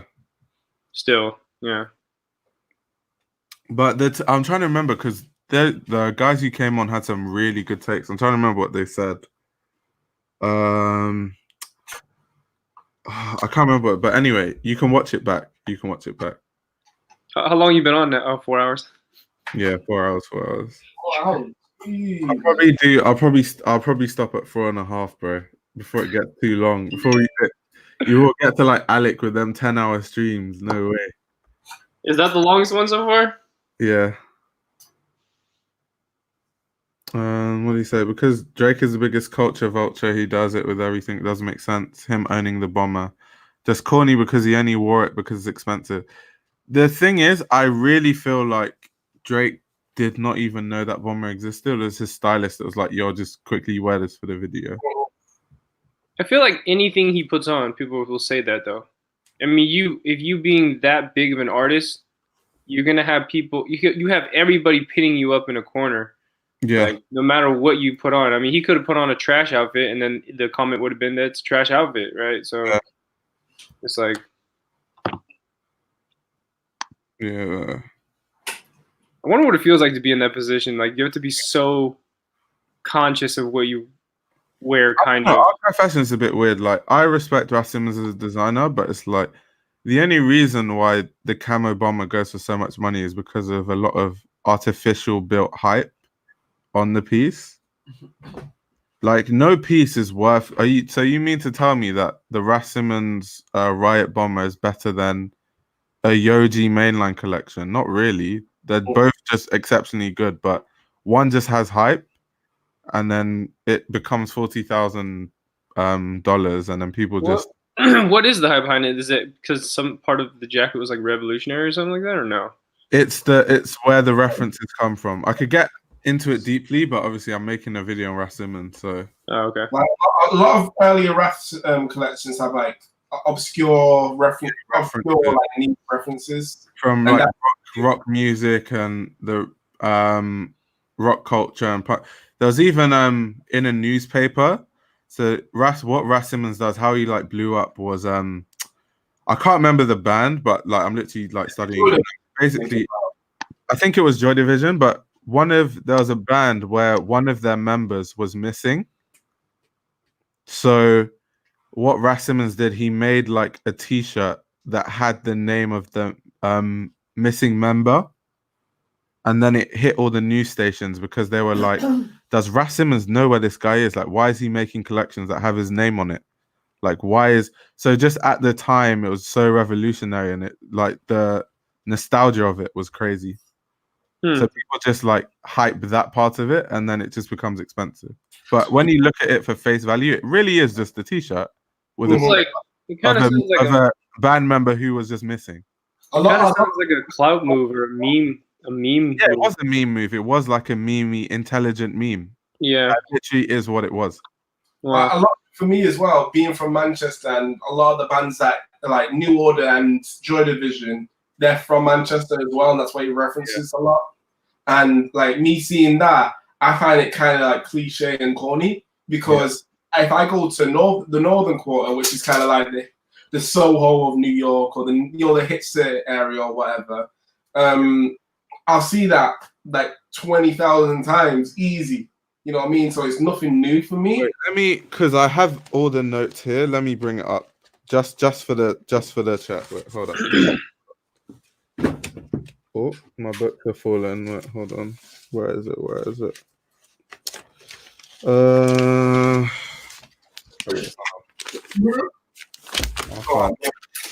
have to stretch, you know.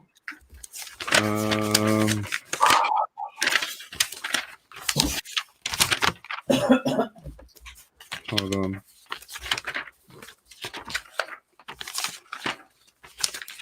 Yeah, so this is it. Here. I'm not sure if you can see it, but yeah, here. Oh, that's the newspaper thing? Yeah.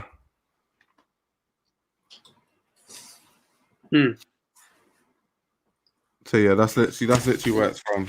So what does it say? It says guitarist Richie Edwards. So the group is called the Manic Street Preachers. So yeah, literally. So that's what Rasim used to do. He used to like make pieces that were very kind of like meme culture, but like done really intelligently, and it was very relevant culturally for the time. Well, I'm sure meme shit was not in existence then, right? I mean, the word. So people didn't know what the word was; they just knew, exactly. Yeah, memes have been running the world forever. Yeah, fashion is like meme kind of like referencing, joking and stuff. Yeah, like there's this jacket that I actually am really looking forward to get. As well, it's from 1993. It's a Yoji jacket, and it has like some like freshness little thing, like a uniformity freshness, like it's from a kind of like orange juice. And then of course, uniformity, and that's kind of like a joke because Yoji is not supposed to be uniform and stuff like that. So you see that, and it's kind of funny if you know it. But to be honest, it's like a lot of people would have hyped that up, like. And that is going for $700. But I know really, like, even if it's really worth that, yeah, it's old and it's Yoji and it's classic, but I'm trying to think, would it actually be worth that as well? Oh yeah, Brave New World did just make a video about it. Yeah, I'm literally gonna watch it after this, bro.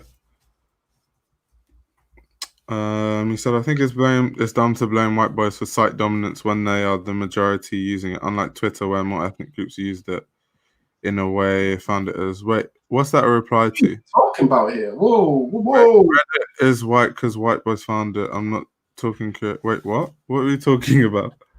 What? Where did this come from, bro? What's all this about? I don't know what they're talking about, but Reddit. I don't know. I never use Reddit. Never have. Never will. I use Reddit. I actually even use 4chan as well. It's kind of funny. Yeah, there's just not. There were so many forums and so many places you could go. It was just a bit too much for me. So I was like, style zeitgeist, and then that was it. Reddit's format is not really friendly for the newer users. Yeah. It's just it's like reading code or something. Nah, Reddit. Wait, what did it say? It says speak to Cameron Smith. Okay, what did Cameron Smith say? Saying Discord isn't about gender is like saying Reddit isn't about gender. These platforms are dominated by young white men. How can you blame what? What? It's a platform. Anyone can use it.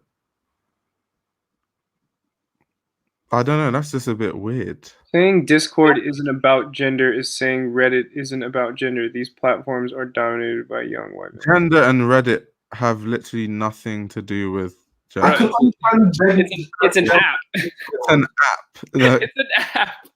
Even on Asian dating apps, you see white people. So like, it's mixed, dog. Like, what are you talking about, bro? You're crazy.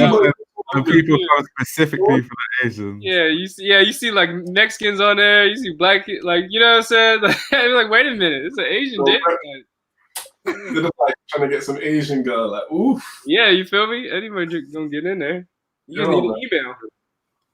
That's funny that.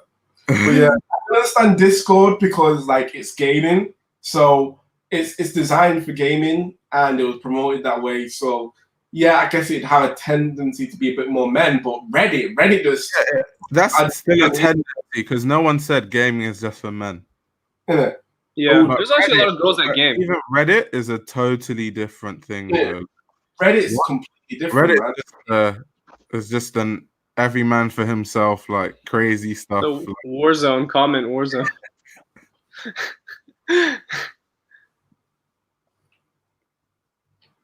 Bro.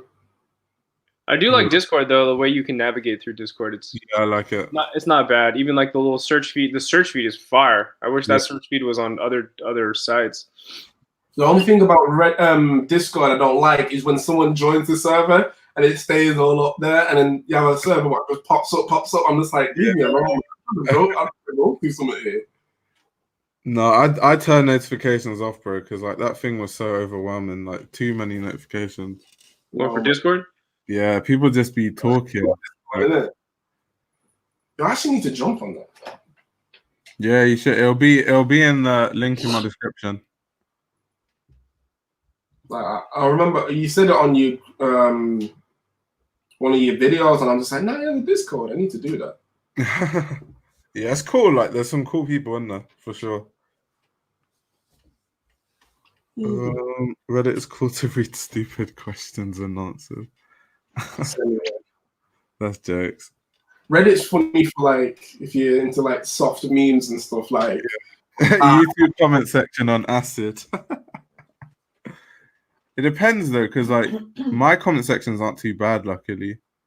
People just comment on like what I talk about. So if I talk about Rick Owens, people just like give their take.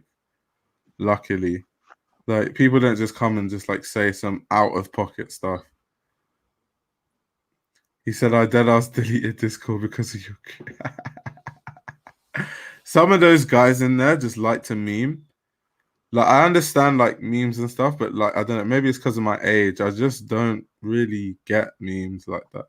Like I just get how they're funny and stuff like that.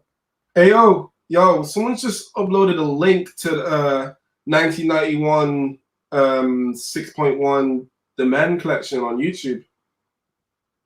Like it might be a new link, it might be in high quality. Wait, where? Oh no, it's the old link. I'm looking on the Yoji Yamamoto group on Facebook. Oh, okay. That's crazy. Someone's got it up, man. But it's not a new link actually though. It's the older one. I thought someone had a new like a higher quality upload of it. Is that why OnlyFans girls promote on Reddit? I wouldn't know about There's so much illegal shit on Reddit, it's not even funny. Yeah, OnlyFans girls promote on Reddit? There's people on there that like, there's like people that talk about like drugs and like there's people that talk about like prostitution on there. I've heard on Reddit you can find live footage of like, you know, when the soldiers go to like Syria and like shoot people and stuff, there's like cam footage of stuff like that. Yeah, that is crazy. People actually watch that, bro. That can mess you up. Yeah. I remember once I was on 4chan. 4chan. I was on the B random board and I clicked on the gore thread. Major mistake, yo. Major mistake. That messed me up. Yo, you literally anything disgusting you want, like that's like just not there, like, which is gore. Yeah. It's there. See it, but it's nasty, man. You don't want to see it. Like, oh my! Like, why do these videos exist? Type beat. I don't even know how they get there. Like, who even like uploads that stuff. Have you guys seen those Mexican cartel videos? Yeah, man, I've seen one of them. One came up on Wild Style Hip Hop, and just some girl riding on a bike. Next thing you know. Oh yeah, that one was mad. What? Thank goodness I'm not on Twitter, bro. Thank goodness I'm not on Twitter. I ain't trying to see that, bro. What? Yeah, I don't know what y'all watching. Was it like Bill Gates or something? I forgot who it was gonna buy Twitter, and then his comment, he publicly came out and was like, "No, Twitter's too ghetto" or something like that.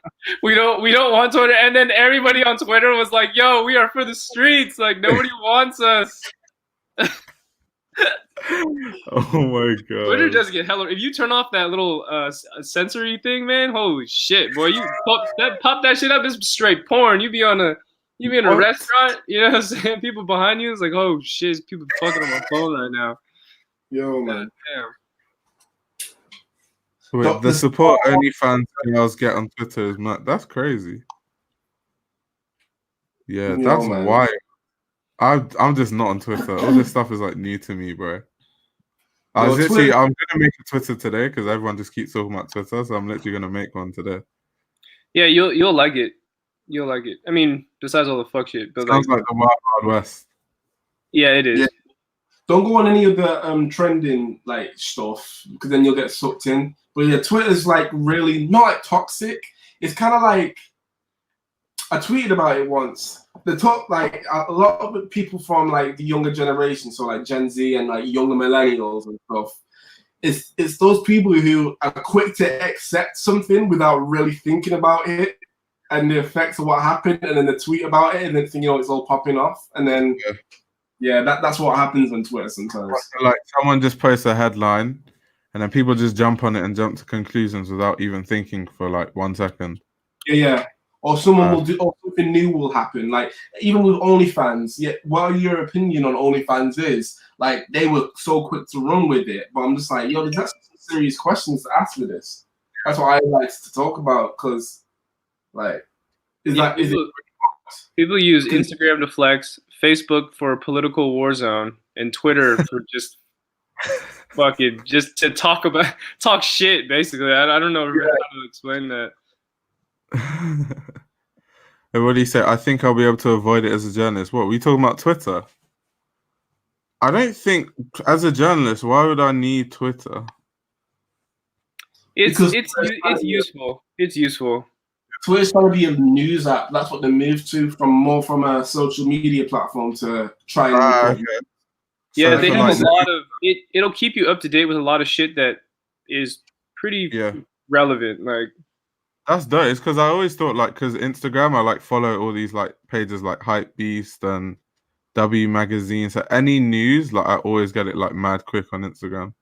Yeah.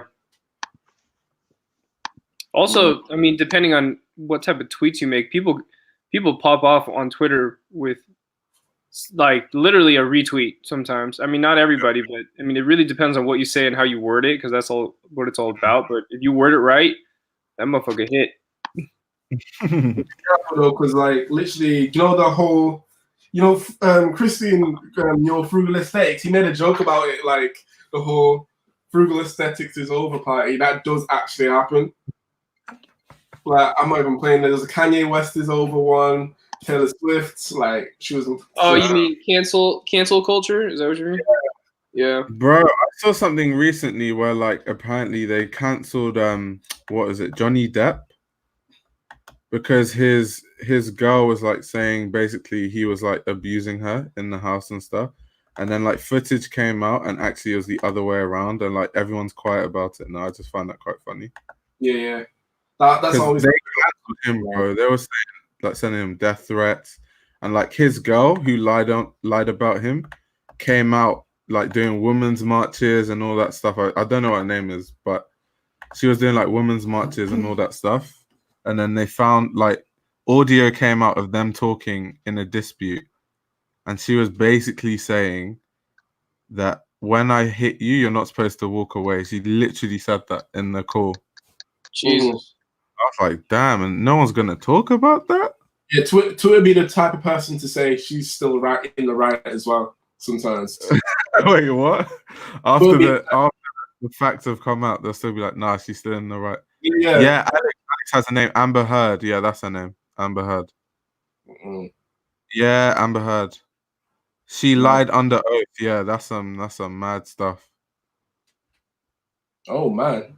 Yeah, everyone knows her. Yeah, Amber Heard. Yeah, that's it. That's it. Look, and Amber Heard, she's a bitch, and I hope she doesn't get to wear rasp. I love that. Yeah, guys are saying she got away with it. Yeah, facts. Facts. Mad that. She lied under oath. What? Oh, so she lied in court or something? Because I know in court you have to be under oath. That's insane. She should be in jail. Isn't it? She should literally be in prison right now. Yeah, Twitter's weird, man. There was I forgot what movie star it was on Disney Channel. Wait, did you guys used to watch Disney back then? Yeah, like what Sweet Life of Zack and Cody days. Yeah. What was that Asian girl's name that was on Disney? She was like the one. Asian. Huh? In Tipton or something. Yeah, I think it was. Well, I don't. Actual name. Wait, let me find out her. There's another name, but she used to be fine, right? Or it still is fine as fuck. And someone made a post about her on Twitter, and I commented, and I was like, or no, someone said, "Man, she's so underrated." And then I commented on the post on Twitter, and I was like, she been fine, right? And then some dude commented back on my comment and retweeted it, and he said, "You're a pedophile." And I'm like, what? So and then it blew up, right? It blew up to like 1,000. It blew up. Okay, it was high. And then I came back and I was like, I was also 13 when she was 13. And then my shit blew up. And then my shit like blew up to like 2,000 retweets or something like that. The shit was mad. And people were like, oh! And then the guy, he's like, touche. I was like, what the fuck? You stupid. That blew up just for him, just quick. Yeah, because you know what I'm saying? Like so that's how Twitter is. Like they take that last bit, you know, and if you don't have enough to back your shit up, then yeah. Crazy. I feel like everybody's quick to try and single someone out on Twitter. Exactly. You just gotta come with a little bit of ammo, man. Otherwise, you know. So you just gotta keep it on the low on Twitter. That's why today, like on Twitter, I'm following like 12. Oh yeah, it's Brenda Song. Alex said it right. It's Brenda Song. Yeah. She wasn't that bad still. Under Tipton, that's what I know her as. Yeah, she was fine when I was a kid, and she's fine now. She get it back then and now, bro. It don't matter. Inside the keys, you look like. So what do you say? Imagine minding your business and someone like Amber just ruins your life because she's mad. Yeah, it's crazy, man. It's crazy. It's crazy in these streets. Watch who you talk to. Watch who you let in your life, because someone can just come in and mess you up. Yeah, man. Wait, what is maps? What is that? Maps. Twitter is advocating. It seems like it's an acronym for something. Yeah. Let's Google it. I'm on this. What is that? I feel so out of the loop right now, bro. Like I don't know what these guys are talking about. Honestly, it's better to stay out of the loop, man. Don't get in.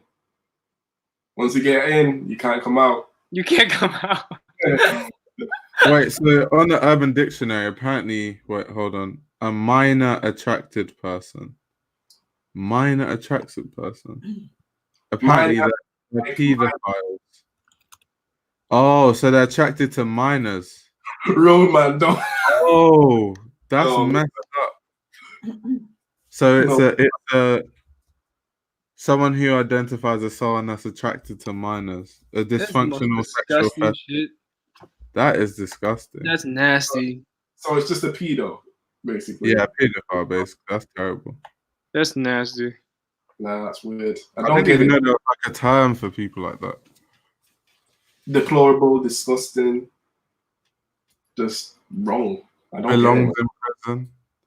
Innit? Right. If you are attracted to kids as an adult, they should just throw you in prison, just lock the key, bro, and throw away. Why couldn't you be a different type of weird? Why couldn't you have like foot fetish or something like that? Like that is just so weird. And the worst thing about it is, if you're an adult, you could just overpower like a 2-year-old or a 4-year-old easily. Yeah. Oh gosh. That's messed up, bro. They just need to like lock all those people in like one room and just let them fight each other. Let them try to fuck each other. Fend for yourself, everybody.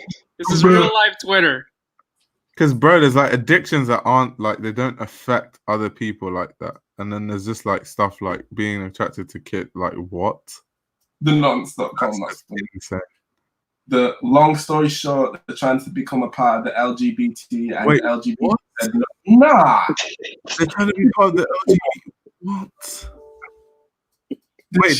Wait, they legit think it's like a thing to be attracted to minors. Wait, what? That's insane. Yo, they should be in jail. Like, there should be a jail just for pedophiles, where they just once you're in there, you don't come out. That's I recently had to get TikTok because of fashion. On the topic of this video, I feel women go share into the chat. Hey, you guys seen the OK Boomer girl? Yeah. Bro, she's the one. She popped off of Twitter. Or actually, I'm sorry, it was TikTok, but now she's popping on Twitter. I just saw the video, but like, that's yeah, she literally, she just came out with that little TikTok. It was like, I don't know, 10 seconds of her like lip syncing to OK Boomer song, and like she up now, like she up. She go. Is that it? That's all it takes, man. Yo, man, I need to get this money. That's the type of shit that makes me want to sign up for a TikTok. Yo, man, don't sign up to TikTok, guys. Don't do it. I believe in y'all. I believe in you. I'm really trying to understand, because I'm not even like an old person, bro. Like, I'm 22. I should understand these things, but I just find it cringy. Yeah, it is. Cringy. I'm like, is this really supposed to be funny? Like, what am I missing? Is it me? I do feel though as if people were looking at YouTubers the same way though. Yeah. In that fact alone, I feel as if I should just fuck with TikTok just because, you know what I mean? But I don't know, man. Like, I just. But then it depends on what type of YouTuber you are, because like there's YouTubers that go yo, and then there's just like YouTubers who just. Well, like, it started off with the cringe shit. Yeah. You know, so it didn't evolve. Like the quality of YouTube didn't evolve until the camera started like getting better. You know, otherwise it was just like some people in their room, like with a little 270p camcorder. You know what I'm saying? Like doing the robot because the quality is so bad, but at the same time being corny. It was like, man, what the fuck is this? Oh my! This guy said they're living life of recruit difficulty. We're even watching too much Birdman. He said TikTok is a golden mine of cringy, trashy content. It's just so quick. Like, even there's a girl who's like mad famous for being a dancer, and she can't dance, but like her content makes me cringe. Like, who's the most famous TikToker? You guys will know. I don't know her name. I just know don't look at me. She's like a 16-year-old girl. She's like, or 15. She's a dancer. I think her name's Charlie. I have no idea who the biggest TikToker is. Guys will know. Guys, comment down below who it is. It's some girl named like Charlie D'Amelio or something like that. Yeah, her. Yes. Bro, she cannot dance to save her life. But she's like, that's her thing though. TikTok, she's a dancer. And brands invite her to dance. Because she's she got invited by Prada in their fashion show. Yeah, bro. Like, people make dances and then she'll just like copy it but not even do it as well. She'll just like make it more cringe and it'll just get 1 million views. Here's the thing, is she pretty? Is she a good looking girl? Well, bro, she's 16, so I can't really speak on that. True. Like, lock him up.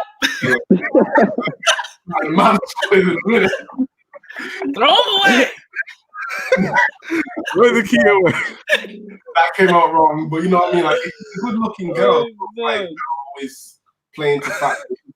But I get what he's saying. Like, if she wasn't attractive, then she probably wouldn't have blown up. Like, so she has to be somewhat attractive. Wait, no. On a serious note, like being serious, do kids find her attractive? Yes, little kids find her attractive. No. Like, forget the AIDS thing. I don't like. She's just to me, I just see her as like a skinny kid. Like, what's attractive about her? She looks like a basic white girl to me. Yeah, like what? Like, she's I don't get like what's attractive about her. What's so special? Leo, no. Yo, allow me, yo. Like, because when you have to break these down, like, there's reasons why people blow up. So sometimes it's look, sometimes it's talent. But she doesn't have any of those. So what exactly is it? Is it just? No, I don't think you have to look attractive to blow up, because have you guys seen Young Barbecue on Instagram? He's up. Young Barbecue is a girl that literally sets her phone down and in the middle of the street or in her room, and she just does these random fucking dances, and she is a far cry from being anything attractive. And also the dancing is interesting, you know. So like, I don't think the looks department is. I think it's, as long as it's like a little bit funny too, right? I mean, well, it's two sides. If you're attractive, yes, but if you're not attractive, you have to be funny, or you have to have something unique. Yeah, true. Or you have to be doing something so tragically it blows up. Well, like Ice JJ Fish. Ice JJ Fish. Ice JJ Fish was, he was famous for being just garbage. Yeah, the only TikToker I know is, what's her name, Brie Louise, but I only know her because like she was trending on Pornhub. I was just like, who the fuck is this? Who is this guy? I know two guys. I know, so the Charlie girl, and then there's like another guy. I forgot what his name is. Like skinny guy. He looks like he's on drugs. What's his name? I'm not even trying to be meme. Like, it's literally just a descriptive. What's his name? He has a show on like Cairo TV. I don't really know these guys' names like that because I just don't follow them. But yeah. At the this thing point, about TikTok. Go on. I was gonna say at this point it's. You go. Go ahead. All right. The thing about TikTok is that like you can utilize it because like when you post something, it goes on your For You page. So like someone's gonna see it, and then there's a chance of it blowing up. So if you do become like a popular creator on TikTok, you can do like Logan Paul and Dib did with Vine and like brand yourself. So it's a good platform in that sense. I'm lying. Yo, my friend from work, I work at like some retail store. And I'm not allowed to say it, but it's the people who make very famous underwear, and Raf collaborated with them. Well, Raf designed for them, but I'm not allowed to say that. Yeah, so she works there, and we're on a work night out, and then she got plastered drunk. She was done, but she kept drinking still anyway. And then she like semi-passed out, and all the girls are helping her. And then someone pulls out the phone, and she's talking pure shit, and she says, "Oh, I laid an egg," and it's just because she's just steaming, trying to get up, and then it just popped off, and then like nearly 1 million views and stuff. Yeah, and that's all the people I know. But yeah, what do you say? TikTok algorithm is way better for being seen compared to YouTube. Yeah, facts. But also, you have to like. I have limits. Like, I'm just not gonna turn myself into a cringe bag just because I'm trying to grow a following. I feel like you should get on Twitter though, because like if you get on Twitter, you can tweet something, and then like all it takes is someone retweeting it, and then like it can blow up. Yeah. At this point though, TikTok seems, and maybe I'm gonna bite my words on this in the next 5 years, but TikTok seems so drastically different for creators of like what we do. Yeah. Just because of the format, right? Like what we minutes is not enough. Yeah, ours is like we can't even 2.5 minutes is like short as fuck, right? That's an intro, bro. Yeah, you feel me? Like that doesn't work. So like 10 minutes, especially YouTube pushing it to be longer. I mean, we're on a 4-hour long live right now, but anyways, like yeah, TikTok is just it's too quick. I can't get my message across that fast. I think YouTube just wants to be the new TV. Yeah. Because like they got advertisers, and they're giving advertisers a good amount of power. They want things to be like somewhat family friendly and stuff like that. That just sounds a lot like TV. Like YouTube wants to be the Ofcom of the content, so it just basically becomes TV. So it kind of is. I can't remember the last time I switched on the TV to actually watch TV, bro. I couldn't tell you. Literally, the only time I watch TV is when I'm watching, what's it, Dragon's Den or something like that. I literally Bro, get my news from Twitter. Yeah, if I want to watch like the NBA, I stream it. If I want to watch the Premier League, I stream it. Like F1, yo man, stream that illegally as well. I ain't got no shame. I stream illegally, guys. I shouldn't. I'm sorry. 10 minutes of Richie Lee intro on how to style H&M white tee. I'm dead. Between Netflix and YouTube, they're both taking over TV. Yeah, that's big facts. That is facts. I mean, That's actually yeah. But Netflix is openly trying to be the new TV killer because it's got its own TV shows, like its own series, and it's got like films and stuff like that. Yes, I am a Lewis Hamilton fan. I met him when I was a kid. We won't talk about that though. But yeah, like that's, and Netflix has got like films, but like it's really trying to be like that. But YouTube is kind of trying to be like YouTube, but of course YouTube is a creator-based thing, so it's like trying to. The thing about TV is professionally made though, so Netflix suits being TV more than like YouTube, which is more like just people and communities and like personality. I can't because I'd love to, but I'm not allowed to because it says it in my contract. I'm not allowed to comment on PVH people. Sorry, but YouTube has adapted a lot of like the Vices and that type of thing. You know, yeah. Vice, what's the other one? There's one other big one like Vice on YouTube that does really well, Jubilee or BuzzFeed. Yeah, there you go. Yeah, very professional work, you know. Yeah, very. But yeah, I don't think that creator side of it will ever go anywhere. I mean, that's like the backbone of YouTube. Yeah, like that's the history of it. So I feel like it will change anyway, because like there was a time when like in fashion anyway, it was the blogging era, and it was just bloggers. Yeah. And this is the YouTube era. There's probably 10 years from now be something else. But if you grow a following on YouTube, you could just diversify and just move over to the next thing, whatever it is. Honestly, if YouTube dropped it, there's gonna be someone else to pick it up, or drop like creators. Yeah.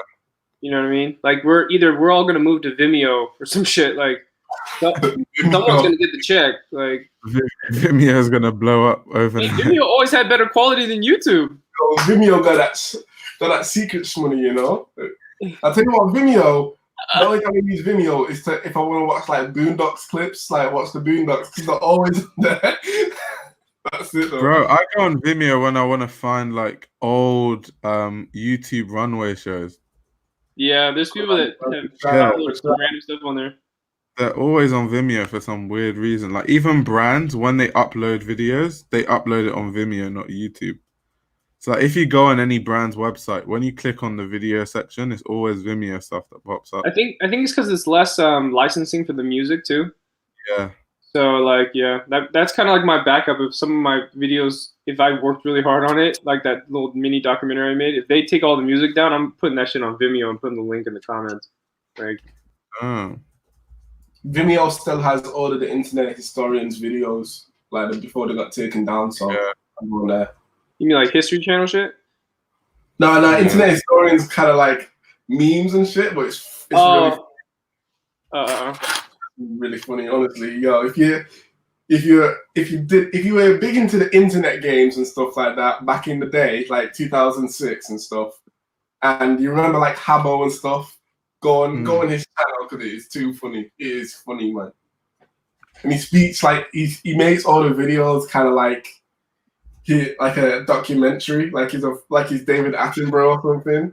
But it's funny, man. It is funny. It's funny. You have to see it. You know what sucks though about Vimeo is the search engine sucks. Yo, man. Internet history addicts, man. You're a legend, you know. Internet historian. That's jokes. Who's Madison Beer? Who are all these guys? Like, who is that? Who's clothes in it? I remember when that happened, Alex, by the way. Yeah, who's that? an American singer. Does she actually sing, or is she one of those like YouTube like cringe bags? Madison Beer. Never heard of this girl. Who's that? Wait, hold on. Let me see. I think Madison Beer got famous from the. I think she dated someone during the Vine era. Yo, this is looking 17 mil. Yo, she famous. Yo, it says Madison Beer, age, height, and young. Nah, I'm not clicking on that. I can't type that. That sounds weird. That. Wait, let me see if. Wait, hold on. Let me see what she on. Nah, man. Wait, she seems like she can sing though. It's just a bit. I hate pop music, but she can sing. This chat is just hating. She kinda sings. So there's so many famous people I don't know about. Yeah, same. I feel so out of the loop. Like I feel like I'm like 50, bro. Like people are just talking about like celebs, and I'm just like, who is that? I think social media is full. You know, I mean, sometimes you go on Instagram and someone has 2 million followers or 7 million followers. I'm like, who the fuck? But then again, sometimes some people's followings are fake as hell, bro. Because why do you have 1 million followers and you're getting 5K likes, bro? It doesn't add up. Well, then YouTube's the same way too, though, right? You can That's have true. A million doesn't really mean as much as it used to, right? Yeah. There's people with 1 million subscribers who literally like get like 500 views, bro. Yeah, you'll never know about them until you like ran into their channel, you know. Like, how does that even happen? Like, why? How can an engagement be that bad? But it's fake. Oh, what's it? Was it not fake people? What did they do on YouTube where you're trying to like force people to go to the subscribes and like something like that? Like I remember there's like a way of trying to get people to just subscribe, but it doesn't like really affect your like the actual views on your channel and stuff. I remember I saw it on Reddit or something like that. Well, they blocked all the fake stuff after I don't know what year it was, but they like YouTube cleaned it up. Instagram never did. They kind of kept it kind of ghetto like that, but yeah. Yo, man, but just use Hype Auditor because I remember I used to work for a brand. Well, not really brand. It's not even operating anymore. This little thing called Hughesy.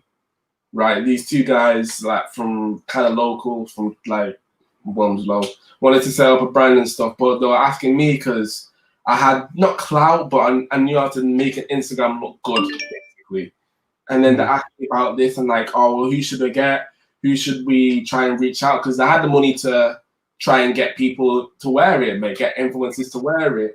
And I was just like, well, if you use this website called Hype Auditor, it tells you about like people's engagement and if it's actually real and stuff like that. There used to be a free version. I can't remember what it's called, but yeah, I use Hype Auditor, and it used to just breaks down all your subs into different categories. Some of them can be like suspicious, some of them spam, some of them all fake and stuff like that, and then some of them real. It splits your engagement by all posts in different ways and stuff. It was really good. It's a really good thing, man. But and that's what I used. So if you ever need to use that, if you ever need to work with a brand or whatever, you're trying to see like if you want to use this one person or whatever, use hypeauditor.com. And also to find out for yourselves as well. Because of course Instagram's got its own tools, but it's not as accurate. So if you ever want to use it for yourselves, figure out like if I wanted to be a sponsor for a model, like sponsor and have a certain amount of reach, use hypeauditor.com, definitely. Actually, recently, didn't Instagram get rid of hella people's fake followers? They tried to, yeah, but I guess it's kind of hard because it takes like a second to make an Instagram account now. Yeah. Like you don't even need to have a email address. What? Yeah. If you want to make a new, because I made a new Instagram. Because of your phone number, right? Yeah, they have your phone number, so you don't need an email. Just type in your number. Oh wow! New Insta. Now you use and they've stopped blocking, like those 10-minute email like websites. You know how we used to always have like at some like bunch of shit text.net or something. They used to block them, but recently they stopped blocking them. So that potentially can lead to a lot more spam accounts again. So. There you go. I do like that YouTube did it early, so your engagement is like it's real people, you know. It's not like somebody commenting a fuck ton of emojis on your comment section. It's like, all right, Yo, bro. this Cameron Smith is so convinced that there's more men in fashion. Okay, when I worked at Stella McCartney, right, every single part of the whole brand was all women, bro. From the head designers to the accountants to the head of marketing to the head of everything. They're all women. And then there was me, this boy who's an intern. And then the owner of the brand is Stella McCartney, who's also a woman. Like, don't get it twisted. Like There's Cameron, way more women in fashion than Cameron. Like, men's fashion only existed like in the last what? When did Men's Fashion Week come in? Like, Men's Fashion Week came in the 2000s. Innit? It's not been 20 years old yet, man. Like, we're new into this game. You already said the study was 371. 371 designers, 313 brands. Those studies don't hold weight because all they do is take the creative director at major brands and then just come to a conclusion. Whereas, like someone like Demna Gvasalia, the actual head of design for Balenciaga is actually Martine Rose, who's a woman. Martine Rose. Demna Gvasalia is the creative director. So if you take all the senior roles of Balenciaga, not just the creative director, you'll see that like 90% are women. But the creative director is the person who's at the forefront.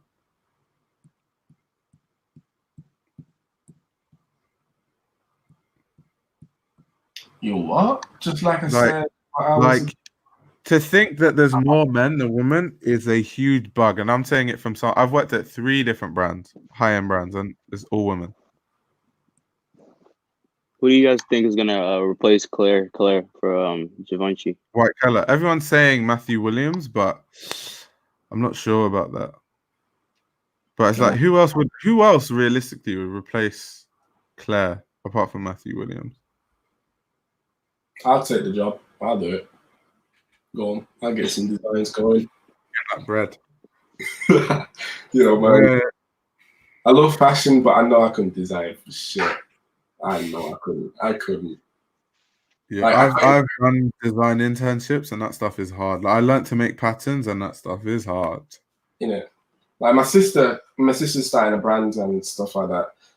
She can make all the patterns and make all the clothes as well.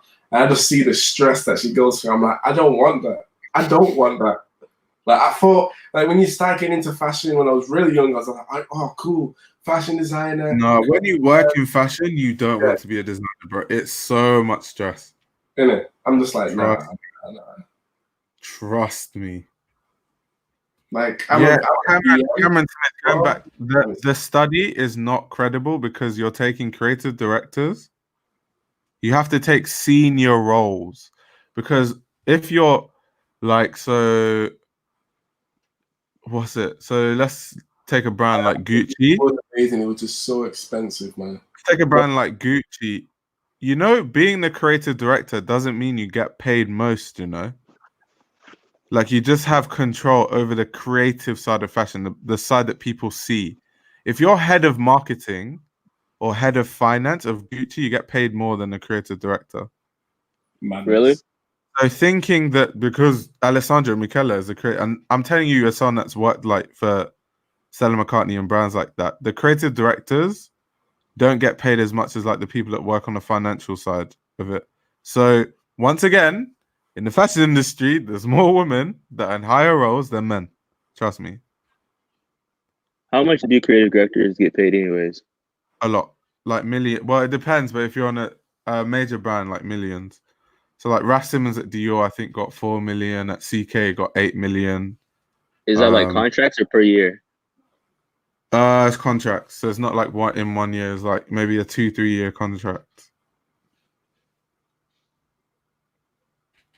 Like people because like there's a glamorous side of fashion, and then there's like the actual business side of it, and people just see the creative directors and think that's where all the money. Like fashion is huge. Like fashion is huge.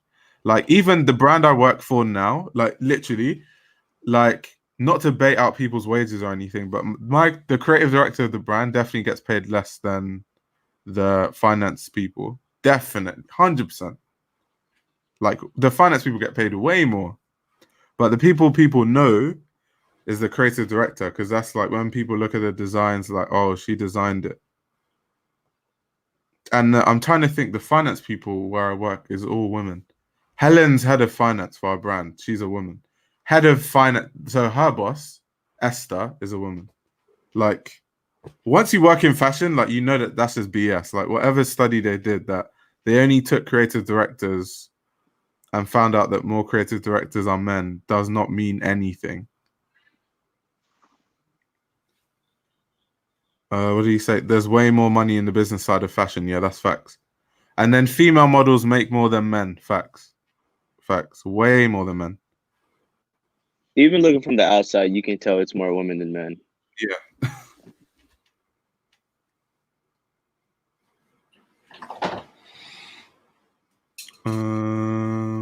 Jason, you related to King Crawl? That's jokes. What do you say? Virgil was highly rumored for Givenchy back in 2017 after T-Sheet. Yeah, I remember that. I remember that. That's why LV was a surprise. I don't know. Everyone just thought Kanye would get LV and Virgil would get Givenchy. I think Kanye thought he'd get LV as well. I wonder what Kanye's designs would look like. That would be crazy. And I wonder why they chose Virgil more than Kanye. I still don't understand why they would have, though, why they went for a Virgil type character instead of a Kanye type character. Because I think if Kanye was there, that would do this as well. Like he had they said because Kanye was like less problematic or whatever, because like Kanye's outspoken and stuff. So for the whole brand, it'd be better if they got Virgil or something along those lines. Now, I think that might have played into their hands as well, man, as well. Because like they already worked with Kanye before, remember? Like Kanye and LV had a good, strong history before. So I'm wondering why like they still didn't go for it. Going back to what Cameron Smith is saying, it's so annoying, like trying to argue with like people that like aren't in the field. But basically, so what Cameron Smith said earlier was that men have all the power, yada yada yada, in fashion. The people that earn the most are women. All the like financial officers and like financial managers of all these brands that you don't see, that you don't know the names of, are women. And secondly, is those people have more power than creative directors. I can tell you because I've worked at brands, and literally it doesn't matter whatever the creative director does. If the head of finance comes and says, I don't care about what your designs are, but this wasn't selling last season, so you can't do that. That's final. Like when I was at Stella McCartney, if the financial person came to the creative team and said, they allow you to be creative to a point, but sometimes, like if something sells really badly from the season before, they tell you cannot make that because we can't just like give you money to just like throw it in the dustbin. So those people actually have more power than the creative directors that are men that you see and you think have all the power. So once again, don't deceive yourself that there's more men in fashion than women. Don't deceive yourself. The greatest sides of fashion, the most expensive sides of fashion, couture, is a woman's world. Couture is literally women's wear. There's almost no such thing as men's couture. Like, didn't you see AO's video last time? Last time out? Talking about ready to wear. Yeah. Oh, you ain't see that, man? You need to get up on that, man. No, I'm playing. That's true. You need to catch up on the content, boy. I have a question about couture. Like, how do you buy that stuff? Like, it's not on the websites or anything. No, you have to contact them directly. How much is it? How much? It depends, like on what piece it is, but couture starts anywhere between like 50K all the way to like $1 million. for like one dress. Just depends. That's crazy. Yeah, it's for rich people. It's not for people like us. Like, is it good quality? Yeah, of course, of course. Probably the best of the best. The best of the best of the best quality, like the best. Like nothing beats couture.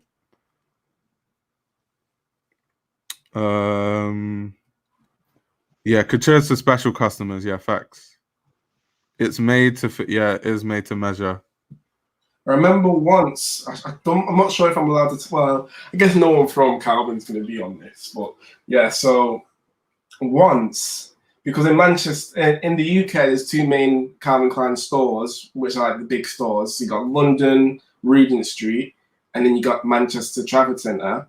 Something was getting made for someone, we didn't get a lot of details, but we had to hold it. And the way it was stored just meant something different. Like, it came by like its own big old truck. It had basically like its own personal wardrobe, and we had to store it for like 2 days before it got transferred out for something. And I was just, no one could even touch it. None of the managers could touch it. The only person who could touch it was the stockroom advisor, which was a man. So that was the only person who could even touch the thing. We were told, don't touch it. It basically doesn't exist. that was it.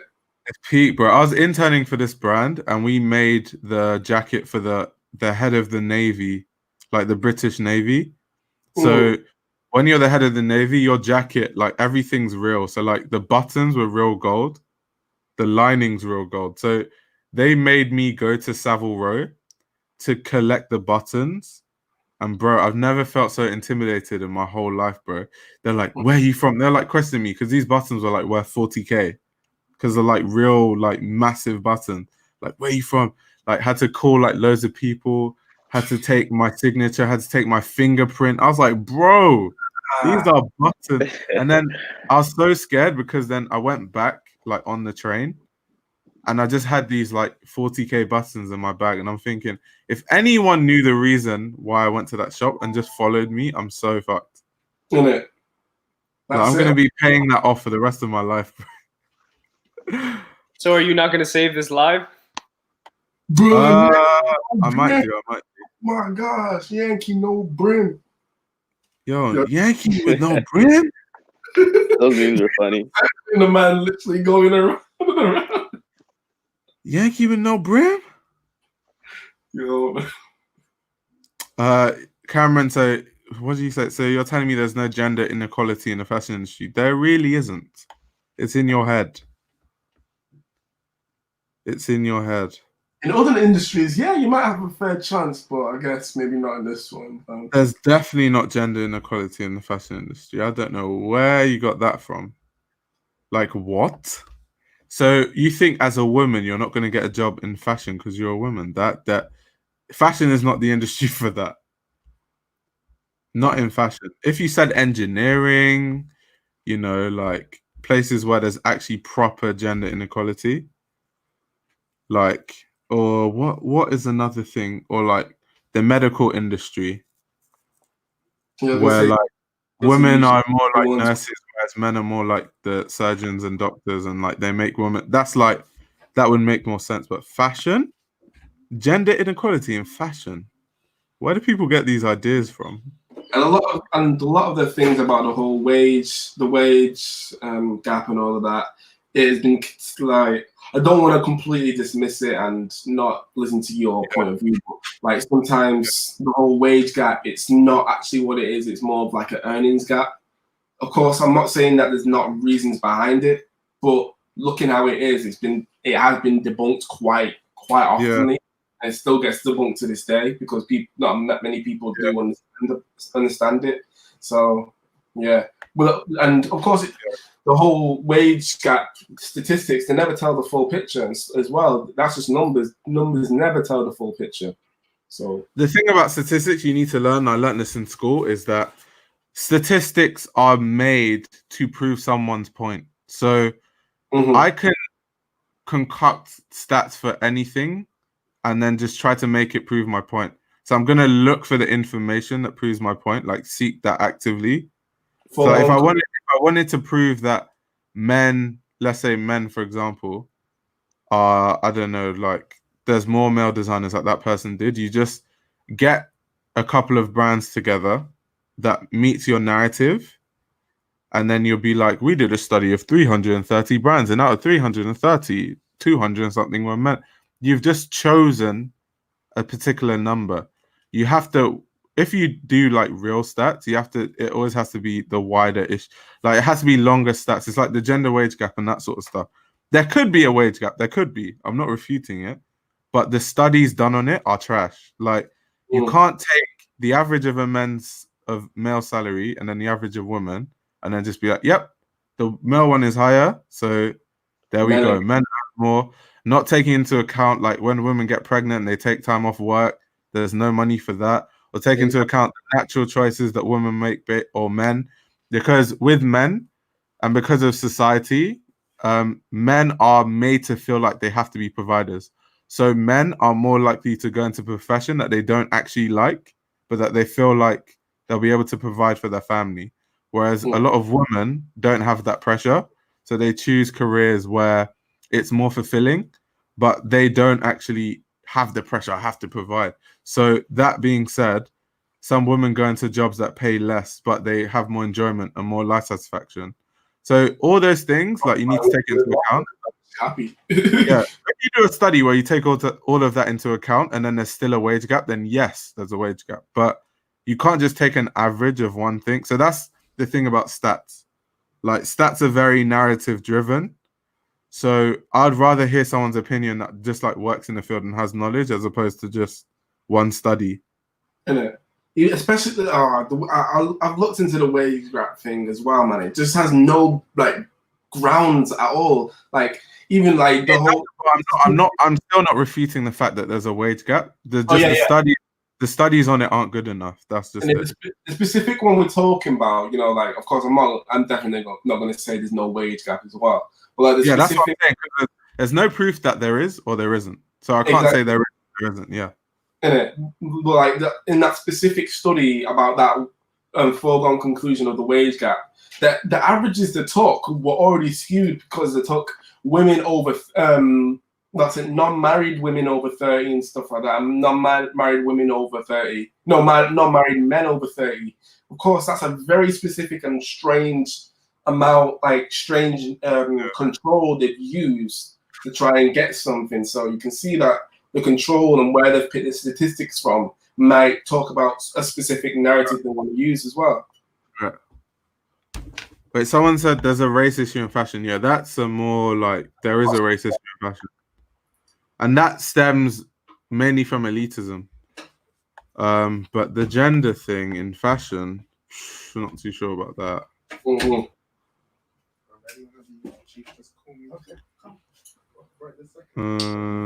Hey, yo, cause you're more in the industry. Yo, have you faced any racial hardships? Me personally, not really. I've like maybe, but I just. So my mindset is more like, okay, people could be racist or whatever, but if I like I feel like a lot of people use racism. Like obviously it does exist, I'm not refuting it, but they use it as a way to just blame their failures on it. It's like you could just be like, oh, I couldn't achieve this because like the industry's racist, so I can't achieve anything. Or you could just be like, whatever, I don't really care.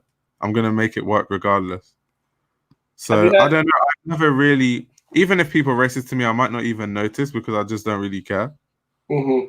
Have you had any racist comments on your channel? On my channel, yeah, but that's online though. Yeah. That's online, bro. That's at this point when I get them in real life. At this point when I get the racist comments, I'm like, I only give credits to the one that actually like, if they actually have a comment that actually hits hard. You know what I mean? Like, because there's like different tiers of racism. You could be dumb racist, you feel me? Or you could be an intelligent one too and say some shit that might really hit home, and I give you credit. But really, the low tier ones, I don't give a fuck about you, bro. It was like, okay, so the most racist comments I had on the video was I made this video about the DNG controversy with China. Mm-hmm. Oh yeah. So I made a video on like why it was problematic, like why the D&G ad was problematic. And then it was just some like random people who like were like, why are you like just some weird people that are like, why are you defending Chinese people? They look at you as like dumb people, and it just got so much about like race, and I'm just like, oh my god, like this is just so pointless. When they start generalizing like that, it's like, okay, clearly your IQ is like really fucking low. Like, yeah, and that's what they started talking. So then the guy started commenting about like IQ and stuff, and it was basically saying that like black people have a low IQ, yada yada. And I think this guy was like from India, so it was basically saying that. Then he started talking about like the GDP of like India versus Africa. And then I can tell you right now, if you want that video to pop, you just keep commenting back. Bro, I'm just mad cheeky. So I just commented, I was like, bro, like your IQ is so high, you're literally arguing with people in the YouTube comment section. and then he just got mad and then started saying the N-word and stuff, and it was clear it hurt him hard. It hit him. Once you start saying the The one that egg them on is when they keep commenting and all you keep saying back is like, wait, I don't get it. Like, what do you mean exactly? Can you explain on every single comment? And they go crazier. Bro, I use the word elaborate.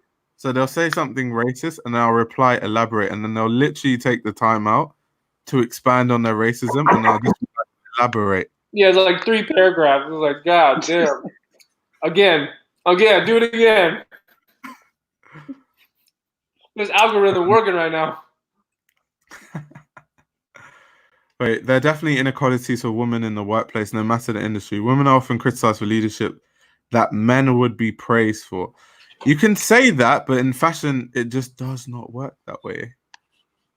Yo, people, my time has come.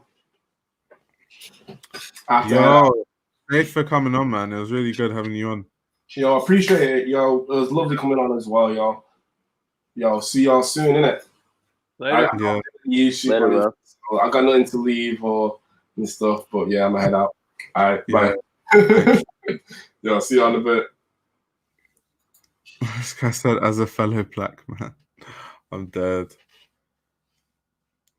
Yeah, wait, Keezy, what type of comments have you gotten? I'm actually so curious. And like, what video was? I don't know. It's been a lot. Yeah, no, it's random. Like the video will have like no dislikes, and like it'll have a fuck ton of positive comments, and then there'll just be like one dude saying like some chink, like yeah. So and then like those ones I don't really bat an eye, because it's like, again, if you're gonna be racist, at least come with some intelligence. You know what I mean? Like you can say some shit, you can say some slick shit that might actually hit, but if you just say chink, that don't hit. Like that shit weak. Like, come on now. But it'd be just like little small ones like that, but you know, it's whatever. Yeah, I just come up with the like most like mentally weird comments ever.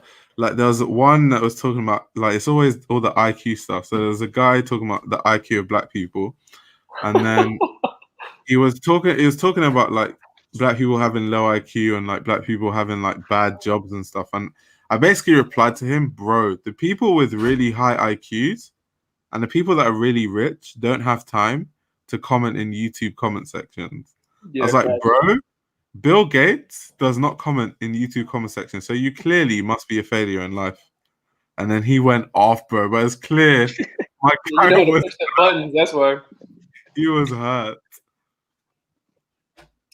It's funny, like they come on there to diss you, and with like no logical backing, but yet it's also contradictory because, well, one, they're being racist, and then two, them commenting at all actually helps you. Yeah. Whether positive or negative, right? And especially if the thread gets really big, like you can just see the difference between some of the view count. I'd be like, man, this racist dude really helped my shit out. Oh my god. Oh, Jesus.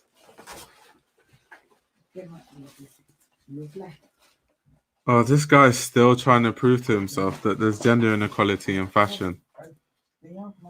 I'll just let you convince yourself that there's gender inequality in fashion, bro.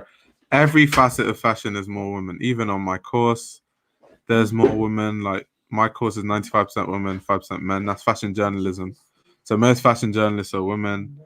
Most fashion designers are women. Every part of fashion is more women. Is Every corner of the industry. Is someone like Bobby Hundreds considered a fashion journalist? Low key, yeah. Because he definitely documents and blogs a shit ton about, you know. That is journalism, yeah. Yeah. It doesn't just have to be writing in Vogue, but yeah. If you look at any bro, every book I have is literally written by a woman, like what Chloe Fox, Charlotte Sinclair, Carolyn, fam.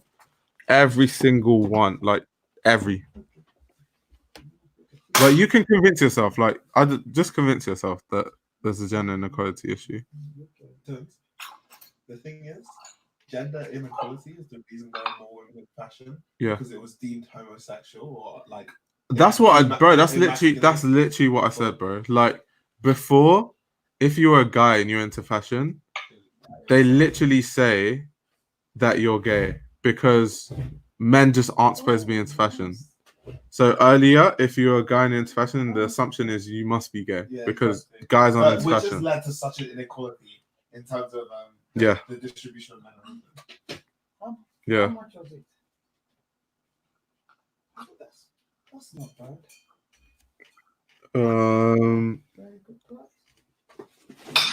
Do you get offended with a white person saying the N-word even if they're not in a racist context? Yes, because I don't even use it. So why do you have to use that word? Is this a problematic word in general? So And it's good for you because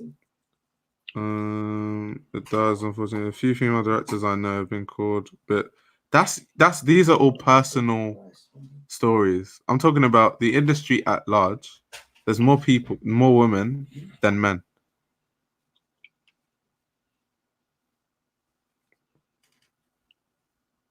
If you've not been called gay as a man, you're not flexing hard enough. Oh my. Because you even say fashion colleges has more women applying to them. Yeah, of course, because more women are into fashion. Like, literally. You guys said Cameron unsubbed. You lost a woman subscriber. Okay, bye. Oh my God. Those ones are the funniest when they do that shit. Oh my God, unsubscribe. Oh my God, I don't agree with what you're saying. I'm unsubbing. Oh my God. I'm never coming back. Oh my God, unsubbed. I'm never watching your content again. I don't care. I really don't care. Like she's convinced that there's more men in fashion than women, and it's just not true. Let me see your face. Yeah, my friend said it's anecdotal. It is. It's very anecdotal. You're taking stats that are made to prove the point that there's more men in fashion. He said, please don't cry. Oh my God, guys. I can't believe this guy, the fashion archive. He said there's more men. He said there's more men. Sorry, he said there's more women in fashion than men. Can you believe it? Oh my God, bro. Unsubscribe. Unsubscribe. He does not get my subscription. Blocked. Cameron, I thought you unsubscribed. What happened? You still commenting?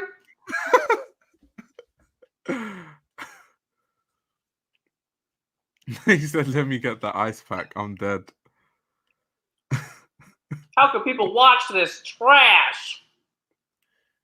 It's all I did is disagree with you. If you want to unsubscribe, be my guest. Like in life, not everyone's going to agree with everything you say.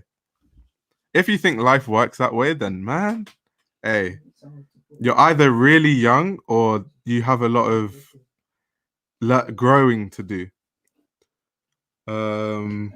Yeah, exactly. This guy literally just said what I said. Yeah, you can believe something different to me while still enjoying my content. Yeah, fact. That's the whole point for discourse. Because like literally, I have debates with people like that, where we start having a debate, and then they come up with a point. They're like, "Oh my god, what you're saying doesn't even make any sense. I'm done." It's like, okay, you just literally just copped out from the conversation. He said, "Tell Cameron to join the live." Yo, anyone can join the. If Cameron wants to join the live, hey, join the live. Join the live and share your thoughts. Literally. Right, I'll post the link. That's the link below if you want to join. This guy said, "I'm leaving the man. He knows way too much. I'm offended." Oh my god. He said, "Might be Austin Crick with a new name." Oh my god. Everyone wants Cameron to hop on. Cameron, click the link. Join the live stream. Cameron.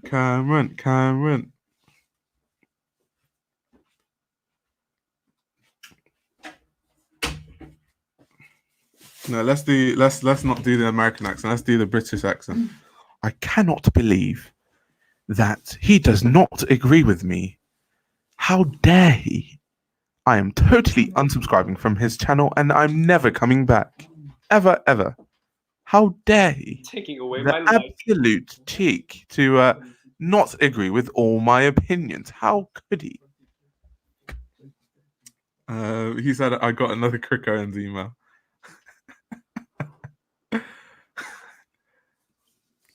Have I got life archive? Sorry. It's because I was like stuck saying certain things. Have I got plans of curating the Discord? At some point, yes. At some point, I'm gonna have to like look into it and actually fix some stuff. It's absolutely outrageous that, you know, he does not agree with every single thought I have. How could he? I cannot believe it. It's an absolute atrocity.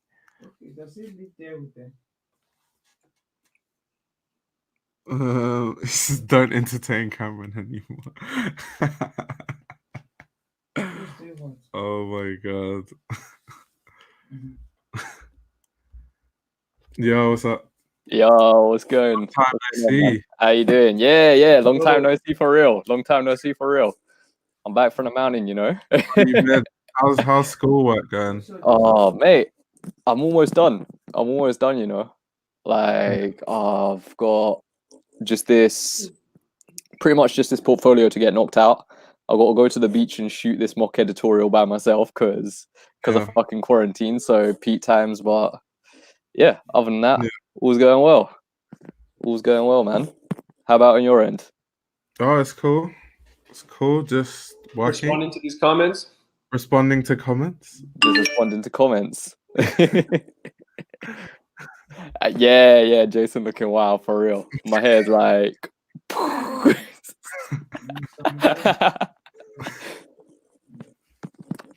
Bruh, if I pull it down, my hair like covering my ears, you know.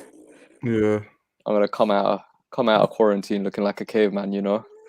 Yeah. Well, he said there's some racist people in the Discord. I didn't notice. I need to see that. Just search any racist terms in the search feed; it'll pop right up, probably. Yeah. Yeah, that's true. Wait, hold on.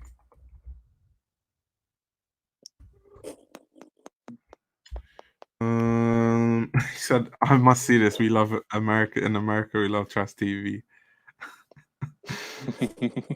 No, bro, it's like share your thought. Like we had a really good conversation like earlier in the live stream, and there was like 3 women, and we literally like I let them talk, say what they felt, and I literally agree with everything they said because what they said was actually facts. Like, what was there's like a few people, they had really good points, man. Like, when you can, just watch it back. Yeah, I'll definitely watch it back. Yeah. I'm pretty much just sitting on time. Yo, you saw someone joined and he thought it was Cameron. Nah, Wait, sorry to disappoint you. Sorry to what was, like, disappoint you. Cameron's a woman, so definitely not Jason. What was like I one don't of the know. main I don't points know. that- Maybe I'm looking pretty feminine, you know. What was one of the main points that the girls brought up? I mean, I'll watch it again, but I didn't have a chance to see it. Oh, they had some really good points. So they said they feel so. At first, they were saying that they feel like with women's fashion, it's very because with men we don't have many choices. So it's either you're into like fast fashion or you're into like streetwear, like high fashion. There's not really a middle ground. Whereas women have so many options that you can look good wearing something that's like not necessarily like fast fashion, but like not expensive fashion, just like in the middle somewhere. Whereas for men, that doesn't exist.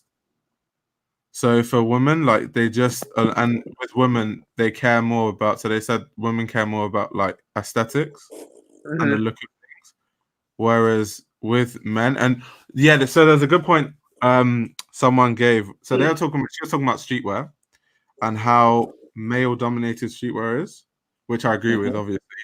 And she said essentially because streetwear is male-dominated, men have a tendency to not respect you unless you know about like history of stuff and all that. So she feels like in male-dominated spaces, there's more of a focus on like, you don't know anything if you don't know the history of this, that. Whereas women are just like, oh, I'm trying to look cute and like basically that's what she said. Yeah. So I actually agree with that. That's fact. But also, yeah, that's true. That's true. There's a lot of gatekeeping. Yeah, there's a market for women though, because someone like me, someone like Bliss, we still review men's fashion. Like when we review, like me, for example, when I review a show, it's always going to be menswear or a ready-to-wear show that might have both, but never just an exclusively women's wear show, unless it's like a fashion history video, like when I made a video on Ray or like Vivienne Westwood type thing. Yeah. So with that, there's still people who would want to watch content on like a Chanel women's wear review or like Gucci women's wear or like Celine women's wear review type of thing. Yeah.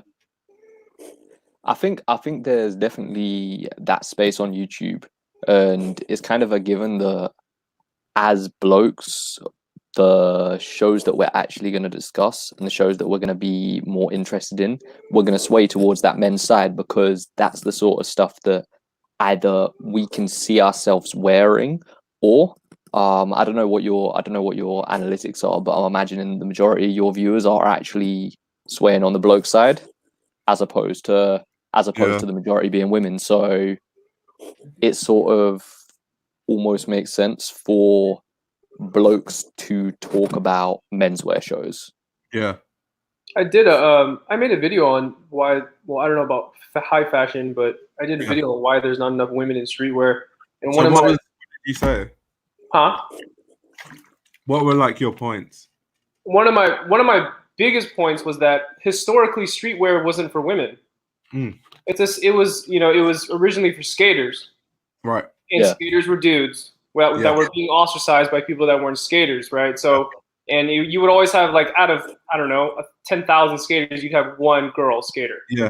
And that doesn't do anything for the dent of women being interested in it. So moving forward, not only is it like male dominated there, it's also male dominated by the CEOs of all the streetwear brands. James Jebbia, you got Virgil Abloh, you got, I don't know, Bobby Hundreds, like all those original brands are all dudes, right? Yeah. So they're not gonna, especially jumping into that market, they're not gonna design women's wear, right? It's not a catered thing. So that category, when you see girls wear streetwear, it looks like guys' clothes because it was never catered, right? Yeah. It's catered on a very small scale. Yeah, I agree with that. It's even like in sneakers as well. Yeah. Because once again, this goes back to like high-end fashion and like Cameron thinking that there's more like the reason why sneakers weren't for women was because women were expected to wear like heels and like all the like cute shoes, shoes, like boots, flats. So high-end fashion catered to women for that, and then sneakers was just like for men. So when they did women's exclusive, it was always like some like all pink sneaker, or like they just put no thought into it. They're just like whatever they're making for the men, they just make it pink, and that's the women's version. That's Not kind only of that true. too, like rappers also, like Yeah. like the '90s rap and 2000s rap, all still male dominated. I'm sure there's some exceptions, right, of female like rap artists that were big, but like all that being male dominated, and all of them always talking about being fly and having sneakers and stuff. It just kind of became this masculine thing, right? But I mean, it's totally different now. But you know that if that's the origins, it's hard to break mentality of millions of people that think that still, right? So no, that's big facts. That's big facts. Yo, Alex, yeah, you do owe me a video, man. he was like, okay, if you upload, I'll upload. Yo, you didn't specify when though, so could be next year. Yeah. I mean, Alex is not gonna post till like 2025. And then he's gonna come through like, yes, guys, I know I didn't post, but basically I've been going through some things, and he'll come back in a few years' time. He'll come back in a few years' time. He'll be like, the prodigal son returns. Oh man, that's true. Yeah, no, maybe Alex will have to make it a collab, innit? That's the only way I'm dragging you back. Oh my word, that's funny. It's just like, oh my, even guys who think like there's more men in fashion, go to Fashion Week at a men's show and look who's there. Even a menswear show, look who's there. Even just look at the point of within fashion journalism, a topic was, should Men's Fashion Week be cancelled and just merged into Women's Fashion Week? That speaks leaps and bounds to me. To me, I think that speaks leaps and bounds on it not being a male-dominated scene. Yeah, they're literally like, should men be like, what's the point of Men's Fashion Week? I saw a business of fashion post the other day where like some guy, I forgot, I think he's a creative director of some brand. He was like, they should make it like only 2 fashion weeks a year or something like that. Yeah. And make it both men's and women's, which I agree with. Yeah, that's cool because it's like less like carbon emissions that come from like moving all these clothes for all these fashion weeks and stuff. It's like problematic. But I think merging it would be quite a good thing in the sense of logistics, in the sense of actually making it almost a more cohesive industry as well. You know, it sort of encourages, to me, if it's presented together, it stops creating that almost divide that exists, and in some ways it stops that argument of people saying, oh no, maybe it is male dominated, maybe it's not, you know. Yeah, like what this guy said, Men's Fashion Week is an addition, not the main attraction. Facts. Yeah. Facts. Honestly, what I want to see in the next number of years is a departure from Eurocentricity within fashion. I want to see more spotlight on scenes like, bruv, honestly, if you look at the recent Lagos Fashion Week, there's been a ton of really Larry Jagana, Orange Culture, bruv. There's been so many fucking good collections out of there, and there's been innovations in terms of fabric use, etc. out there as well. And one thing for me, what I want to do is I want to highlight.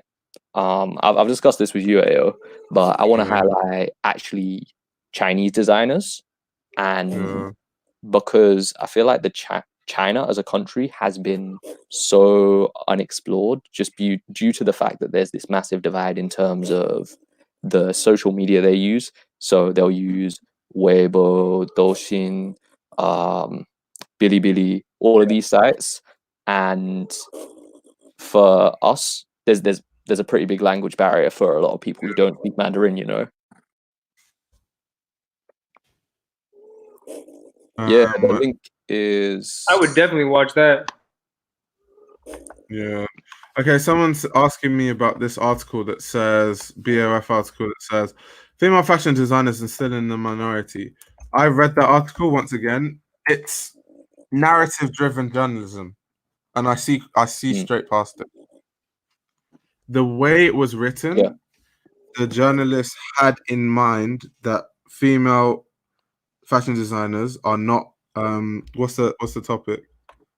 Are still in the minority, like had it in their mind. So everything they researched was just prove my point. And they had it's called spin doctrine in a way, where you have a motive. It's present in so many. It's present in so many papers, so many fucking papers. It's if you look at even in terms of general elections, people and journalists want to push their motive rather than the facts, and they'll spin the facts to represent their viewpoint a lot of the time. It's rare that you see journalistic integrity there, especially in a lot of big publications have a certain motive when they're writing articles. Publications actually have, like, they're synonymous with a certain viewpoint, like literally. Like CNN is like left, Fox is like right, like literally there's literally publications that have an expected viewpoint. So you, even as a journalist for those, you have to write a certain way. That's crazy. Yeah, exactly. You've got to have a certain viewpoint, or even if you don't have that viewpoint, you got to write as if you've got that viewpoint if you want to be hired at those companies, because otherwise you don't fit with. It's the same premise for designers when they're applying for whatever company and whatever brand they're trying to work for. There's got to be a similar design language there and a similar ethos, otherwise they don't fit in with the company. Yeah. But it's so funny because someone commented like earlier, they were like, all the greatest fashion designers are all men. And I was like, that's just not true. And then I said, okay, mention the great fashion designers who are men. And they were like, Yoji, Raf, Margiela. And I said, okay, Ray. That's recent. And then I was That's like, recent okay, history. Ray, okay, Jill Sander, okay, Vivian Westwood, okay. And they're like, oh, I forgot. So just people just have it in their head that, like, well, it's because the same names consistently come up again and again from when you hear Helmut journalists. Lang, Raf, Rick every day of the week, you're just gonna think those are the only designers that exist. Yeah, exactly.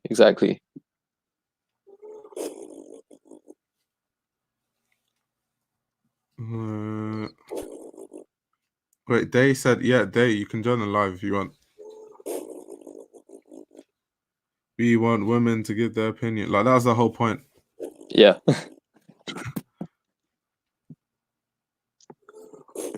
So how do you guys think fashion will be after all this madness? I think vacancies. a ton more vacancies. I think there's probably going to be a ton more diversification in terms of where people are allocating their production to, because originally, obviously this pandemic has spread to other countries, but originally it was contained to China at the time, and a lot of countries who had basically went all in on putting their production in China ended up in a situation where they're fucked, because how are they supposed to get out samples? How are they supposed to get out materials? How are they supposed to get all of these things that they need to work on their collections? All I know is that fashion brands are done. Like, they cannot survive this. I don't know that for a fact. Fast fashion? No, not the big companies, the smaller ones. To be fair, even the big companies taking a very big fucking hit, because when you think about it, with furlough, well,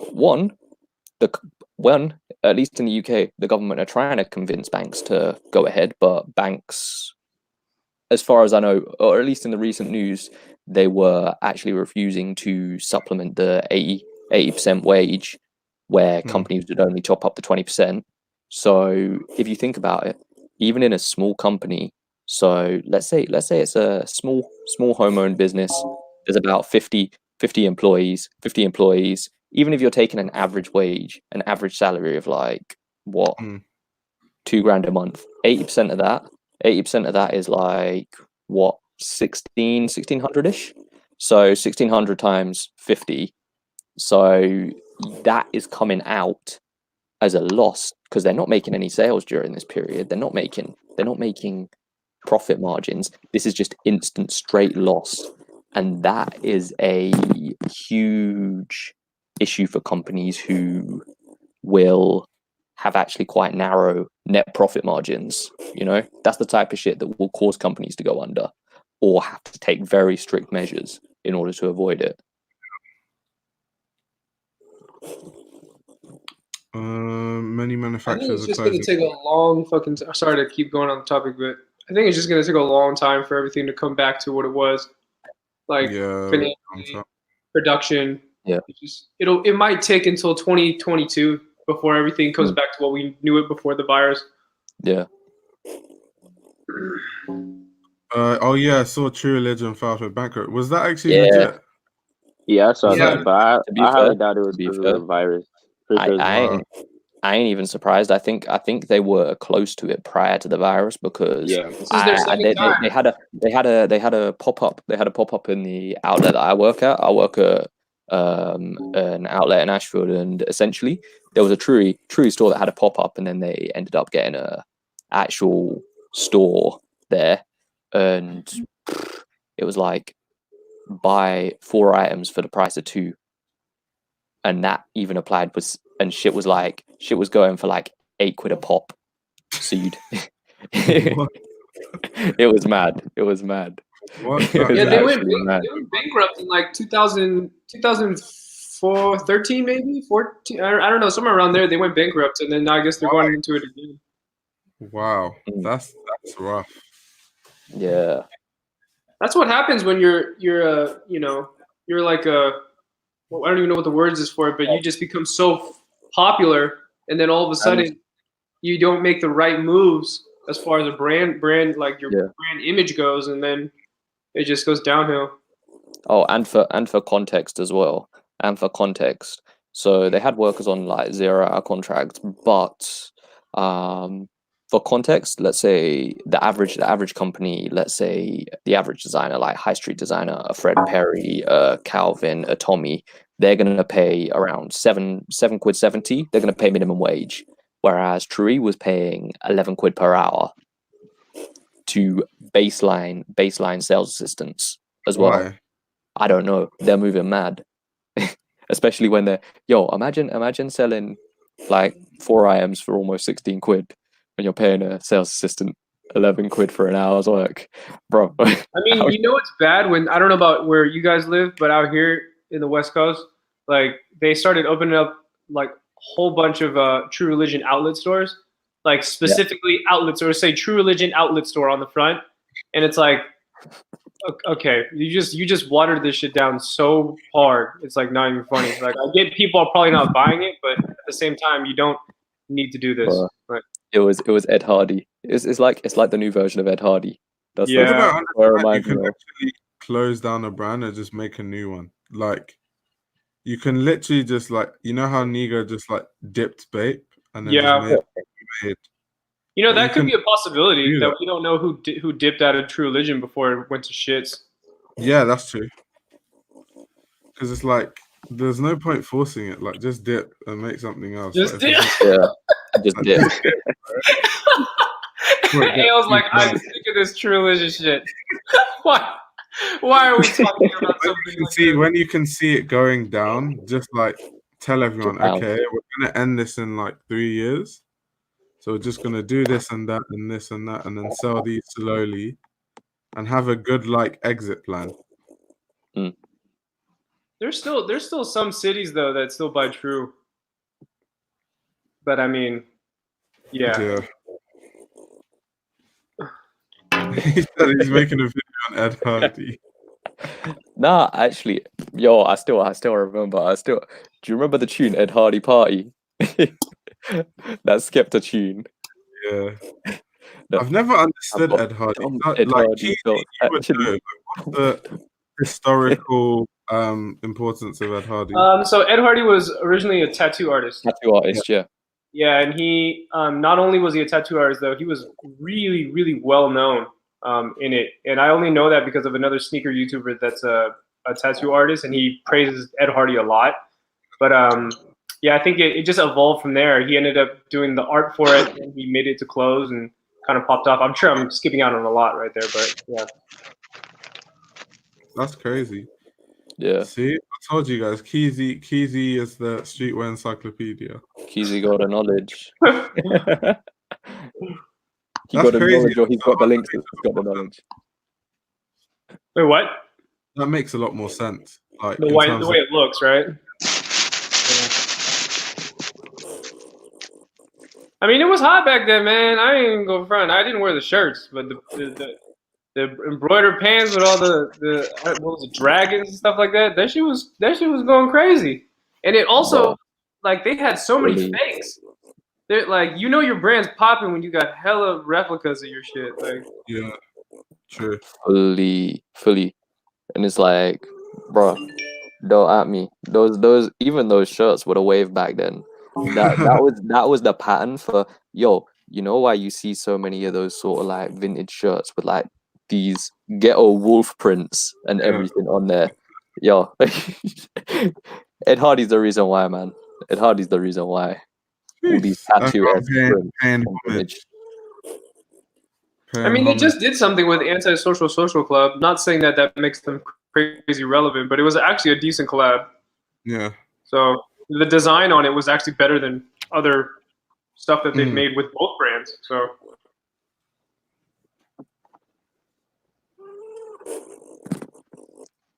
Right, he said Keezy knows everything. They'll be roasting him on the underappreciated streetwear vids, though he even states he doesn't know everything there is. Wait, what? Keezy, people roasted you in those videos. Roasting you? Oh yeah, people be roasting me. They be roasting me on hella small shit though. What'd they say? Like, okay, so like, you know Ken Ijima, the YouTuber? Yeah. So let me ask you guys, do you think that there's do you how can I phrase this in a way where where I'm not at. Is he the only owner of his brand? No. Is he the only owner? Yeah. No, it doesn't strike me as that way. I've seen him talking with other creative. Yeah. Okay. Well, then I definitely got that wrong then, because I didn't state in the video that there was another owner, and which is Ringo, I guess. And some dude got on there like super butthurt about it, and in my head I'm like, bro, people wrote articles on Ken and never fucking mentioned Ringo, and I read them, and so what do you want? Like, you feel me? Like, and also the casual, the channel, the cat Reggie, you know, has approached Ken. Yeah. He hasn't talked anything about Ringo, so I'm like, all right, bro. So we like, what? And where's the happy medium here? You know what I mean? So. And I feel like how you getting heated? How it's like, how is someone getting heated over you having misinformation over a YouTuber brand? Not even that. It's a new brand without heritage. It's like, how are you supposed to know? The title of the brand is underappreciated streetwear brand. He's praising a brand. I don't care if he got anything wrong, to be fair. He's praising a brand. Like, if bigging it up. I had a brand and someone was like praising it, even if they got the information wrong, I wouldn't care, and I wouldn't be like, "Oh my god, you got it." I'd be like, "Thank you for sharing the line on my brand." Like, and then I also get the comments on on some of the Evisu videos, and like people like the comment will be like, "This shit is hilarious." They'll say it's all the same too, and they'll say something like, "Oh, don't let this guy fool you. He's actually a hypebeast. Evisu has always been a hypebeast brand, guys. You guys are idiots." And then they go, Evisu is trash. It's fake Levi's. And I'm like, bruh, like, okay, first of all, you're right about the fake Levi's. It was a brand that was mocking Levi's. So yes, you're correct. And then the other part about it being a hypebeast brand, you're actually correct too, except it died. and right now it's not a hypebeast brand. I get a bunch of those. That's jokes. Nah, it's interesting. It's definitely interesting how. Don't let how him all fool the- you, bro. Oh, Bro, I got a comment on my video. So it was that 2 videos ago when I was talking about like how fashion YouTubers changing basically, and I talked about Ken. Yeah. And I talked about Keezy, sorry, not Ken. I talked about Keezy, and then someone just commented. They were like, "Oh, I always thought like Keezy was like a hype beast, but now that you mention it, I'll check out his content because I wasn't aware that he was knowledgeable about stuff." And I'm like, "Wait, what?" Well, I think it's because of the brands I talk about. Yeah, Right. Because I mean, right now, streetwear and fashion, especially, like everything becomes niche. Like streetwear is niche. Fashion, especially the fashion that you guys are into, is niche for men's, and then it can get even more niche, right? So I'm into Bape, which is, I guess, niche, but not really. It's a hypebeast brand. But I'm into the old Bape, which is more niche, right? As a new category within Bape. But then when people see it and that they don't really know the context or the history, they go, "Oh, this dude's a hypebeast. He just likes Bape." It's like, yeah, sure, whatever, dude. Like, It's a new outro. Don't let him fool you. I should add that in there. I should get that other Keezy TV channel to say it too. Bro, wait, there's another Keezy TV. Yeah. Oh, bro, you need to be hit, bro. Man, she killing the game, baby. Oh, Business. oh, it's the one in the IG, yeah, the one with the one Bro, with the energy. Yeah, the one with too much energy, man. Oh my. Need that energy. That's where she gets it from. Bro. I don't know where all these YouTubers get this energy, you know. She's like, back when the video game, know what I mean? I was like, wait, what? I was like, what is she on? Oh shit. But have you guys ever met any YouTubers that like in real life that are totally different from their personality from their channel? No. I feel like Sanj isn't as hype in real life. Yeah, he's chill. but Sanj is then easy going in real life. He's just funny. But I think everyone has a certain camera persona anyway. Yeah. Like I'm chill in real life and everything, but I probably don't portray myself in the same way that I do on camera. I don't know. Yeah. You know? Yeah. I've met some pretty drastically different ones. Yeah. Like on camera, they'll be like, "What's going on?" Blah, blah, blah, blah. And it's like, and then you see them in person, they don't even say a word. Like, and I've met them multiple times too. Like, I don't want to call anybody out, but like, I've seen them at events and stuff, and I'm like, dude, like, you just used all your energy for your video. You must be tired. Like, that's you go up to them. You're like, "Yo, what's good, man?" They're like, "Hi." Yeah. See, that's where I played the game right, because I'm the most boring person on YouTube, literally. So it can't get any worse than that, bro. And then in real life, you dunk on people. Yeah, we get it. What they call you out? They call you out. They're like, yeah, I'm a some guys comment on my videos. They're like, "Bro, I had to put this video on 1.5 speed because you talk too slow." Raw. No, I think the way you speak is good though, because sometimes other YouTubers, including myself, might speak too fast. And then it's like, so it's a good balance. Yeah, And it's to be fair, I do talk slowly, but it's just funny. It's good. You got that dual purpose with your video. You know, there's people that watch it for the information, and then there's people when they're like, right, I need to cut. 1.5. You should drop 2 videos. One is the normal one, and the other one's the sped up version. No, but they gotta pay. You put chopped and screwed on one, and the next one's like 1.5 speed. They gotta pay for the chopped and screwed version on Patreon. Oh shit! That's this guy said, "What's going on, YouTube? It's your boy Bullet RC." Oh, dude. I wonder if his personality is like, because I haven't met any of those like American YouTube. I've only met like UK ones. Yeah, I've not met any Yanks. I've met Bull in person, but it was just a hi. I saw him at Complex. Yeah. He seems pretty cool. Yeah. Very few, like Jacob Starr is actually, his amplified personality on YouTube is actually how he is in real life, like fully. I could see that. That's when I know. Yeah, I can see that. Bro, there's certain people that just have so much fucking energy, both on camera and real. Yo, Dammy. Yeah. Dammy's got bare fucking energy, you know. True. But it's the best. It's the best because it bounces off. It bounces like I feel like you're the type of person that bounces off the vibe that other people have. Yeah. So if the other person's hype, then you suddenly start. Yeah. But on my own, nah, bro. I'm the most boring monotone person. Like, bro, I literally be like, yep, today we're talking about Montclair Genius. I'm telling you everything you need to know about Montclair Genius. Like, bro, boring as hell. You're like, but at least people don't hey expect guys, seeing me in real life for me to just like jump up, like, yo, because this is not gonna happen. This is not gonna happen. Pre-release the forehead. Oh no. You want a sneak peek, yeah?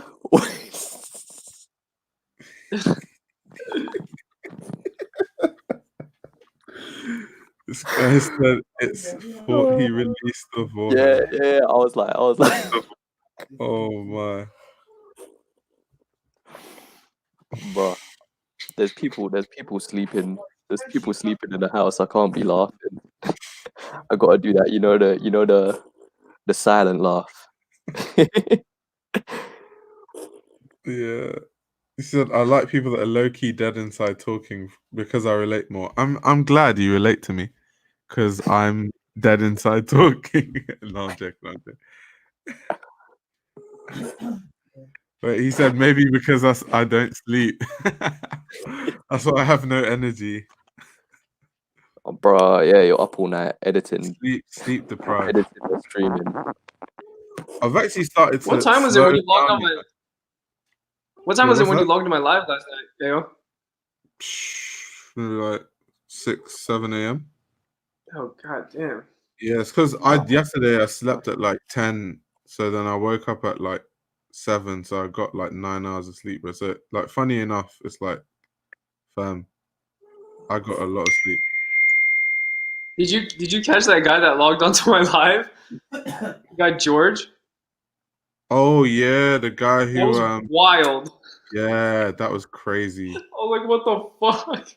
That was insane. Like he was literally a big shot, bro. Yeah, he worked with Jay-Z. Like, come on. He was just trying not to like big himself up.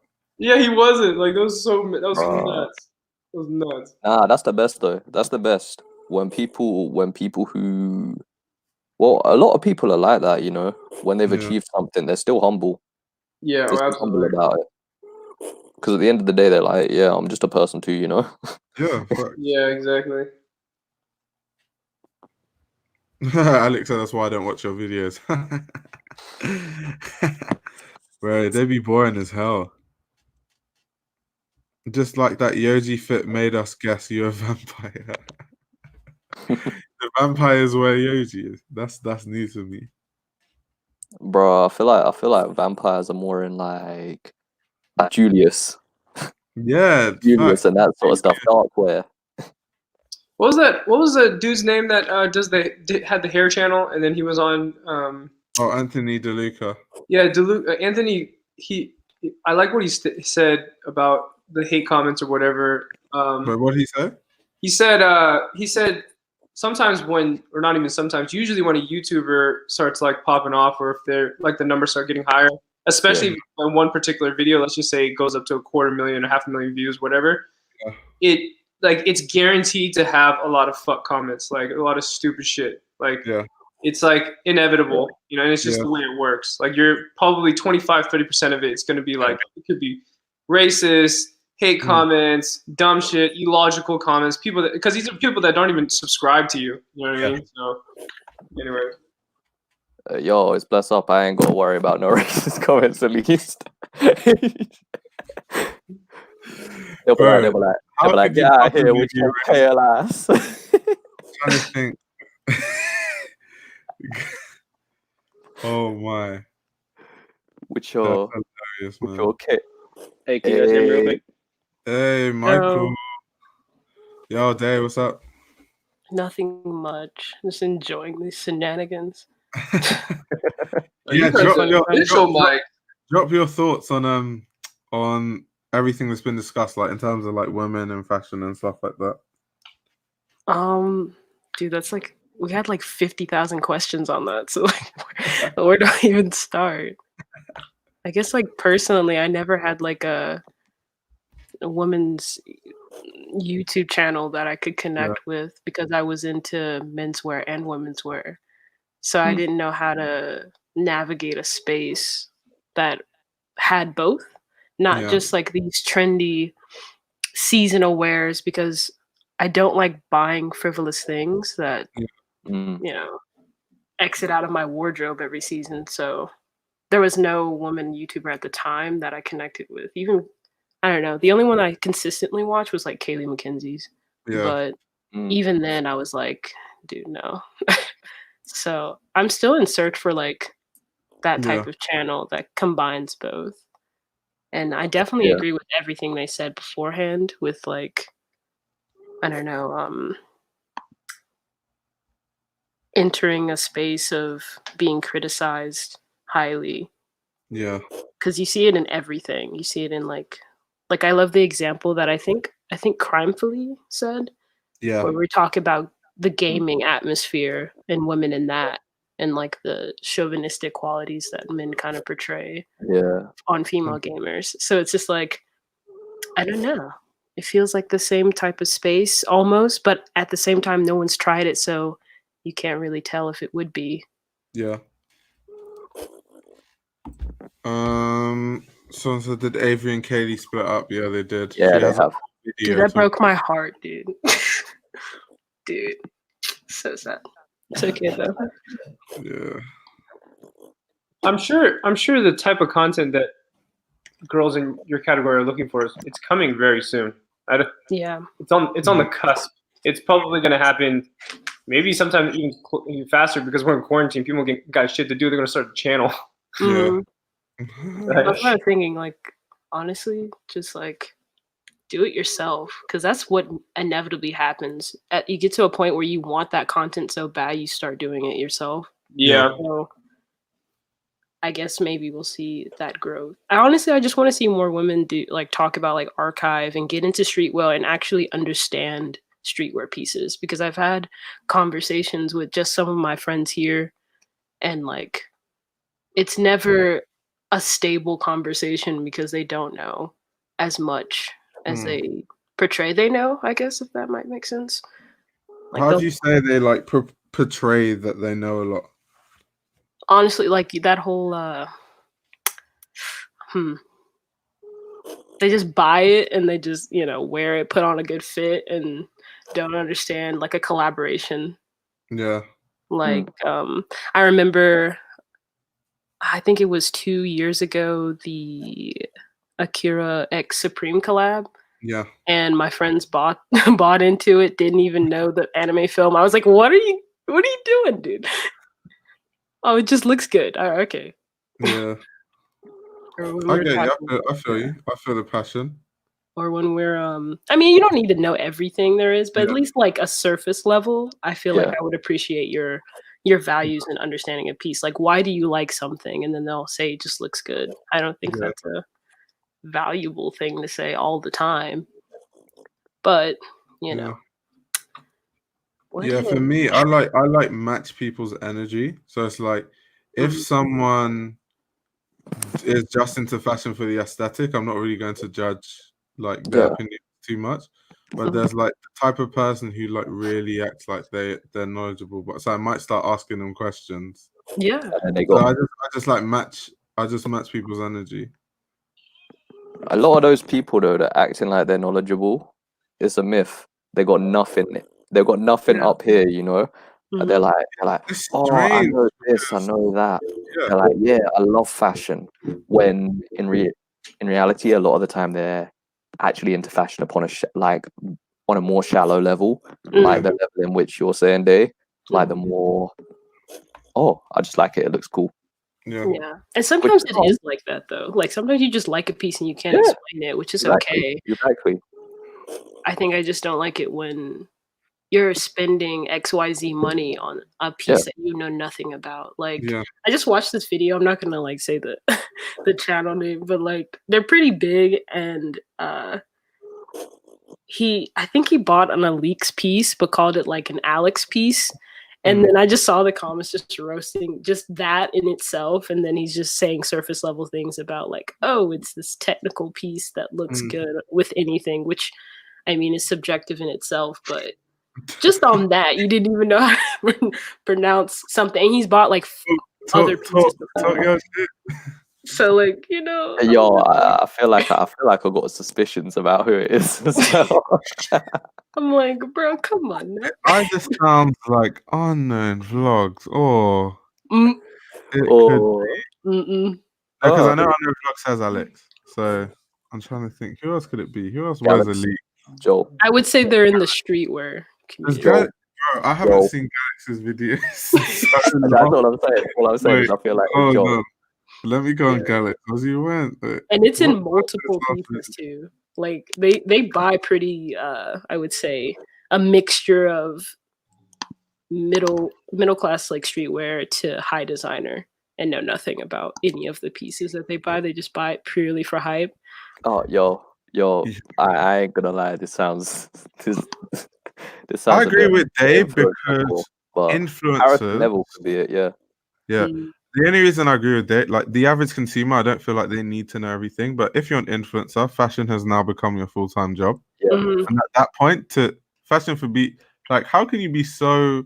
I don't know. It's like I don't want to like call names, but it's like, how could you be so?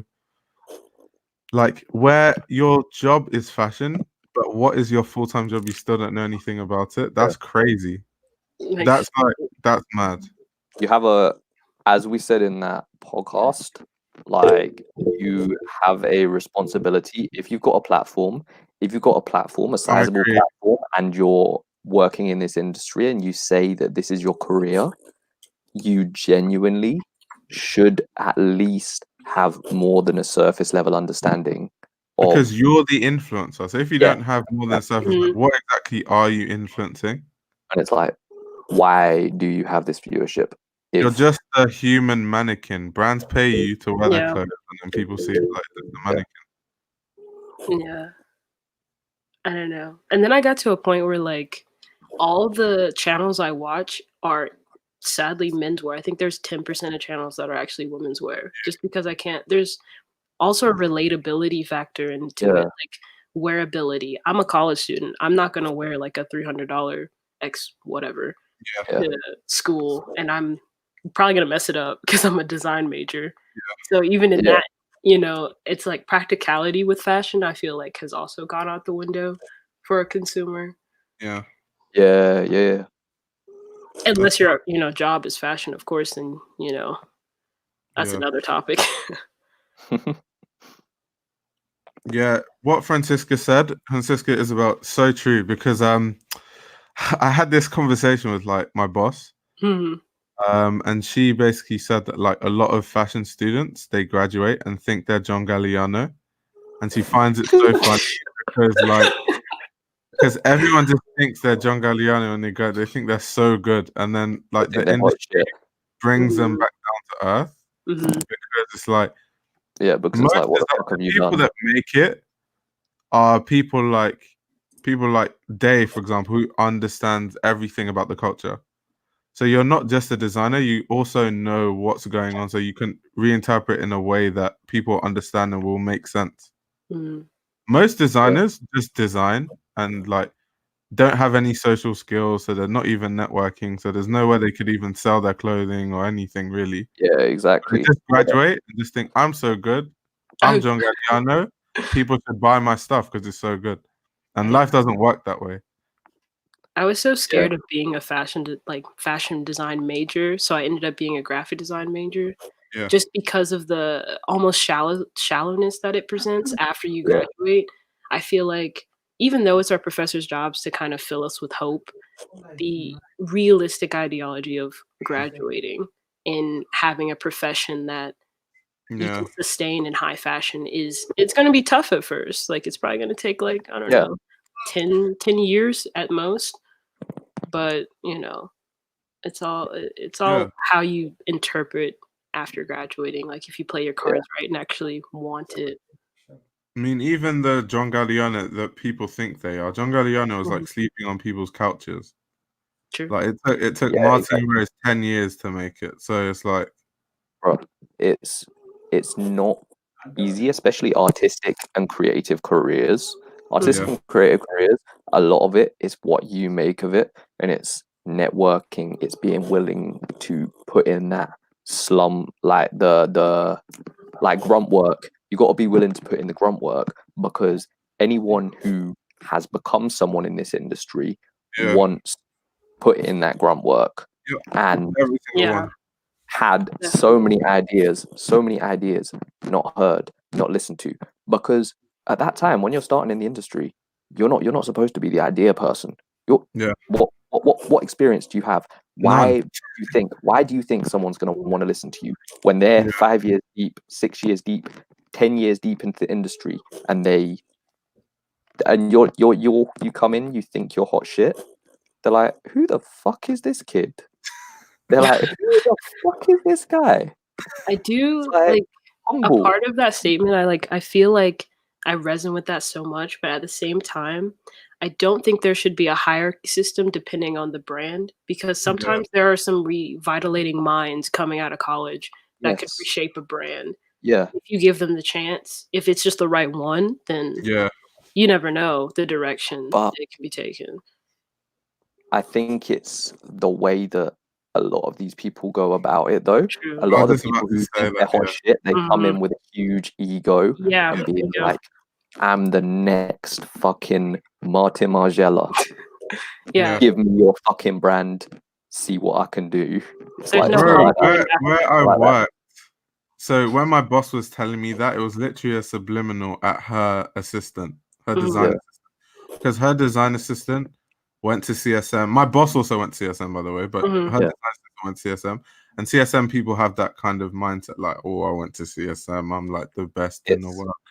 And so she came there, and like my boss would tell her to do stuff, and like she'll be like, no, but my way's better. And my boss is like, but you just graduated, like what do you actually know? And like my boss is someone who has worked for like Oswald Boateng, McQueen, went to CSM. Like her pedigree is high. So it's like you just got this like unexperienced kid at every point just refuting what my boss is saying. So it's like sometimes you just need to humble yourself and just learn. Yeah. Like Margiela did the same thing. When he worked under Jean-Paul Gaultier, he just learned. He wasn't arguing about, oh, no, my way is better. No, he just soaked up everything. Raf Simons was being taught by Linda Lopper's family and Walter van Beirendonk, and he soaked everything up. He wasn't like, oh, yeah, my way is better. Every great designer Cristobal Balenciaga interned, was a tailor for 3 years learning before he became whatever. So you have to, it's not even just like putting the hours, it's just you can have really good ideas, but when you're not an experienced designer, actualizing it becomes very unrealistic. But you have the idea, you just need the experience to like realize how you're going to get to the end goal. And once you reach that point, you're like ready to take on the world.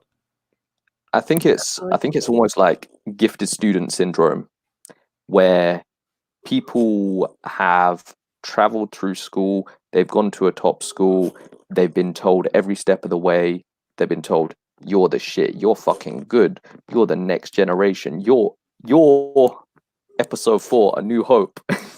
Right here, you are the Luke Skywalker of this world. Come on, save it. And the fact is, it's like, bruv, you're not even fucking C-3PO. You're like not even a stormtrooper, bruv. You're the fucking trainee stormtrooper when you've graduated, you know. Yeah. You gotta put in you gotta be brought back down to earth. And I think honestly, as someone going into teaching, that's an issue I have with gifted and talented programs and these sort of labels, because to me it affects the motivation of pupils, because they're like, they might not even be trying that hard, and if they're in the gifted and talented program, they're gonna feel, bro, I can fucking breeze by on this. And then when they face actually adversity and when they face challenges, that's when they're brought back down to earth and they're like, what the fuck? And they haven't learned the necessary skills. They haven't learned the necessary skills to cope with these failures, you know? And that's where you get a lot of people who are former gifted and talented pupils who just drop completely off a cliff. They end up having mental health issues, all these things, potentially as a result of schooling and the way in which they've been schooled.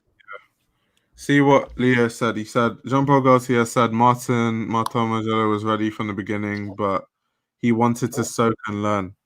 That's just someone who's self-aware. Like, no matter what you know, there's always more you can learn. But some people just have this mentality that they know everything, which is quite sad. Because like someone like me, like I don't know anything compared to like my lecturer, like nothing, literally. So when I'm like talking to my lecturer, I just want to sit there and just listen to what she has to say. I'm not really going to argue because she's been a journalist for like some 40 years. And like whatever I think I know, she studied it deeper. 100%, I'm sure of that. But you have to be self-aware to just realize that and just like sit down and listen. Yeah. And not think you know everything. Yeah. Bro. You definitely have to be like open-minded and humble. Yeah. I think that's the main thing. Just be humble and ready to take the fall, because literally I feel like, at least in the design realm, just in the graphic design realm, it's just like we think we're hot shit until we compare our designs to a competitor school and we're like, oh Jesus Christ. We didn't expect to not feel like we're above the world almost in a university setting. So that's humbling in itself. We're just looking at other artists' work and just comparing it all the time. It's like internal battle. So if you're just ready to just be open-minded and take crits, then fine. To be fair, it's like it's Dunning-Kruger syndrome at its finest. Like the people who know the least, it's because they're so unaware of the topic, they're seeing it as this whole knowledge is like an iceberg, and all they're seeing is the tip. They haven't even reached the point of having the knowledge to see that there's all this deep well underneath that they don't know. And that's why they're like maybe the iceberg's here and they're like here and they're like, oh man, I know a lot, there's not much more that I need to know. And it's only once they get to this point that they're like, holy fuck, I know nothing about this, I need to learn a whole lot more. And that's why I feel like a lot of people who aren't actually knowledgeable about subjects, who are these internet fucking keyboard warriors, feel like they know a lot about a topic, and they'll assess their knowledge much higher than that of someone who's been in the industry and actually worked as part of it and does have the knowledge, because they'll be thinking instead, shit, there's so much more I need to learn, and there's so much shit that I can improve on. Yeah, for sure. I think that the industry kind of encourages that, though. I mean, as negative as it is, though, because design doesn't always have rules. Nope. It's not like you're getting into accounting where it's like 1 + 1 = 2. In design, it's like many things are subjective. Many things it can have so many different meanings, right? So, yeah, that's true. Yeah, the only thing about fashion is there's like levels to subjectivity. So there's someone being subjective from like knowing the whole history of a brand, and then there's someone being subjective from just not knowing anything. Just true. looking at it from like face value. Mm-hmm. It's definitely difficult to, like, I only speak about topics I know about. Like, that's another thing too. People go out of their way to I guess say a factual statement and then the rest doesn't make sense and it's not cohesive with the rest of the things, and you're like, what? This is a pointless argument. Honestly, yo, go out on the street and ask 10 random people, yo, do you know about the sort of thing with the colossi and the moon and all of that? Yeah, it's really complex. And some people, you're just you're chatting utter bollocks, and they're gonna be like, yeah, I know bits. And you're like, you know bits, yeah? You're like, tell me more. They're like, oh no, you know.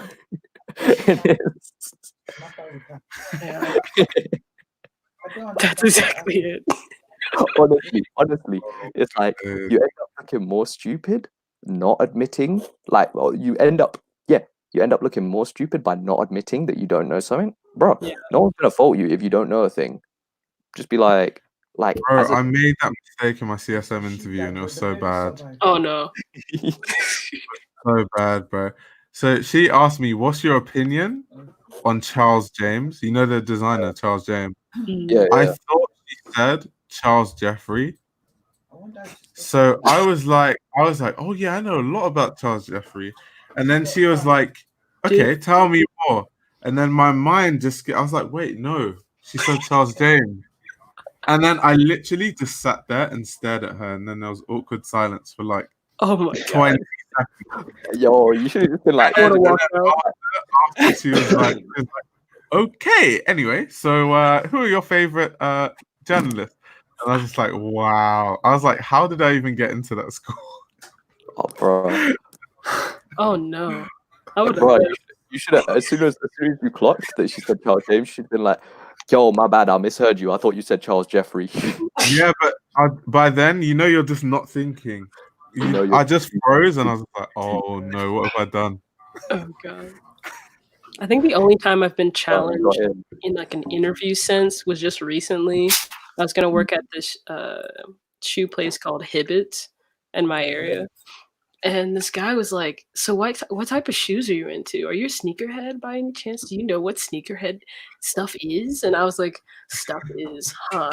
And then he was like, elaborate. You know, I want to hear about it. You say you're into sneakers. I was wearing my Jordan 1s Royals. And he was like, they look nice, you know? I didn't know girls were into streetwear. And I was like, oh, well, wait a minute. Hold on. So he's like, I kind of had to like tell him all about streetwear in an interview at a shoe shop. Yeah. Didn't understand it. I think because the company is moving towards that direction, hypewear sneakers and stuff like that. Yeah, like Yeezy releases and stuff like that. So I was like, all right, well, I can understand why he's asking, but he was pressing me. Interesting. That's interesting. Yeah. I'm over here sweating. My CSM interview was disgusting. I think that's the whole point of it. They just like pick at you until they break you. Like they just. I probably got asked like 100 questions that day. Honestly, she just make me. I think she just wanted me to just talk myself into stupidity, basically. So I was choosing my words wisely. And she was like, "What's your opinions on the difference between current Dior and past Dior?" Oh, and I was like, "Oof, okay. Let me not like let's see what I'm gonna say here, because if I say just one paragraph wrong, that's like my interview done." Because my interview was last that day, so I'd seen people get sent out for like the tiniest reasons. Like this guy walked in for like a minute and then he got sent out, and I was like, "Damn, what happened?" He was like crying. I was like, "Wait, what happened?" So apparently he went into the interview, and she asked him, "What's fashion journalism to you?" So he was like, "Fashion journalism is about opinions." She was like, "Nope, fashion journalism is about facts." Goodbye. And that was it. That was the end of his interview. And he was crying. Was he literally crying? Oh, the thing is, he was literally crying. Because like some guys, like that's their life dream to go to CSM. Like, the thing is, it's like if you're not gonna try and justify your opinion and argue your point, you know, if you're just like they say get out, and you're like just burst into tears and you actually leave, like you're not cut out for. You're not cut out for. That is true though. It is true, and that's how they see it. But it is. They are right. It's harsh, but it is true. Not gonna lie. The harshest internship that I had, because they suspended it because of COVID, was I had one for Nike and then one for Complex. I don't know if you're familiar with Complex, but they're both going to be in New York. And I was so sick, but that interview process took about 2.5 weeks of just rigorous questioning about like, are you up to date on like pop culture? I'm over here like, no, yes, maybe. Pop culture is its like own demon because I feel like it's endless. It's a rabbit hole. Unlike, you know, if we're talking about like high designer fashion, I feel like it's almost linear, but pop culture is so like dependent on influencers and what they're wearing and what brands are now and what brands are then. So I think that was the hardest one I struggled with. In terms of the Nike internship, that one was like, you just needed to have a strong design portfolio and understanding of how to market shoes and clothing, mainly shoes. I'm concerned. I'm concerned for my. He's a big shot, man. Nah, trust me. That took 2.5 years, and then my heart broke because of COVID. So, bro, that's actually such a peak scenario. I was like, dang. My parents were like, wow. Well, come on home.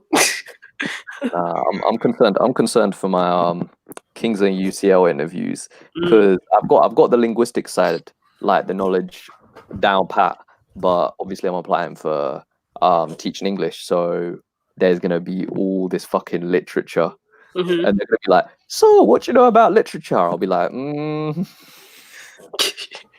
Bro, that's the thing because you can't prepare for like even TSM.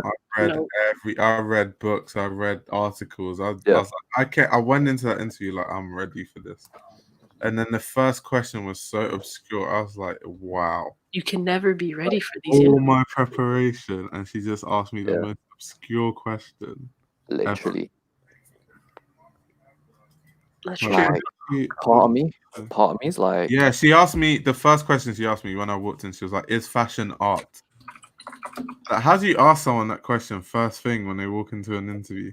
Bro, she's trying to catch you out. And it was so casual as well. She was like, "Oh, hi, what's your name?" "Oh, yeah, okay, my name is Judith. This is my assistant. So I'm sure you know why you're here. This is for your interview. So first question I'd like to ask you is fashion art?" I'm like, wait, what? How do we go from introductions to like fashion theory? You're like, damn. You're like, can you repeat that? Did I? She's like, yeah, is fashion art? So were most of the questions opinionated, or like was she looking for the facts? No, she's always looking for the facts. As in, you can say something that she doesn't share the same opinion with, but if you back it up with factual evidence, she'll like, yeah, that's what she likes. So if you answer a question, she'll ask you why. And then if you answer and she asks you why again, that means she's just waiting for you to actually justify your statement. So that's what she was waiting for. Although there was one time, so she asked me if fashion is art, and then basically I said yes, and I explained why. So then she was like, okay, so does art have to sell? And then obviously I was like, it doesn't, but also it depends because there's a side of fashion that's like more commercial. And then that's how she went straight into like Charles James. She was like, so what do you think about Charles James? Because obviously his stuff didn't sell, but he's one of the greatest designers of our time. And that's when I thought she said like Charles Jeffrey. So I was like, and I was just like, I was frozen. And then she's like, anyway, who are your favorite journalists? And she was like, why? And then she asked me who my favorite stylists are. So I said Ibrahim Kamara, Matthew Henson, those guys. And you know she taught Ibrahim? Yeah. So she was like, so why do you like Ibrahim then? So I explained to her, and then because she taught him, so she corrected me about something I said, which was crazy. So I said the reason I like him is because he's the only designer I know that has the ability to actually make something. So like if he's on a shoot and he's like, you know what, like I would want the shoot to have like a jacket that looks a certain way. He would like go and actually make that jacket himself specifically for that shoot. But then she was like, well, that does happen, but he does have a team that does it for him, so he doesn't actually do it, but he has a team that can do that. So I was like, okay, yeah, I'll take correction on that. But like, then I was like, but what I meant was he has the ability, whether it's people that do it for him or him, to actually achieve that. So then she was like, okay, yeah. So it's like just stuff like that. She just wants you to actually prove your point properly. Yeah, that's important. That's important in journalism. Either way, you know, it's like you need to be able to justify your opinion. Like, bruv, statements require evidence to back them up. It's a given. It's a given. It's like, especially when we're in a world where so many people think that opinion matters and opinions without justification matter. Yeah. You know? And she's I like, because basically ever since that interview, like, because I swear to you, before that interview I didn't know who she was, and then after the interview I did so much research on her, and like she's written books for McQueen, like she's huge, like huge. And I was watching an interview because she has like loads of, she's on Show Studio a lot, which I didn't realize, because like old Show Studio, like 2012, like reviews of McQueen and stuff, and like she's written a book on Schiaparelli that I've been meaning to read, like the history of Schiaparelli. And she did this interview on Schiaparelli, and she was talking about her students, and I was just laughing because like, bro, I'm literally about to be one of them, because she was saying how they're talking about like fashion knowledge anyway, and she was like, yeah, like my students, they think they know so much and they literally know nothing, and it's so fascinating. And I was just laughing. Do any of the other students have a channel? No. Do they ever say anything about your channel? Yeah, she was like, it's good because journalists have to have an audience. I think my channel might have played a factor into why I got in. Yeah, that's what's up. It shows that you've got a solid pre-existing platform. Yeah, that's dope. Do you think she watches your videos? She watches it. I feel like she did, because so on the day, you kind of have an idea if you're going to get in or not, because first of all, if you get sent out before the like interview just concludes, that means you're not going to get in, obviously. And she didn't collect anyone's portfolio apart from mine, and they told us to write an essay. Yeah. And she didn't, like, even though they told us to write the essay, she didn't take anyone's essay, like collect it to read it later. Apart from mine. The portfolio thing though, that's the thing, I did so much research on like what lecturers look for in a fashion portfolio. Yeah. And literally one of the rules I came across is that it can't be more than 12 pages. Because once it's more than 12 pages, they need something they can read quickly and just know about you. And then if they want to ask anything, you make it in a way where they could ask you a further question about it. So you just summarize all your experience, essentially. So the people that I went there with, they had massive books of like portfolio and all their work. And like, yes, it could be good, but no one's going to read 100-page book of your work. So that was the first mistake like a lot of them made. For journalism as well, it's very important to show that you can write concisely. Exactly. You can write concisely and actually get to the point and contain information that's relevant. Because in a lot of publications, your editor will set you a article of, let's say, 800 words. He's expecting 800 words, no more. Yeah. If you got more, he's sending it back to you and saying, look, you've got a cut. You got a cut here. You got to rephrase. I don't care how good these extra words above 800 are. Yeah. Bro, edit. You know? Journalism seems so intense. Oh my gosh. I messed up the first time I needed to record something. The amount of times I edit on one thing, I couldn't do it. Let alone being a designer. Yeah, design that's a tough. It's crazy though, because bro, did I tell you? Yeah, Jason, I told you, but other guys that know. So when I went for my interview at CSM, I met a guy who follows the channel. Like, we're actually friends now, which is crazy. But I met a guy who follows the channel. He's like older as well. He's like 25, and he was applying to CSM to study menswear. And then he got in, and then I got in. So we're both like going to CSM, It's fucking which dope. is crazy because we literally just met like off the channel at our interviews. But Bro, he's like, yeah, sometimes. That's he's how it happens. dope though. He's actually really sick. If I was in that interview and they asked me a tough question, I'd be like, well, I can send you a link. I answered it in this video. That was another thing I used because she asked me about Ray Kawakubo. Yeah. And I literally told her I can give you the short answer or the long answer, but another way you can look at the long answer is just watch my video on YouTube. And she was like, "Oh, that's interesting." She was like, "So you have a YouTube channel?" And then I was like, "Yeah." And then I showed her the page of my portfolio. That was my YouTube channel, basically. Keezy would pass that interview flying colors. That interview? No, that's not. I don't study that type of fashion. Huh? The whole portfolio is links. Drop it off, leave. Oh, did you just say 3 different designers? Yeah, I got 3 different history videos for all 3 of those. It was so weird. They whipped up my channel mid-interview, bro. Because like it wasn't just like that woman. It was like she had her assistant beside her on her laptop. So anytime she would ask me a question, she would like cross-check it to see if I'm like bullshitting or not. So when she was like, oh, like the YouTube channel, she's like, okay, that's cool. And then her assistant just like typed it out and then opened it and then clicked on the Ray video.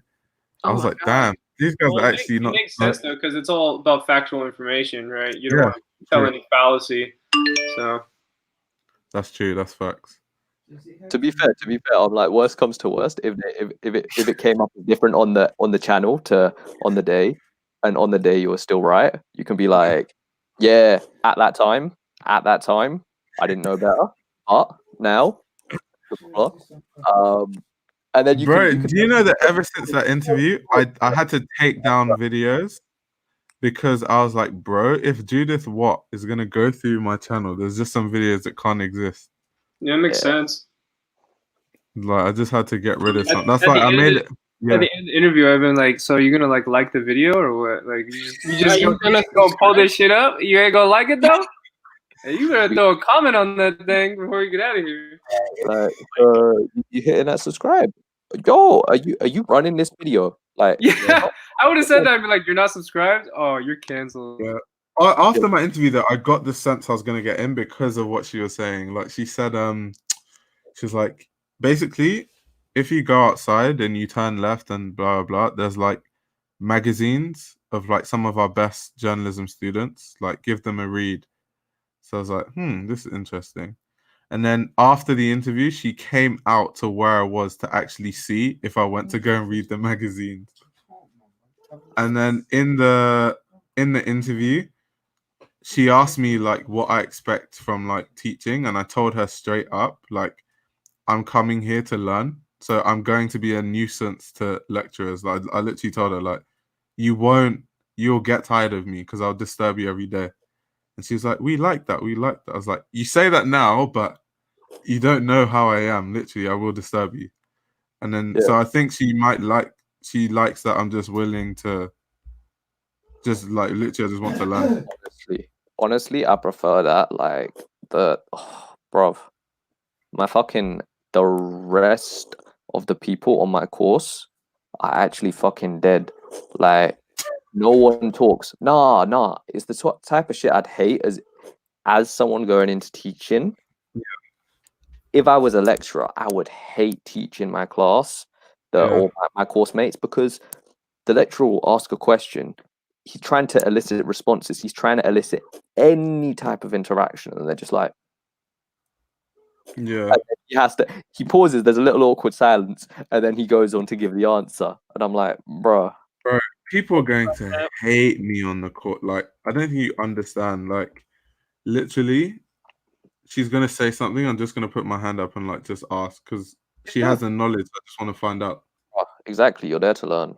It's like at the end of the day, like, people are gonna be like, "Oh, I'm just trying to go home." But it's like, yo, that's not why I'm here. Sorry, guys. Sorry, guys. You're like, bitch. Why are you trying to? Why are you in CSM? If why are you here? Trying to go home. What does the acronym CSM stand for? Or was it? Central St. Martin's. I got someone that. Guys who don't know what I'm talking about, that's her on the left. Oh, Judith. Bro, She's serious. Legend. She does look serious. She's I was like, is this on intimidating. your channel? No. I did a channel on entire video. You know what? Yeah, one day, because she doesn't mind being in front of camera. One day, I'm actually gonna get her to be in one of my videos. Like, Yeah, I was like, you more. That. You need to do that. Yeah, like when I like build enough of a relationship, I'll ask her if she wants to be in like a video and just like talk about something. And then finally, you can ask at the end, be like, "So did you subscribe yet?" You'll get her to. She's like, "Are you only here for me to subscribe?" Like, yeah, pretty much. Just trying to get your sub. I'll be out of here. The intro song. There's the. And then it pans, and there's Judith in front of the camera, and she's like, "Yeah." Hi. she just talks through instead. Yeah, bruh. There's no way she don't watch your videos. There's no way. Well, she has my portfolio, bro. You just don't even know who's watching. Like, you literally don't. It's especially since YouTube is like, even we're on live right now. I don't know how many people are on this live, but like, even if there's 20 people, it doesn't say the names. Yeah. You know what I mean? So it's like, bruh, like, unless they comment, then they can be ghosts the whole time. Yeah, true.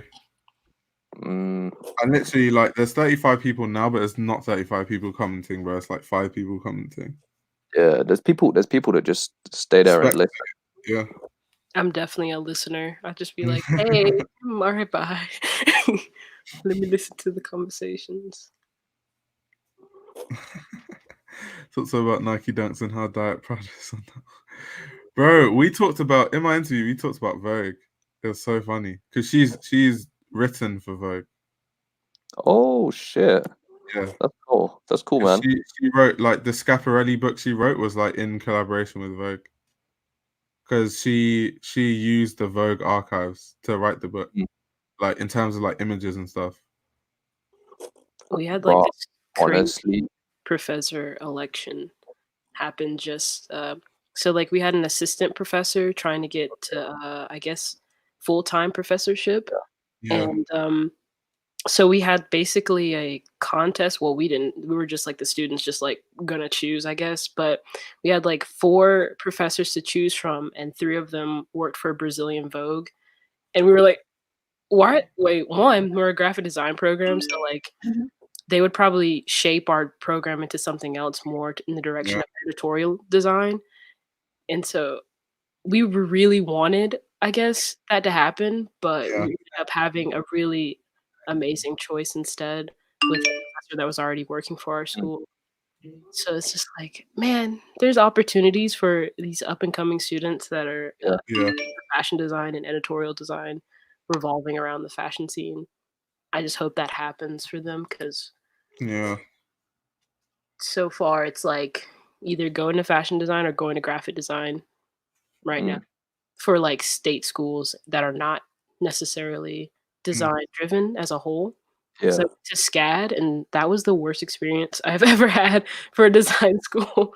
It was great, but it was bad at the same time. It seemed like you're buying your ticket to success almost. I didn't appreciate that at all. But they have great professors though. They've worked at insane agencies. So can you become a fashion journalist without having to go to? Of course you can. Oh, okay. 100%. Yeah. Of course. Okay. I thought there was some like credential in order to like get into major whatever. Nope. It depends on what type of journalism. So it's like if you want to write analytical books about the history of, I don't know, Christian Dior, you're probably going to need a fashion journalism degree because there's some things in fashion theory you won't understand unless you study it. Right. But so many different types of there's video journalism, like documentaries. Right. There's like streetwear culture, where streetwear, if you're a journalist on streetwear, you don't need to start like it's more if you live through it. Because streetwear is about like culture and stuff. So it just depends. That makes sense. Yeah, I think there's a common misconception that like in order to get a design job, you have to come from a design school. Yeah, you don't. Something like you don't like.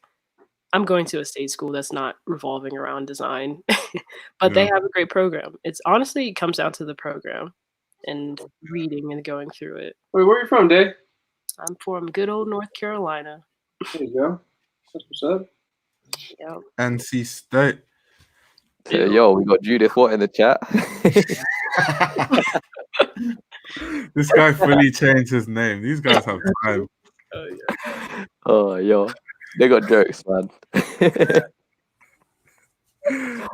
Oh man. Alex, what's up with you, bro? You haven't said anything. What's up with you? Hey. I know. Hey.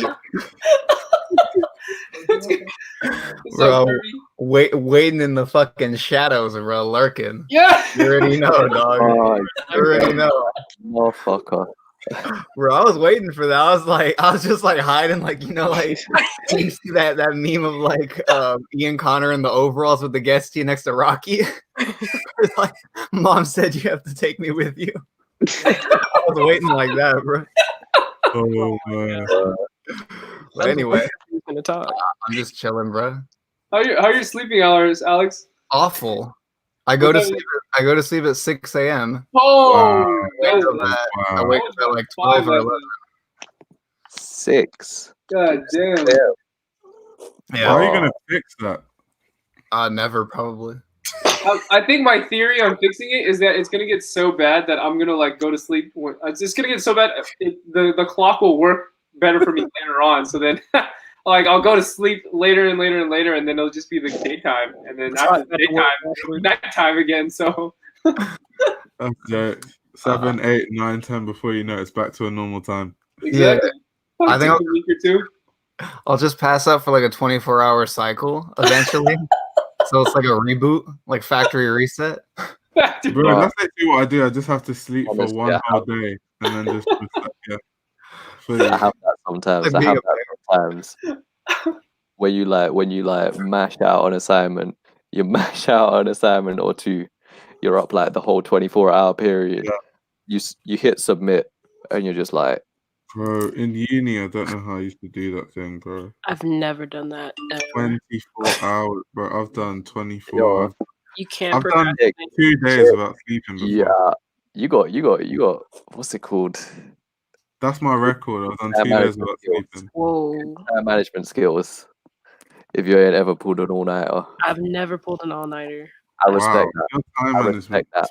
Because like my professors feel like we're just gonna like they assign stuff that makes us want to die. So like I know I have to do it in a 24-hour time frame. It just I can't do it. I have to do it immediately or it'll just pile up. Like I have 7 assignments due tomorrow. Like what? We're doing it online. Nah, that's like sometimes I'm the guy that's like, right, I'll just get it out of the way when I'm like, as soon as I'm set, I'll just get the assignment done and out of the way so I don't have to worry about it. But then other times I'm like,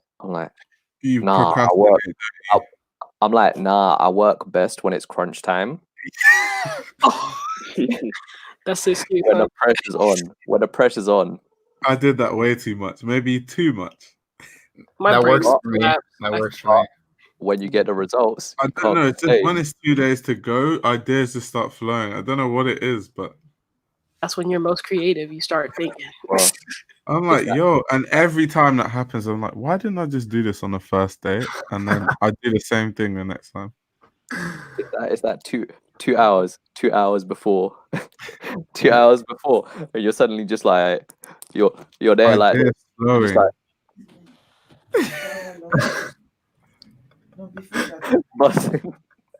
busting all types of words. Oh my god. No, that's for real though. That's for real.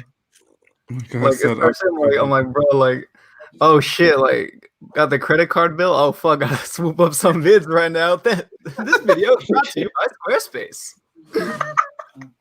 Download Poshmark. You know, I'm ready, man. We in there. He's got the credit card charging him interest. He's like, oh, time for another YouTube video. Oh shit, right? Oh fuck.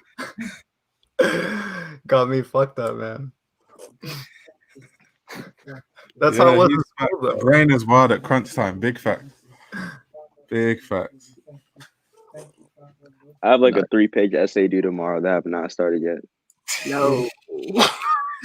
This guy is literally doing exactly what we're warning you not to do. Like the thing is, like, I'm gonna do it, but about. It's just that, like, I don't know. Exactly. 3 pages is fine, man. 3 pages is fine. You need 2 hours. Three what? pages in like 3 hours.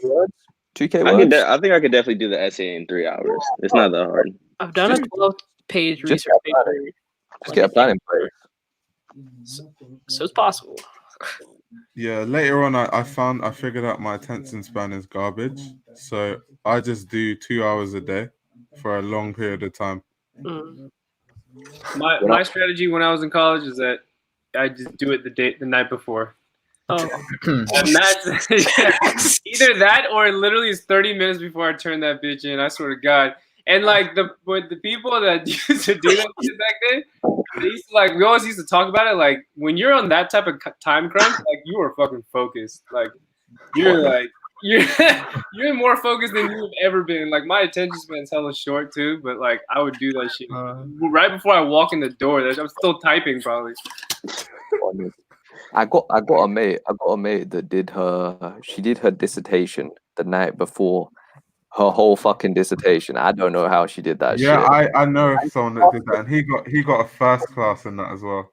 Bro, I don't like dissertations next. Like I can't do that. I don't have that. It would take me a day to reference a dissertation, not even just like writing. Yeah.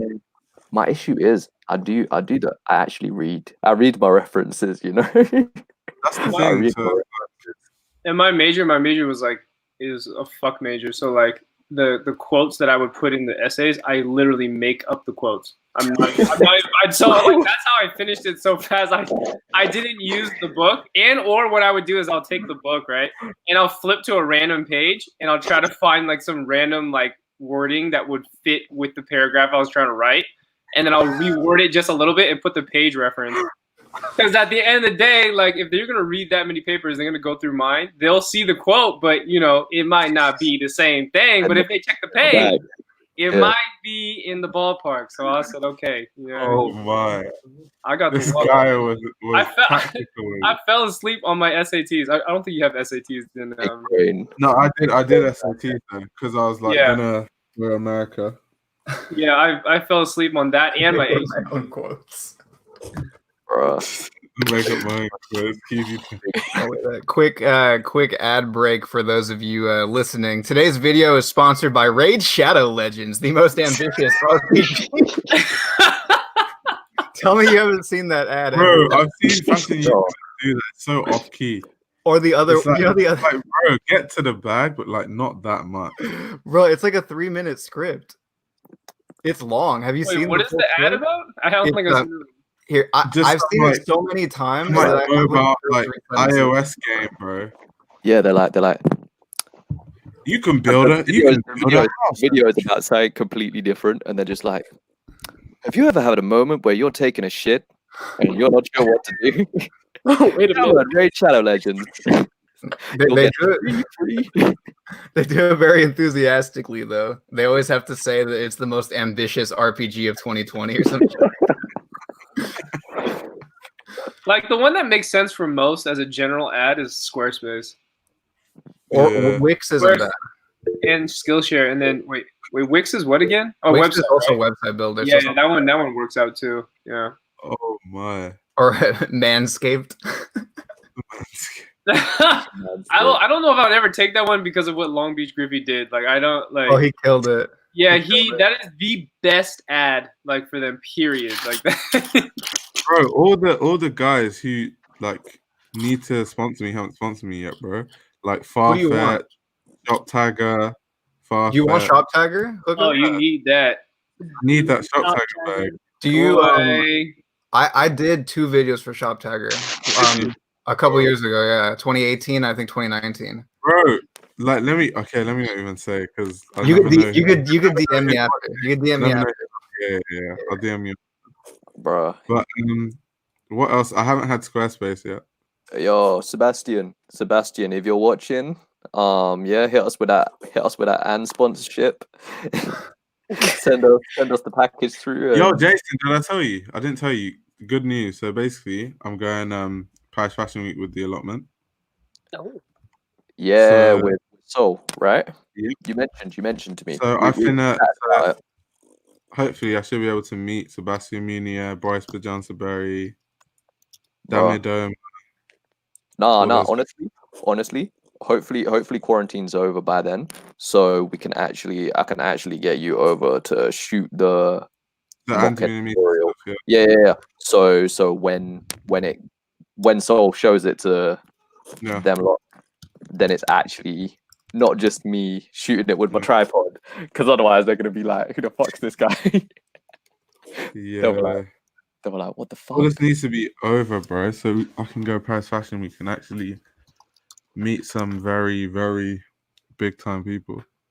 Honestly, yo, you know those boots? Soul's like, there's. He's got me tempted still. I asked because he's like, I can order from Anne. You know what he's doing with Boris. Yeah. The Boris ones with the Bambas. Yeah. Like he's gonna do that with the boots for me. Yeah. But the scary thing is I don't know if they got my size in. Ooh. I know.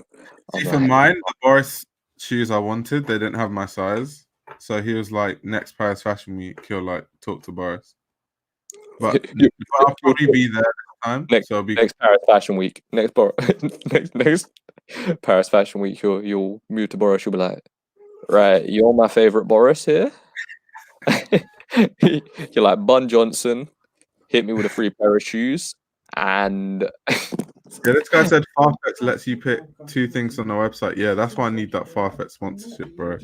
Oh my days. Like I've seen people have done it, like Daniel Simmons, like some people who are like bigger YouTube channels just get to pick anything. Like Harrison Neville was like going ham on that Farfetch one. I miss Harrison. The old Harrison Neville, that is. Yeah. Before the 30,000 mystery boxes started. I was like, damn, you're not a fan of the mystery box? No, it's like, man, I actually was his designer for his banner. No. And like, then I was like, bro, like, he's like, I can plug your IG. And I was like, nah, I just want to do it for fun. And I don't know, ever since like, I don't know what monumental period where he just elevated and just was like, I don't know, started spending like buckets of money on stuff. Yeah. That's when I just lost touch from him, just because I don't know, I like the relatability of content creators, and I just lost it. I can't relate to you dropping 30,000, 10,000, 20,000. You know, I can't do it. Driving. Bro, dropping a mortgage on mystery boxes.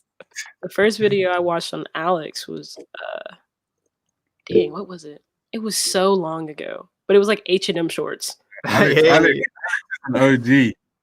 Yeah. I'm old in the game. Yeah. This video is brought to you by Minimal. Yo, what's Alex's? Oh, I used to laugh. You need the Alex, do you remember? This video is brought to you by Scentbird. Scentbird. I got it. This video is brought to you by Scentbird. You got these commercials. It was the Versace shit. It was the Versace cologne and like some other shit. Oh my! Like, it's weird because I was in like a pretty good position where I could pretty much just hawk anything, right? Like I still picked like pretty wisely. Like I still steered away from a lot of things, like movement. Like someone mentioned in the comment section, movement watch. I stayed away from that. There's another one. Oh, Vincero. You know Vincero? Yeah. I stayed away from that. I heard they're better than Rolex, you know. Oh yeah, Alpha M told me, bro. Bro, sometimes it can work, bro. Because like it can work, but it depends on the branding that you want to have like long term for your channel. Honestly, bro, I used to go for mad stuff for like VPN companies, and I was just like, nah, nothing to do with fashion, nah. And then I sat down, I was like, wait, hold on. I'm actually missing out on all this money, and what for? And I was like, oh, okay, actually, I just need to wait till I make a video that's actually related to that instead of just like rejecting it. Honestly, I feel like Alex, you could fucking plug all these fucking companies just satirically because it's so on brand for you, and you can get the bag. Like, have you heard Bill Burr do a commercial? Do you know Bill Burr, the comedian? Yeah, the comedian. Yeah. Bro, he did a commercial that's like famous now because of how funny it was. Like, he just didn't care. It was like some food company, and Bill Burr was literally making fun of the brand. That's like paying him, bro. Bro, that's the way to do it. That's the way to do it, man. Like, he was saying why it's so garbage. Like, literally, it was just like making fun of the brand in a mean way. It works though, because at the end of the day, the advertiser just wants publicity. It definitely got publicity. I'll tell you that much. It works, yeah. Wait, let me search what company it was. Nah, Alex has that advertiser voice still though. Yeah. I can't imagine me or you doing an ad. I know you do ads for what's it called? Squarespace, is it? No, Skillshare. Yeah, I need that one. I want that one. I know you did ads for Skillshare, but bro, I just couldn't hear my voice doing an ad. I think you can make it funny though. I'll drop the link in the chat of what I was talking about. You overestimate how funny I am in it. You could just sit on your couch with like the leather pants and just pose, just be like, "Hey, you like Skillshare? You want to learn some skills?" See, some guys actually they're so cringy with it, bro.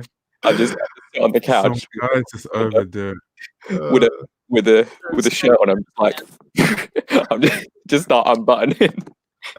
Like, guys will film a skit, and then like when they pretend like they're thinking, and then they do a voiceover. They'll be like, I wonder how I could learn some skills today. It's like, oh my god, I just know where this is going. Let me just fast forward. Like, let me just fast forward to like 1 minute. Sometimes they be long, dude. 3 minute in top of the video. It's like 12 minutes long. I'm like, oh my. I try to stay away from the ones that force you to be like 50% of the video. I'm like, bro, like no one's gonna watch this. Like, I'll tell them that, and they get like, don't they even understand it, bro? It's so funny. I've watched a video where there was like 2 ad inserts, just back to back, Whoa. and then one at the end. I was like, well, wait a minute, are you just plugging all the ads in this one video? It's a little obsessive. Wow. Or they'll have like 30 ad markers.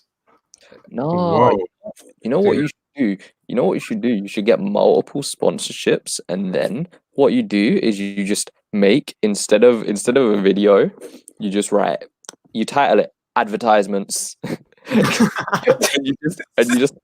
you give them each their thing. No, advertisements in quotes like Virgil. If you get big enough, just get a whiteboard and just put the ad on the background. Oh, shit. Don't even mention them. Advertisement board. Wait, can anyone verify if this is true or not? The chat or like any of you. So you know how we always talk about like teaching men's fashion, right? Like for the meme. Is it true that he owns Manscaped? Like that's his company? Because I never knew that. But that makes sense to me. That's like he's like a co-owner of Manscaped. Yeah, it's like the what's it called? What was his name? Alpha Rem. Yeah, Alpha Rem.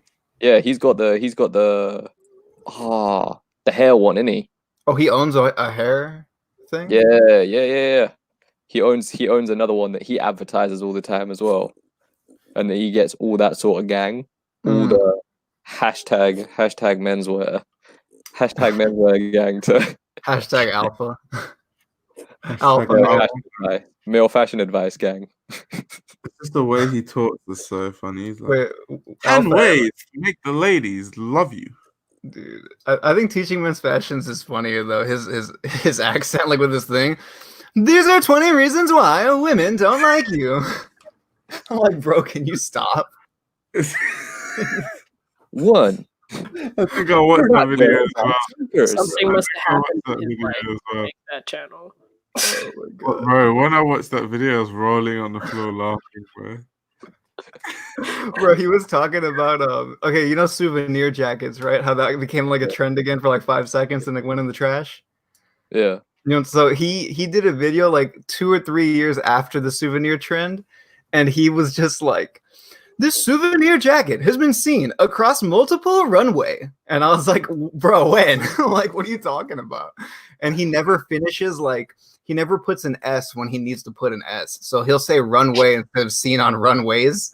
Or like he'll say, it's $50, like BUCK without the S, but it's $50, so it's $50. It's not $50, but he always does that if you catch it. Just listen to his videos. He never like he never does the plurals. Oh my, that's funny. Wait, this guy said Daniel Simmons had a theme in the ad where he holds your hand and teaches you how to install Shop Tagger. Bro, They made me do that. They make you do that. They made me do that. What they don't understand is like people can use like computers. You just need to tell them what Shop Tagger is and show them how you use it. That's what people care about.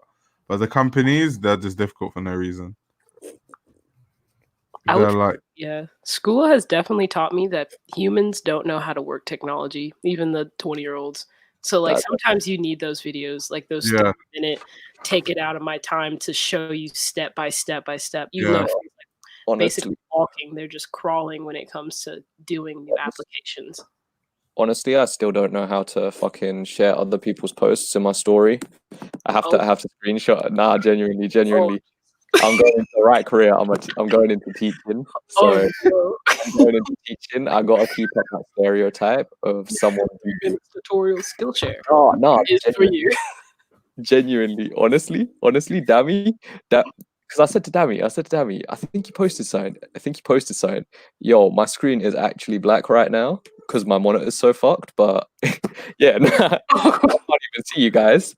Anyway, yeah. This guy and his primitive laptop. Man. It just kept going, spiraling down. Yeah. Wait, Dammy basically said he posted something, and I was like, yo. I was like, let me share this. I wanna plug you. I don't plug people. I don't do technology. You know, I don't do all this adding people on Insta. and I was like, yo, how'd you do it? And he said. He showed me. He literally did a video to me, and I'm like, I look at my Insta, and my Insta just does not have this. My Instagram does not have this option. I'm telling you. I looked it up. I tried doing this, and I'm like, I don't know if I'm a retard technologically, if I'm technologically illiterate, or you're just a caveman.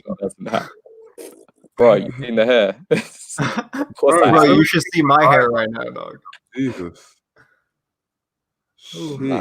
Alex, when we get a new video? This week. I said it last time, but the reason why I didn't do it is because I was working on another channel, so it's a little different. I posted 5 videos on a different channel that has nothing to do with fashion. So I mean, I'm posting videos. I'm just not posting videos that the people want. Yeah. Oh, give us that channel. I have like 4 channels. Frugal disrespect. I'll DM them after though. If you actually are interested, I don't really know if you would be, but yeah. You never know. Yeah. You never know. What kind of content do you guys watch outside of fashion? Outside of fashion, memes. A lot of stuff. Podcast. Like basketball. Chucky, Po Corner. Birdman, because he's hilarious. Birdman's good. Birdman's hilarious, man. Yo, let me have a look at my. These guys called Abba and Preach. They're like more political stuff. I know Brave New Wear finally subscribed to him, but have you subscribed to J-Reg yet? No, he's not. The dude who makes like the ridiculous like political videos where he's all like I don't believe that he's a climate change denier. He was all like, I don't believe that climate change deniers exist. I'm denying the existence of climate change deniers. Like it's all like political, like satirical shit, but it's really good. That's actually true. Yo, I'm actually looking through my subs, and the vast majority. This Mandarin channel. Chinese Zero to Hero. Oh yeah, Dare to Hear. You told me about that. I watch Yeah, a lot bro. of like minimalism stuff to keep myself sane. Yeah. Like Matt Diavella and Nathaniel Drew. Food shit. Oh, yo, nah. There's this dope fucking Chinese. Bro, I'll be list. watching food channels as well. What's his name? Matty. These are I cheap. love Matty, man. Cooking with Matty Matt. Babish is my favorite cooking show on Yeah. YouTube. I love cooking ones, and this one. Yo, wait, I'm gonna post it in the thing because You watch Binging with Babish? Yeah, these I are love cheap. I try his 他的 recipe. 视频。 His cookbook is nice. I just watch some funny stuff and like. Let me go through my subscriptions and see. The last video I watched was Minecraft memes. Minecraft. Yeah, I've been playing Minecraft so frequently, it's insane. I went in the Nether and died immediately. Yeah, I subscribe to a lot of photography YouTubers like Negative Feedback, Radical Yeah. iMac, Willem Verbeek.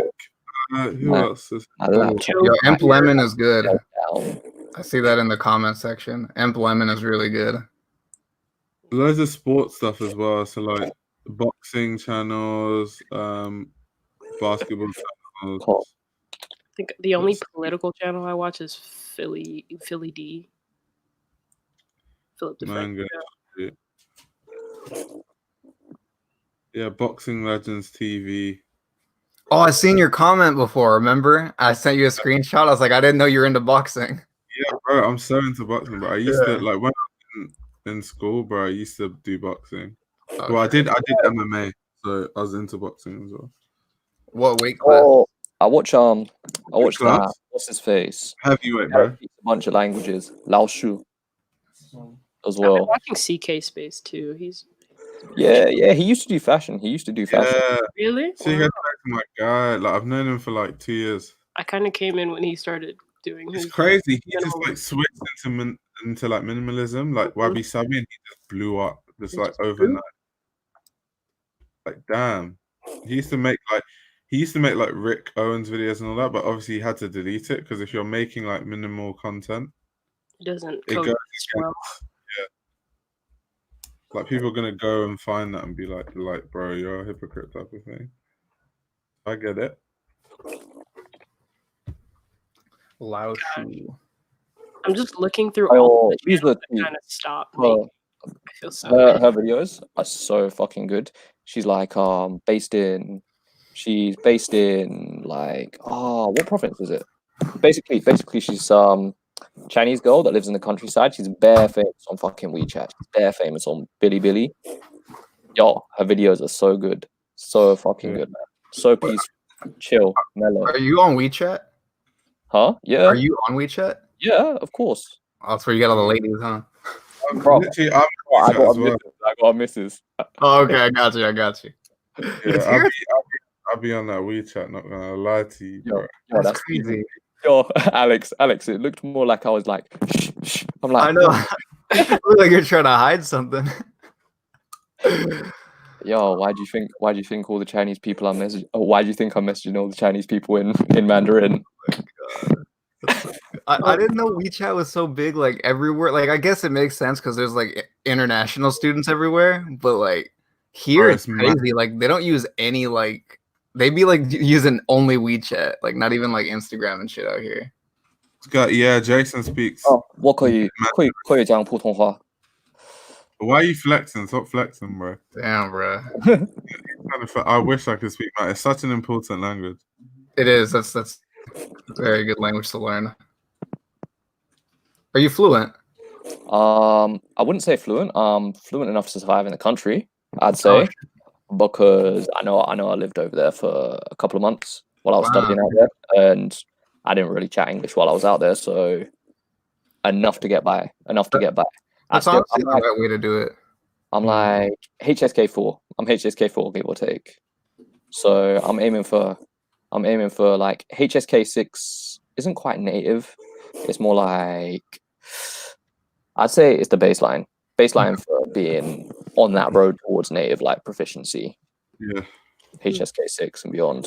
Yeah. So I'm aiming for that by next June. And then the other language I'm learning is Nepali, because my missus is Nepalese. So it's kind of a piss take if I come to her parents being fluent in Mandarin and they're like, oh, so you had time to learn a whole other language and you didn't learn ours, yeah? Nice. Like, I see how it is. I'm kind of forced into that boat. I'm trying to learn French like that, so when I pull up to Paris, bro, Ooh, yeah. Chat to Saudi, you feel me? Bonjour, comment tu t'appelles? Je m'appelle. Bro, I love the accent. I love that. Je ne parle français pas, mais dans une école, j'ai étudié français. Do you remember that YouTuber that used to make videos just saying that you were pronouncing brand names wrong? Yes. Yeah, that's hilarious. Who was that? What happened to that channel? Funny is that channel, they used to even pronounce some stuff wrong as well. Yeah, but like I remember because there would be someone who would be like, "It's not Louis Vuitton, it's Louis Vuitton," and I remember like, Vuitton. The title would actually be how to pronounce those Louis Vuitton, and the video would be like, "It is not Louis Vuitton, it's Louis Vuitton." Those are my favorite. I literally start pronouncing all the syllables. Louis Vuitton. LV. Qu'est-ce que c'est Louis Vuitton? Yeah. Don't listen to these rappers saying Givenchy. It is Givenchy. Givenchy. How do you? Okay, there's one brand that I don't know how to pronounce, and I've heard like 4 different ways to say it. Ooh. It's so simple sound looking, but I don't really know how to say it. Vlone. Vlone? Supreme. Oh, okay, bet. Yeah. Vlone. Vlone, I've heard that. Vlone.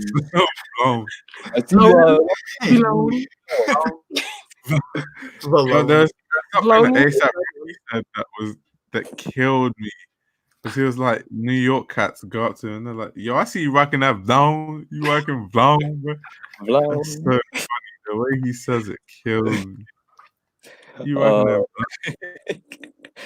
Yo, how did I learn Mandarin? Uni, and the rest of it is like self-directed learning, basically. So YouTube videos, huh? Same as any language, you know. It's like it's all discipline. Just put in the hours and you can get it. Yeah, learning Korean right now is the most difficult thing I've ever done in my life, but it's definitely persistence. 100%. And whenever you get the opportunity to actually practice the language, take it. I would say the best way to learn a language is if you're fortunate enough to go abroad and study, just live there Live for in the country. 6 months. Live in the country. Yeah. That's how you build, like, even if it's not the way to writing and reading fluency, it's 100% the key to spoken fluency. Yeah. You know? Facts. That's true. Yo, JNO, Tan Gang. That's that Chinese Tinder. Learning hard. With, oh man. With regards to the languages that, like how Day, you're learning Korean, right? Mm-hmm. Is it for school or is it like a language that you just wanted to learn because you were interested in definitely a language I wanted to learn. Oh, okay. Because like I was going to study abroad in Japan actually, but I really wanted to study abroad in Korea, but like they didn't have the program option. But I was like, I'm not going to just give up on something that I wanted to be passionate about learning. And plus, learning Japanese is even more difficult. I would say there's certain once you get one language down, like between Korean, Chinese, and Japanese, they all have this character gap. But Japanese is the hardest because they use like 3 different characters at once. And so you have to learn 3 different alphabets, and then on top of that, learning how to even say it and pronounce it. So I was like, you know what, I'm just gonna stick to it. Honestly, it's like I feel like I'm like, I feel like if I went to Japanese after, it would more kill me just because I know how to write the characters and I already have it in my head Chinese pronunciation for all these characters. Like, it's It'll be interesting. Yeah. My significant other, it's definitely she's definitely fluent in Korean. So I'm like, can you teach me, please? And it's like 12-hour sessions. I can't do this anymore. I can't do it. But it's fun. It's fun learning another language. Yeah, I feel like the easiest language for me to learn is French. Any other language, I'll start struggling. French No, makes me I feel cry. like Swedish. Swedish isn't actually that bad. Really? Swedish isn't that bad. I find French is just so similar. Like apart from obviously the masculine and feminine stuff, like that stuff is long. But that comes with experience. Though when you fuck it up, I'll be calling people like I'll be calling women the masculine and then men the feminine. Those pronouns, dude. No. Like, it's like when you. I know because I don't have a French accent, but I know I'm a foreigner. What you're like. Aujourd'hui, allez, oh. Aujourd'hui, qu'est-ce que ça? Hitting those syllables. Parlez-vous anglais? No, what do you say?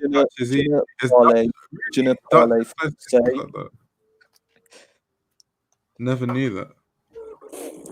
Nah, I feel like that's when you start using the accent as well. They assume you speak more than you do. Fake but it when too. you start using that accent, she said, I have a beautiful accent when I speak French. It's a joke accent. It's not real. No, I can't it's speak the language. good. Let's hear it. Let's hear it. I'll take it from Linda because she's French. So hey, I'll take. Hit me with that. Oh, Linda's French. Yeah. Wait, let's hear it. Come on, Ayo. Give me something to say. You gotta give me something to say, bro. Good morning. Bonjour. So you gotta give me more to say. Your name. Hello, my name is. Je m'appelle Janelle. Oh, okay. That's how French people sound. That sounds vibey. That sounds vibey still. Like I feel like mine's just so my accent is so what's it called? Stereotypical. What you? Can you give us a taste, or is that offensive? Bonjour, je m'appelle Jason. Je ne parle français pas, mais The handle. So I am quite happy. I don't pronounce the H. Comme des garçons est ma marque préférée. Hey. Oh. Hey. There we go. International, man. Just internationally known. Mr. Worldwide. Mr. Worldwide. People. Just call me Pitbull. I'll shave the head. The only German I know is Guten Tag. That's it. I'm done. The only thing I know, I just know racing drivers and tracks and like football players. And how to pronounce football players' names wrongly. That's all I know about. All I know is Krakenwagen. Which is like such an. I know. Scheiße.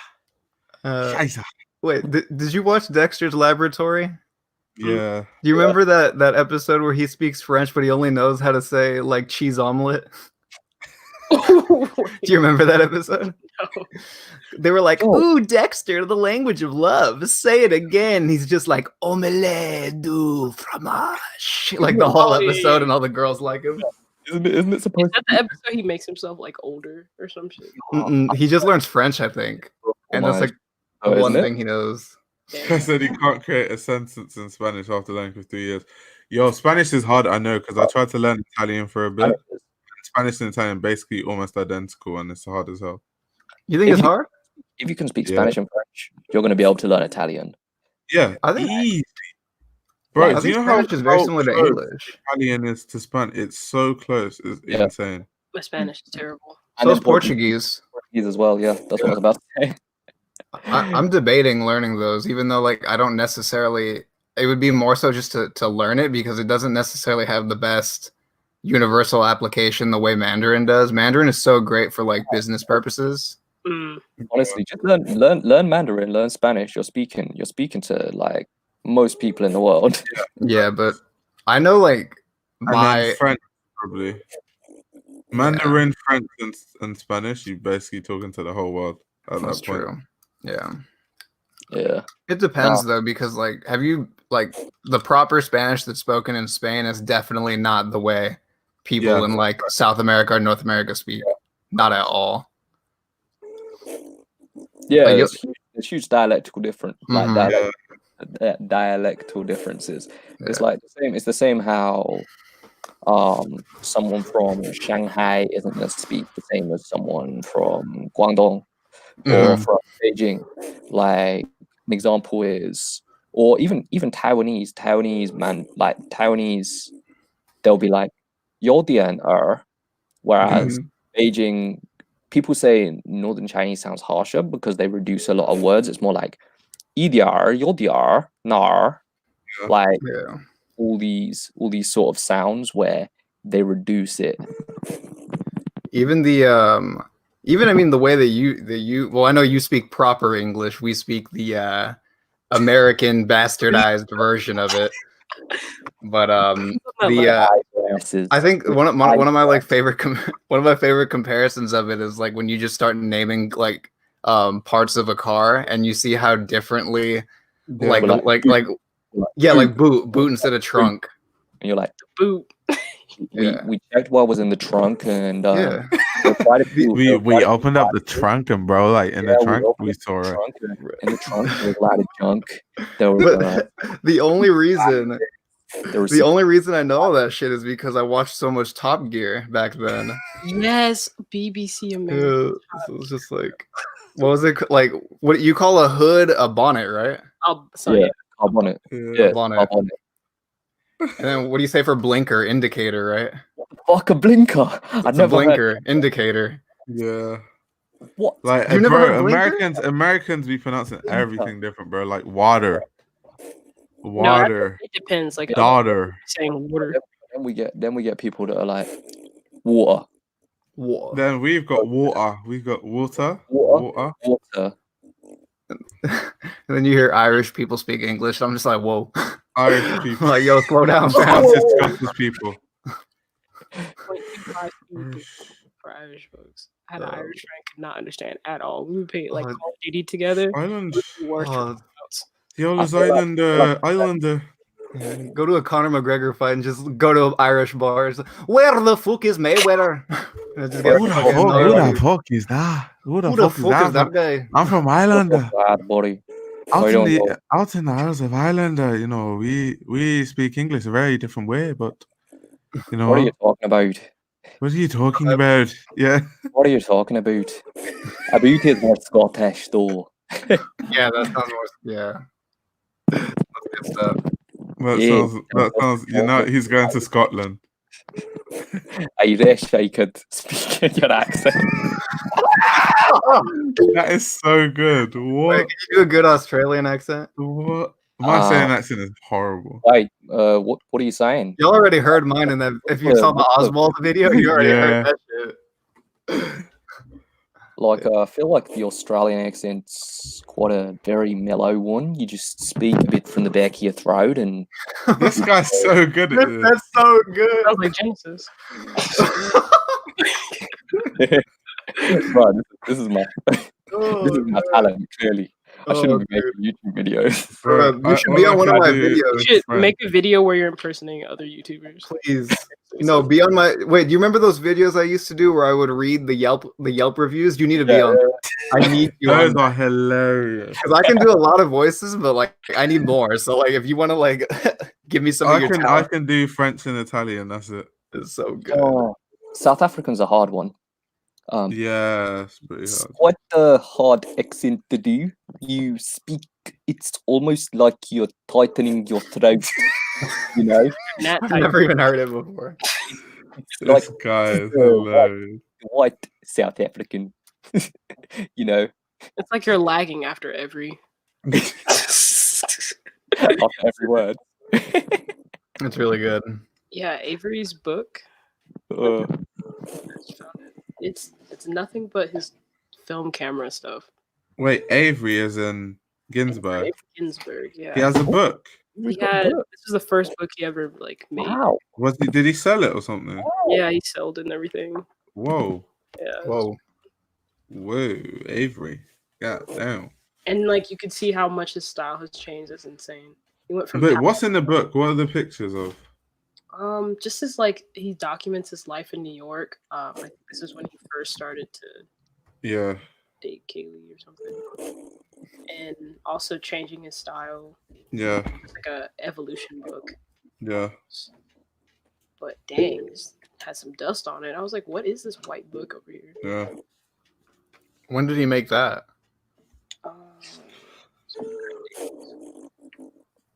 I don't even think I knew he released that, to be honest. Yeah, I've never heard. That's why I was like, did he sell it?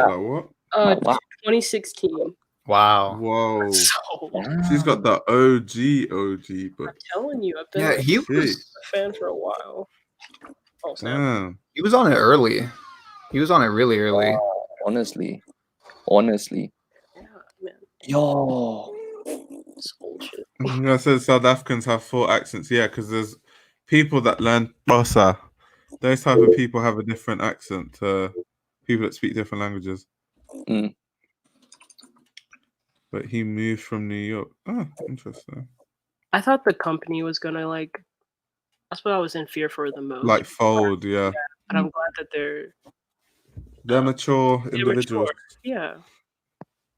It was a whole year. Like, dang. Before they said anything, but honestly, you shouldn't put like. I feel like there's an obligation people think when you build up a fan base to tell them everything, and honestly, you don't have to say anything. Bro, yo, even whatever amount of viewers I get, bro, y'all ain't knowing shit about my life, or at least shit that I don't want you to know. Damn, bro. Yeah. You're only putting out the good parts. My private matters. I've balanced the art of being so open and yet being so low key. Mm. Yeah, it's like for me, I would never put my partner on my channel. Never. It's not gonna happen. No. Point blank period. I'm like, because then you have to start making explain videos like Kaylee McKenzie, explaining your whole relationship. I'm like, I think they both went about it in a way that was really mature, though. Like it was only content, not really I'm going shopping with my boyfriend type stuff. Or yeah, exactly. The way they went about it was quite good. But I think the fundamental issue is when you bring your partner onto YouTube, you're gonna get all these quote unquote relationship experts who are gonna be chatting all types of nonsense in the comments. Yeah. And yeah, I just saw the comment. You know, Jason, why is the name so long now?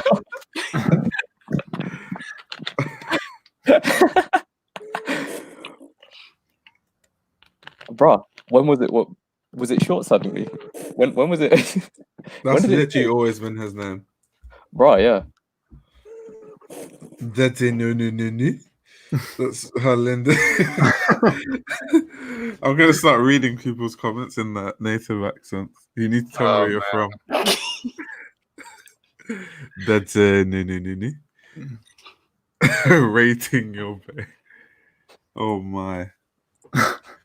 That's the thing that people start rating your girl, bro, and like it's bad. Talking about your girl, like personal stuff, but nah, that's long.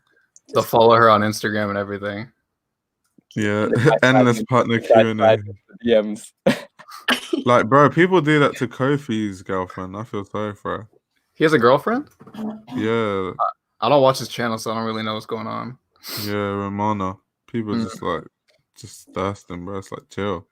Well, bro, nah, it was even like you know when Sanj had his ex channel. He got pissed, bro. People kept asking him. Then when she came onto Soraka's channel, everyone's Oh. like, "Yo, Soraka's cocking, son." Oh shit! I remember that. Everyone's like, "Yo, my man took Sanjeev's girl." And it's like not even like they're literally just friends, but obviously that's foul. my boyfriend does my makeup challenge. Is there a channel? This girl literally said, "I'm South Africa. I sound like a hood version of Trevor Noah." Yo, See, this is what happens when you put your girl online, bro. These are the type of comments you're gonna get. See. That's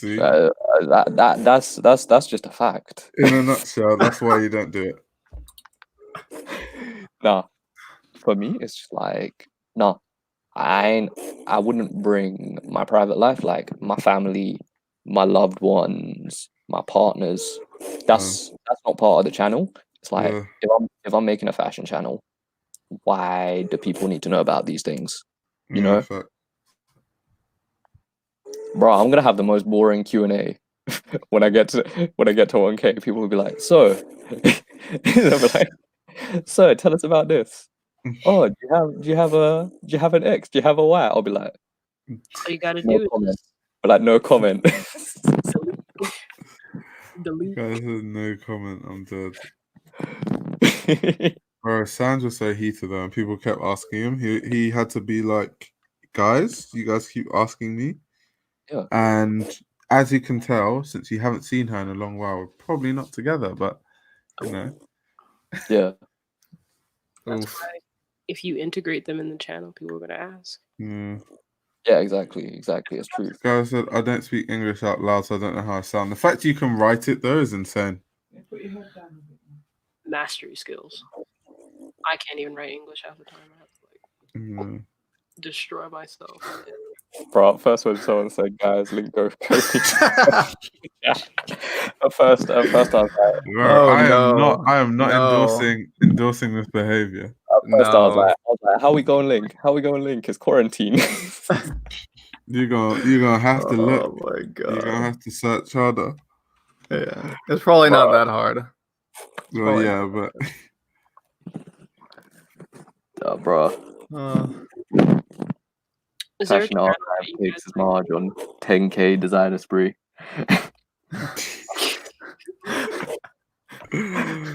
Prada mystery box. Bro, the reality is your mom's gonna beat your ass for spending that amount. Facts, big facts. Yeah, like, stupid boy.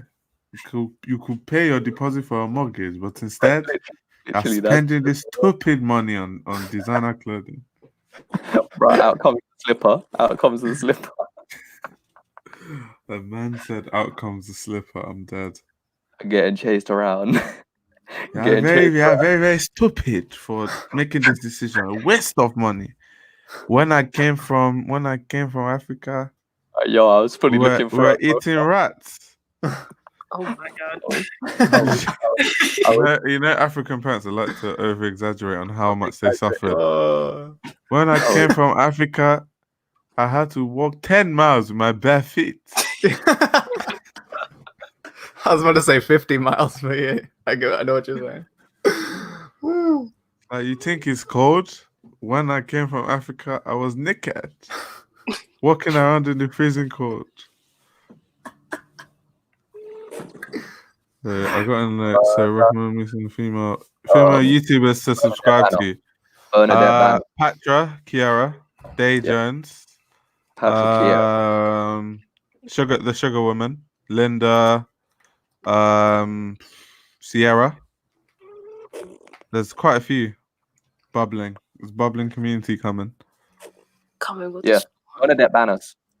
Cool. Slowly but surely. There's a lot of like vintage, like proper vintage, like Victorian type shit. Like not no 60s vintage. She's like, nah, fuck that. That's too soon. we going 100 years back or more. Yeah. I low-key thought about doing a mystery box, but then I was like, please don't. I'm sorry. No, I'm not gonna do it. But I was low-key just like tempted to see what would happen. But like, you're gonna pay for it? Yeah, like oh no. There was this. Well, I wasn't gonna like pay for it all because like there's this. Alex is like, oh no. No, I wasn't gonna do it, but like I was really tempted. I don't think I was gonna do a video on it. I just wanted to see what was gonna happen. Oh my! I was like, you got money in the $3,000 mystery box or what? No, it was like a. You like a fiver? You like a fiver mystery box? I was like, why don't I ever go on IG Live, bro? Because I have no clout. on IG, bro. No. I ain't got no clout, bro. IG Live's not as fun, to be honest, because you can't really add that many people. Yeah. It's just I them. don't know. It's just not me. On the screen to read the comments. Someone said, I swam all the way from Africa. I swam across the Atlantic Ocean. What are you talking about? Bro, I can't even front. I can't even front. Like, when we're parents, we're fully gonna do the same. We're fully gonna do the same. Oh, yo, I'm a sick fuck. Linda said, my daddy used to tell me he had to study under a lamp in the street at night to do his homework. Yo,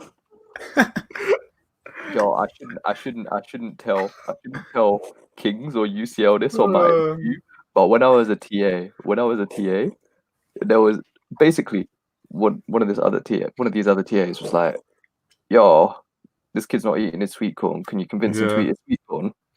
And I was like, yo, I got a big idea. I was like, I know how to do this. This is fucking light work. I was like, because he already ate his carrots. I was like, yo, James. Like, yeah? I was like, you know your parents have told you about carrots and that? He's like, yeah. They told me about carrots. I was like, you know, they told you that if you eat carrots, you see well in the dark, you see better in the dark. He's like, yeah. I was like, they've been lying to you. It's sweet corn. I'll let you in on a secret. It's sweet corn that you need to eat. To see better. Bro, they just want you to eat healthy, bro. That's why they tell you it improves your eyesight. Suddenly you eat a carrot and you've got 20/20 vision, bro. You've got that splinter cell vision. Bro, no. I said he wears glasses. I was like, yo, we both wear glasses, you know. I didn't eat my sweet corn when I was little either. Oh my god, dude. Oh man. Shit.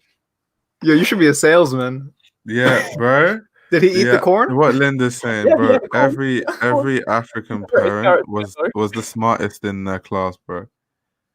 You people, you don't work hard enough. When I was in school, I was the first in my class. I was the top of my class.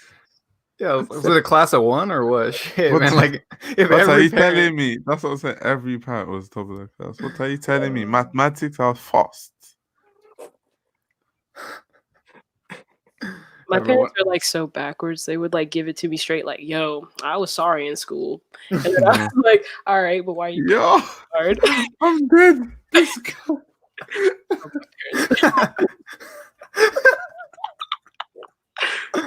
Dang. Oh man, we got food at home.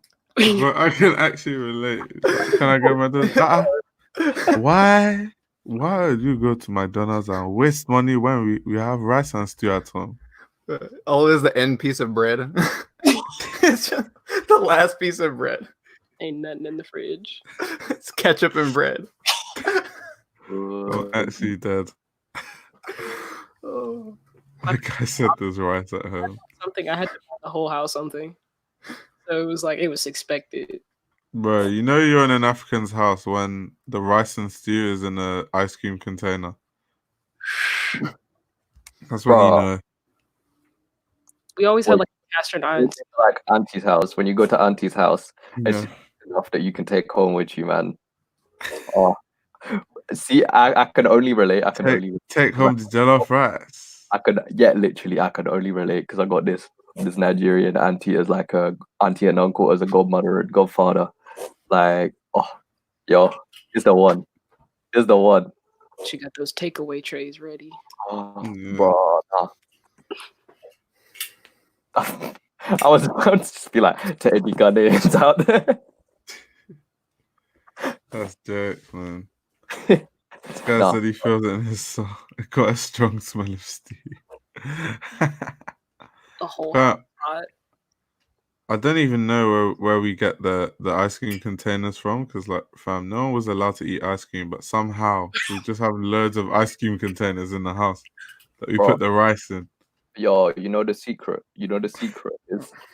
Is when you man were sent to bed, the parents were like, right, cool, dessert now. Yeah, here's our dessert. Like I said, all Africans have the Jesus slippers. That's facts, bro. That's big facts. Oh man. Wait, did you guys have the that like cookie tin filled with sewing equipment? Yes. Yeah. Oh yeah, big facts. At my house. Why is that universally like a thing? Bro, anything that was supposed to have food in it just didn't, bro. Mm-hmm. I can see it right now. Sorted. Bro, yeah, it's over our, there. our bread bin, they used to put newspapers in it, bro.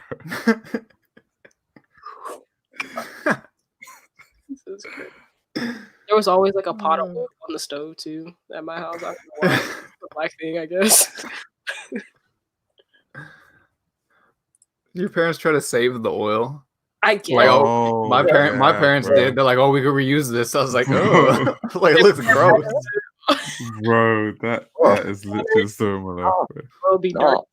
Honestly, nah, and yo, whoever doesn't save the bones after you, nah, that's for stock. You could, Honestly, yeah, you could use it for stock. Honestly, You never did that though. like, bro.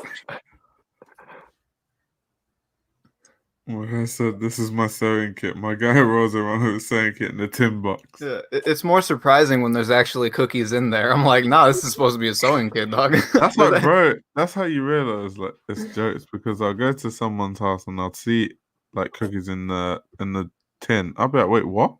Yeah, there's actually cookies in this tin. Like, whoa. Yeah, that's more surprising. Bro, like the cookies are never in the actual cookie tin. Never. If you've got cookies, well, they're going real quick, but I would only eat one part of the one with like the strawberry, like biscuit type. Yeah. Strawberry in the Yo, Linda, I eat the bones too. Yeah, that's an African thing for sure. I kind of eat the bones eating too. the bone. Especially with like wings and stuff. Like, Okay, with wings, not gonna lie, the bones are thin enough to where you crunch that thing. Not gonna lie. Yeah, you just. That's that. You're getting all the good things in there, the calcium. Yeah, the exactly. Bruv, and there's still even there. There's like the marrow and everything still in there. I'm innit? bad at chewing. There's like flavor. Bro, the big bones, I don't know how people be doing that. My teeth would probably snap, bro. Like, The big seriously. bones, you can't like eat the whole thing, but you like chew. But I've seen some people finish those things. I'm like, fam, how? I don't know how you finish, bro. You have like teeth of a lion. Bro, that's gotta be a proper slow cooked one. Still. Have a good one. Flats or drums? Flats or drums? Yeah. Drums. Yeah, thanks for coming on, man. Hey, it was a pleasure. Gotta get some food in me. Yeah. Talking Talking about that, I should probably end this because it's starting to drag. God, yeah. 8 hours almost. Jeez. Bruh, Jeez. But shout out to everyone who came on live. Probably do another one soon. Bro, But yeah.